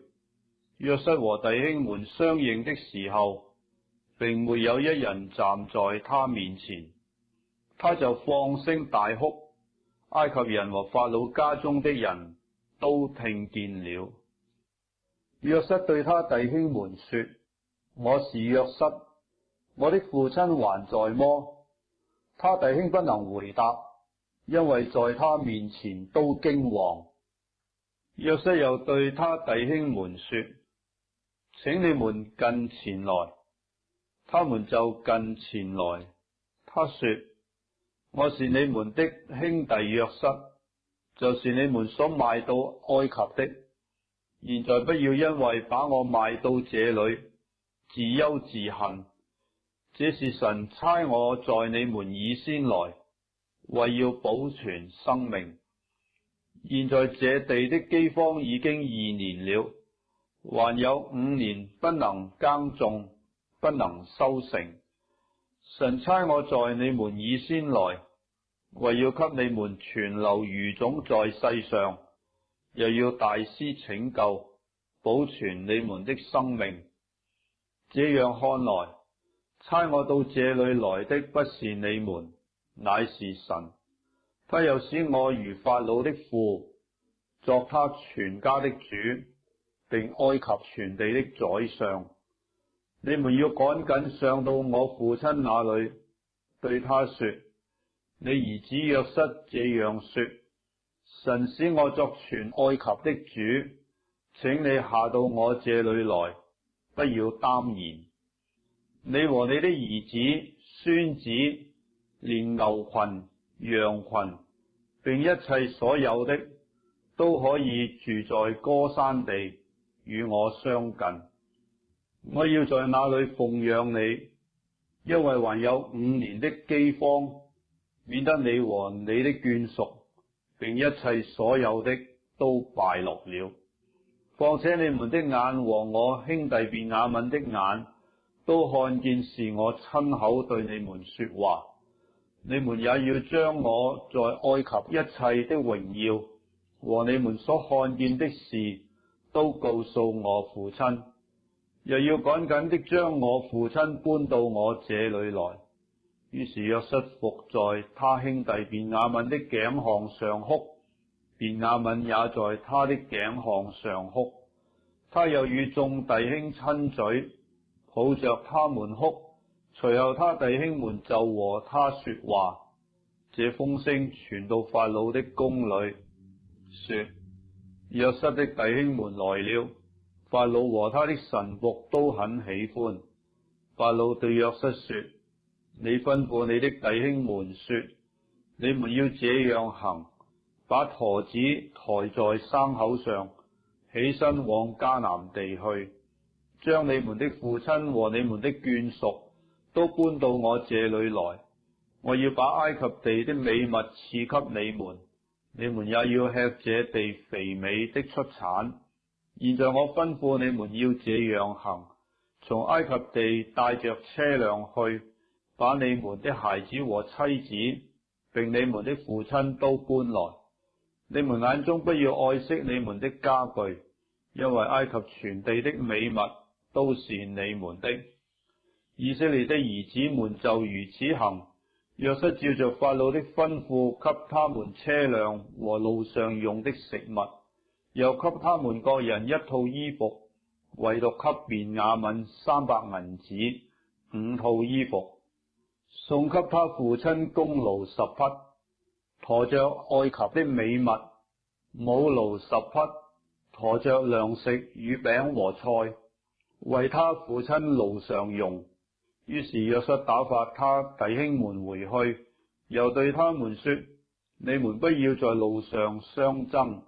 他們從埃及上去，來到迦南地他們的父親雅各那裏，告訴他說：約瑟還在，並且作埃及全地的宰相。雅各心裏冰涼，因為不信他們。他們便將約瑟對他們說的一切話都告訴了他。他們父親雅各又看見約瑟打發來接他的車輛，心就蘇醒了。以色列說：罷了，罷了，我的兒子約瑟還在，趁我未死以先，我要去見他一面。創世記第46章。以色列帶着一切所有的，起身來到別是巴，就獻祭給他父親以撒的神。夜間神在異象中對以色列說：雅各，雅各。他說：我在這裏。神說：我是神，就是你父親的神。你下埃及去，不要害怕，因為我必使你在那裏成為大族。我要和你同下埃及去，也必定帶你上來。約瑟必給你送終，原文作將手按在你的眼睛上。雅各就從別是巴起行。以色列的兒子們使他們的父親雅各和他們的妻子兒女都坐在法老為雅各送來的車上。他們又帶着在迦南地所得的牲畜貨財來到埃及。雅各和他的一切子孫都一同來了。雅各把他的兒子、孫子、女兒、孫女，並他的子子孫孫一同帶到埃及。來到埃及的以色列人名字記在下面。雅各和他的兒孫。雅各的長子是流便，流便的兒子是哈諾、法路、希斯倫、加米。西緬的兒子是耶母利、雅憫、亞核、雅根、瑣核，還有迦南女子所生的掃羅。利未的兒子是革順、哥轄、米拉利。猶大的兒子是以、俄南、示拉、法勒斯、謝拉。唯有以與俄南死在迦南地。法勒斯的兒子是希斯倫、哈姆勒。以撒家的兒子是陀拉、普雅、約伯、新倫。西布倫的兒子是西列、以倫、雅利。這是利亞在巴旦亞蘭給雅各所生的兒子。還有女兒底拿，兒孫共有33人。加得的兒子是洗非雲、哈基、舒尼、以斯本、以利、阿羅底、阿列利。亞設的兒子是音拿、易斯雅、易斯偉、比利亞，還有他們的妹子西拉。比利亞的兒子是希別、瑪結。這是拉班給他女兒利亞的婢女悉帕。從雅各所生的兒孫共有16人。雅各之妻拉結的兒子是約瑟和便雅憫。約瑟在埃及地生了瑪拿西和以法蓮，就是安城的祭司波提菲拉的女兒亞西納給約瑟生的。便雅憫的兒子是比拉、比結、亞實別、基拉、乃曼、以希、羅實、武平、戶平、亞勒。這是拉結給雅各所生的兒孫，共有14人。但的兒子是戶辛。拿弗他利的兒子是雅薛、庫尼、耶色、士冷。這是拉班給他女兒拉結的婢女辟拉。從雅各所生的兒孫共有7人。那與雅各同到埃及的，除了他兒婦之外，凡從他所生的共有66人。還有約瑟在埃及所生的2個兒子。雅各家來到埃及的共有70人。雅各打發猶大先去見約瑟，請派人引路往歌珊去。於是他們來到歌珊地。約瑟套車往歌珊去，迎接他父親以色列。及至見了面，就伏在父親的頸項上，哭了許久。以色列對約瑟說：我記得見你的面，知道你還在，就是死我也甘心。約瑟對他的弟兄和他父的全家說：我要上去告訴法老，對他說：我的弟兄和我父的全家，從前在迦南地，現今都到我這裏來了。他們本是牧羊的人，以養牲畜為業。他們把羊群、牛群和一切所有的都帶來了。等法老召你們的時候，問你們說：你們以何事為業？你們要說：你的僕人從幼年直到如今，都以養牲畜為業，連我們的祖宗也都以此為業。這樣，你們可以住在歌珊地，因為凡牧羊的都被埃及人所厭惡。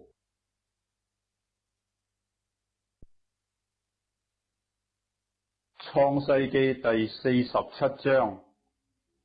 約瑟進去告訴法老說：我的父親和我的弟兄帶着羊群、牛群，並一切所有的，從迦南地來了，如今在歌珊地。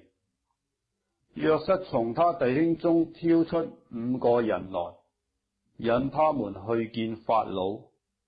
法老問約瑟的弟兄說：你們以何事為業？他們對法老說：你僕人是牧羊的，連我們的祖宗也是牧羊的。他們又對法老說：迦南地的饑荒甚大，僕人的羊群沒有草吃，所以我們來到這地寄居。現在求你容僕人住在歌珊地。法老對約瑟說：你父親和你弟兄到你這裏來了，埃及地都在你面前，只管叫你父親和你弟兄住在國中最好的地，他們可以住在歌珊地。你若知道他們中間有什麼能人，就派他們看管我的牲畜。約瑟領他父親雅各進到法老面前，雅各就給法老祝福。法老問雅各說：你平生的年日是多少呢？雅各對法老說：我寄居在世的年日是130歲。我平生的年日又少又苦，不及我列祖在世寄居的年日。雅各又給法老祝福，就從法老面前出去了。約瑟遵着法老的命，把埃及國最好的地，就是蘭塞境內的地，給他父親和弟兄居住，作為產業。約瑟用糧食奉養他父親和他弟兄，並他父親全家的眷屬，都是照各家的人口奉養他們。饑荒甚大，全地都絕了糧，甚至埃及地和迦南地的人，因那饑荒的緣故，都餓昏了。約瑟收聚了埃及地和迦南地所有的銀子，就是眾人糴糧的銀子。約瑟就把那銀子帶到法老的宮裏。埃及地和迦南地的銀子都花盡了。埃及眾人都來見約瑟，說：我們的銀子都用盡了，求你給我們糧食。我們為什麼死在你面前呢？約瑟說：若是銀子用盡了，可以把你們的牲畜給我，我就為你們的牲畜給你們糧食。於是他們把牲畜趕到約瑟那裏，約瑟就拿糧食換了他們的牛、羊、驢、馬。那一年，因換他們一切的牲畜，就用糧食養活他們。那一年過去，第二年他們又來見約瑟，說：我們不瞞我主，我們的銀子都花盡了，牲畜也都歸了我主。我們在我主眼前，除了我們的身體和田地之外，一無所剩。你何忍見我們人死地荒呢？求你用糧食買我們和我們的地，我們和我們的地就要給法老效力。又求你給我們種子，使我們得以存活，不致死亡，地土也不致荒涼。於是約瑟為法老買了埃及所有的地，埃及人因被饑荒所逼，各都賣了自己的田地，那地就都歸了法老。至於百姓，約瑟叫他們從埃及這邊直到埃及那邊，都各歸各城。唯有祭司的地，約瑟沒有買，因為祭司有從法老所得的償俸，他們吃法老所給的償俸，所以他們不賣自己的地。約瑟對百姓說：我今日為法老買了你們和你們的地，看啊，這裏有種子給你們，你們可以種地。後來打糧食的時候，你們要把1/5納給法老，4份可以歸你們作地裏的種子，也作你們和你們家口孩童的食物。他們說：你救了我們的性命，但願我們在我主眼前蒙恩，我們就作法老的僕人。於是約瑟為埃及地定下常例，直到今日，法老必得1/5，唯獨祭司的地不歸法老。以色列人住在埃及的歌珊地，他們在那裏置了產業，並且生育甚多。雅各住在埃及地17年，雅各平生的年日是147歲。以色列的死期臨近了，他就叫了他兒子約瑟來說：我若在你眼前蒙恩，請你把手放在我大腿底下，用慈愛和誠實待我，請你不要將我葬在埃及。我與我祖我父同睡的時候，你要將我帶出埃及，葬在他們所葬的地方。約瑟說：我必遵着你的命而行。雅各說：你要向我起誓。約瑟就向他起了誓。於是以色列在床頭上畫作扶着杖頭，敬拜神。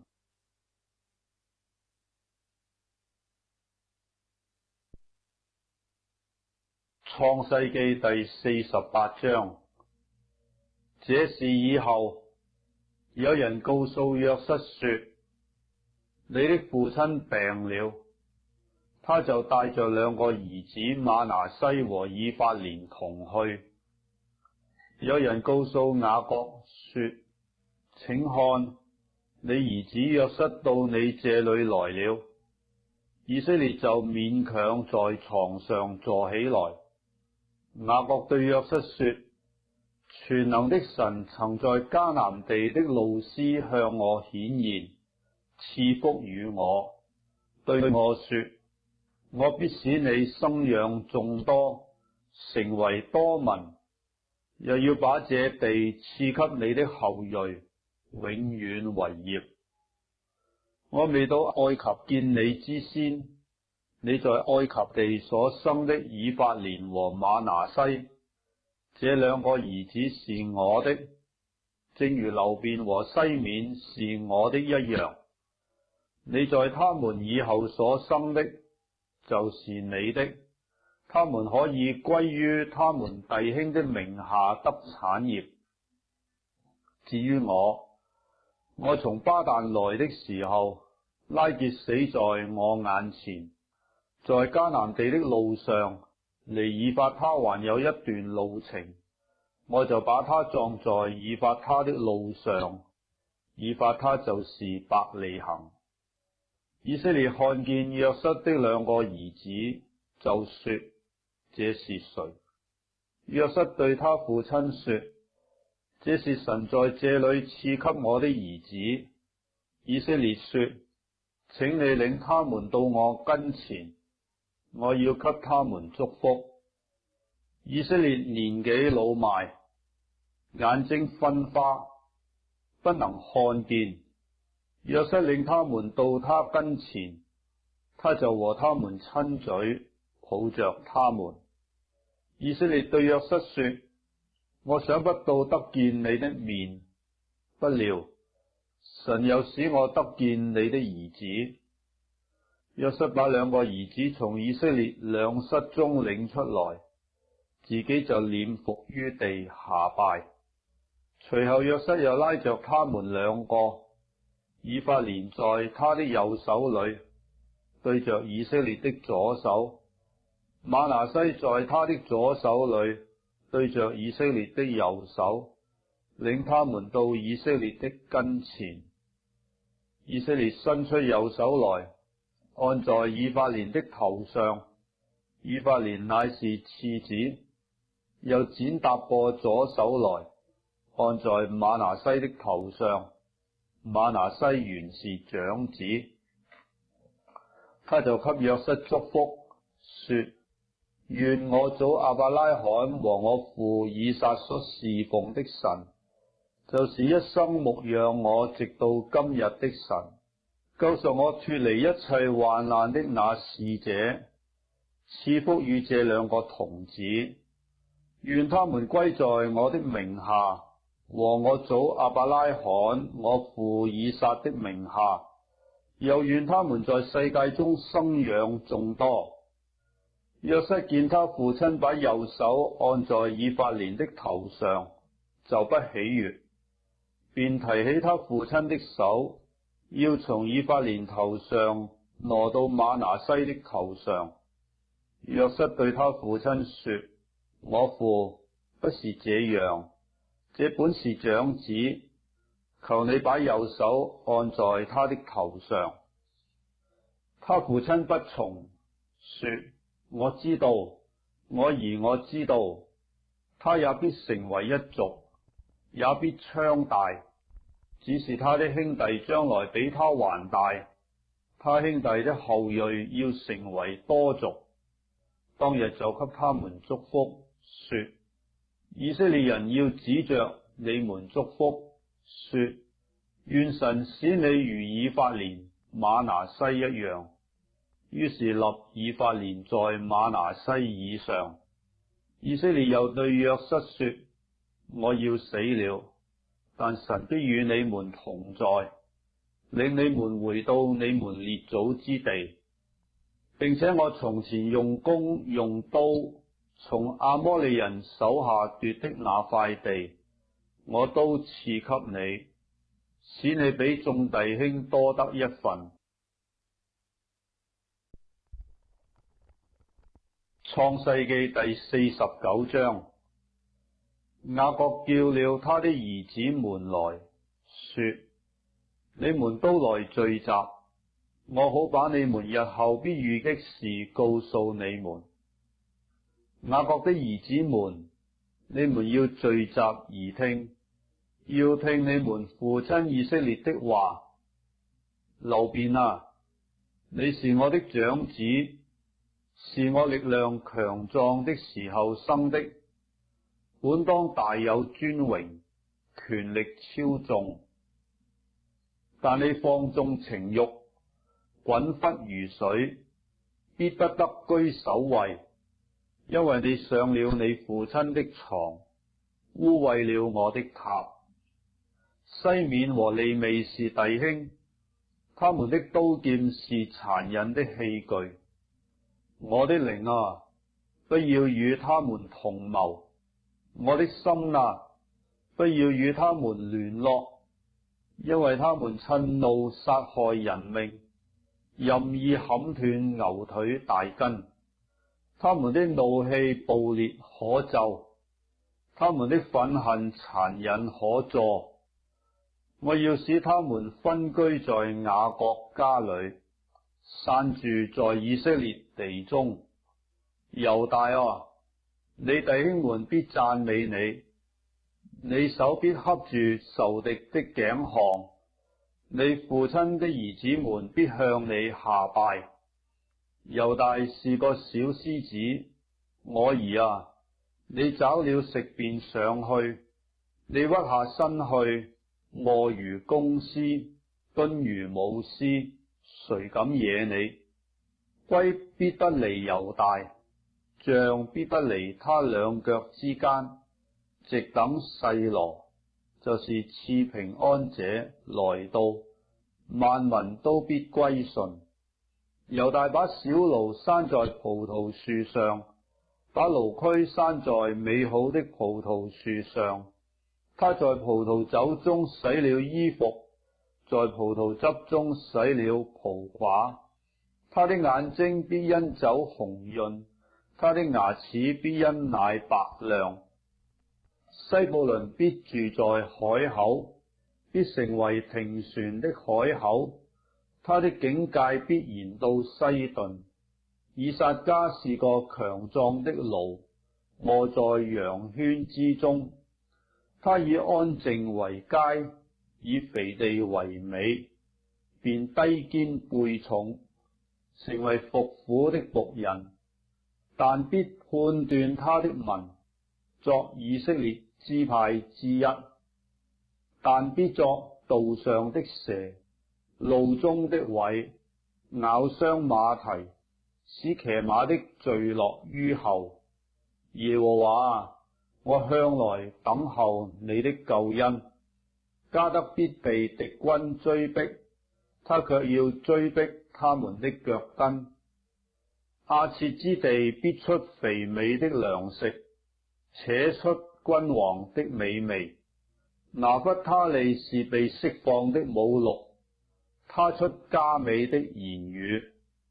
約瑟是多結果子的樹枝，是泉旁多結果子的枝子。他的枝條探出牆外，弓箭手將他苦害，向他射箭逼迫他。但他的弓仍舊堅硬，他的手健壯敏捷。這是因以色列的牧者，以色列的磐石，就是雅各的大能者。你父親的神必幫助你，那全能者必將天上所有的福、地裏所藏的福，以及生產乳養的福，都賜給你。你父親所祝的福，勝過我祖先所祝的福，如永世的山嶺，至極的邊界。這些福必降在約瑟的頭上，臨到那與弟兄迥別之人的頂上。便雅憫是個施掠的狼，早晨要吃他所抓的，晚上要分他所奪的。這一切是以色列的12支派，這也是他們的父親對他們所說的話。為他們所祝的福，都是按着惡人的福分為他們祝福。他又囑咐他們說：我將要歸到我列祖原民作本民那裏。你們要將我葬在赫人以弗倫田間的洞裏，與我祖我父在一處，就是在迦南地萬利前麥比拉田間的洞。那洞和田是亞伯拉罕向赫人以弗倫買來為業作墳地的。他們在那裏葬了亞伯拉罕和他妻子撒拉，又在那裏葬了以撒和他妻子利百加。我也在那裏葬了利亞。那塊田和田間的洞原是向赫人買的。雅各囑咐眾子以笏，就把腳收在床上，氣絕而死，歸他列祖原民作本民那裏去了。創世記第50章。約瑟伏在他父親的面上哀哭，與他親嘴。約瑟吩咐伺候他的醫生，用香料分他父親。醫生就用香料分了以色列。分屍的常例是40天，那40天滿了，埃及人為他哀哭了70天。為他哀哭的日子過了，約瑟對法老家中的人說：我若在你們眼前蒙恩，請你們報告法老說，我父親要死的時候，叫我起誓說，你要將我葬在迦南地，在我為自己所掘的墳墓裏。現在求你讓我上去葬我父親，以後我必回來。法老說：你可以上去，照着你父親叫你起的誓，將他葬埋。於是約瑟上去葬他父親，與他一同上去的有法老的臣僕和法老家中的長老，並埃及國的長老，還有約瑟的全家和他的弟兄們，並他父親的眷屬，只有他們的婦人、孩子和羊群、牛群都留在歌珊地，又有車輛、馬兵和他一同上去，那一幫人甚多。他們到了約旦河外亞達的禾場，就在那裏大大的號啕痛哭。約瑟為他父親哀哭了7天。迦南的居民見亞達禾場上的哀哭，就說：這是埃及人一場極大的哀哭。因此那地方名叫亞伯麥西，是在約旦河東。雅各的兒子們就遵着他父親所吩咐的辦了，把他搬到迦南地，葬在萬利前麥比拉田間的洞裏。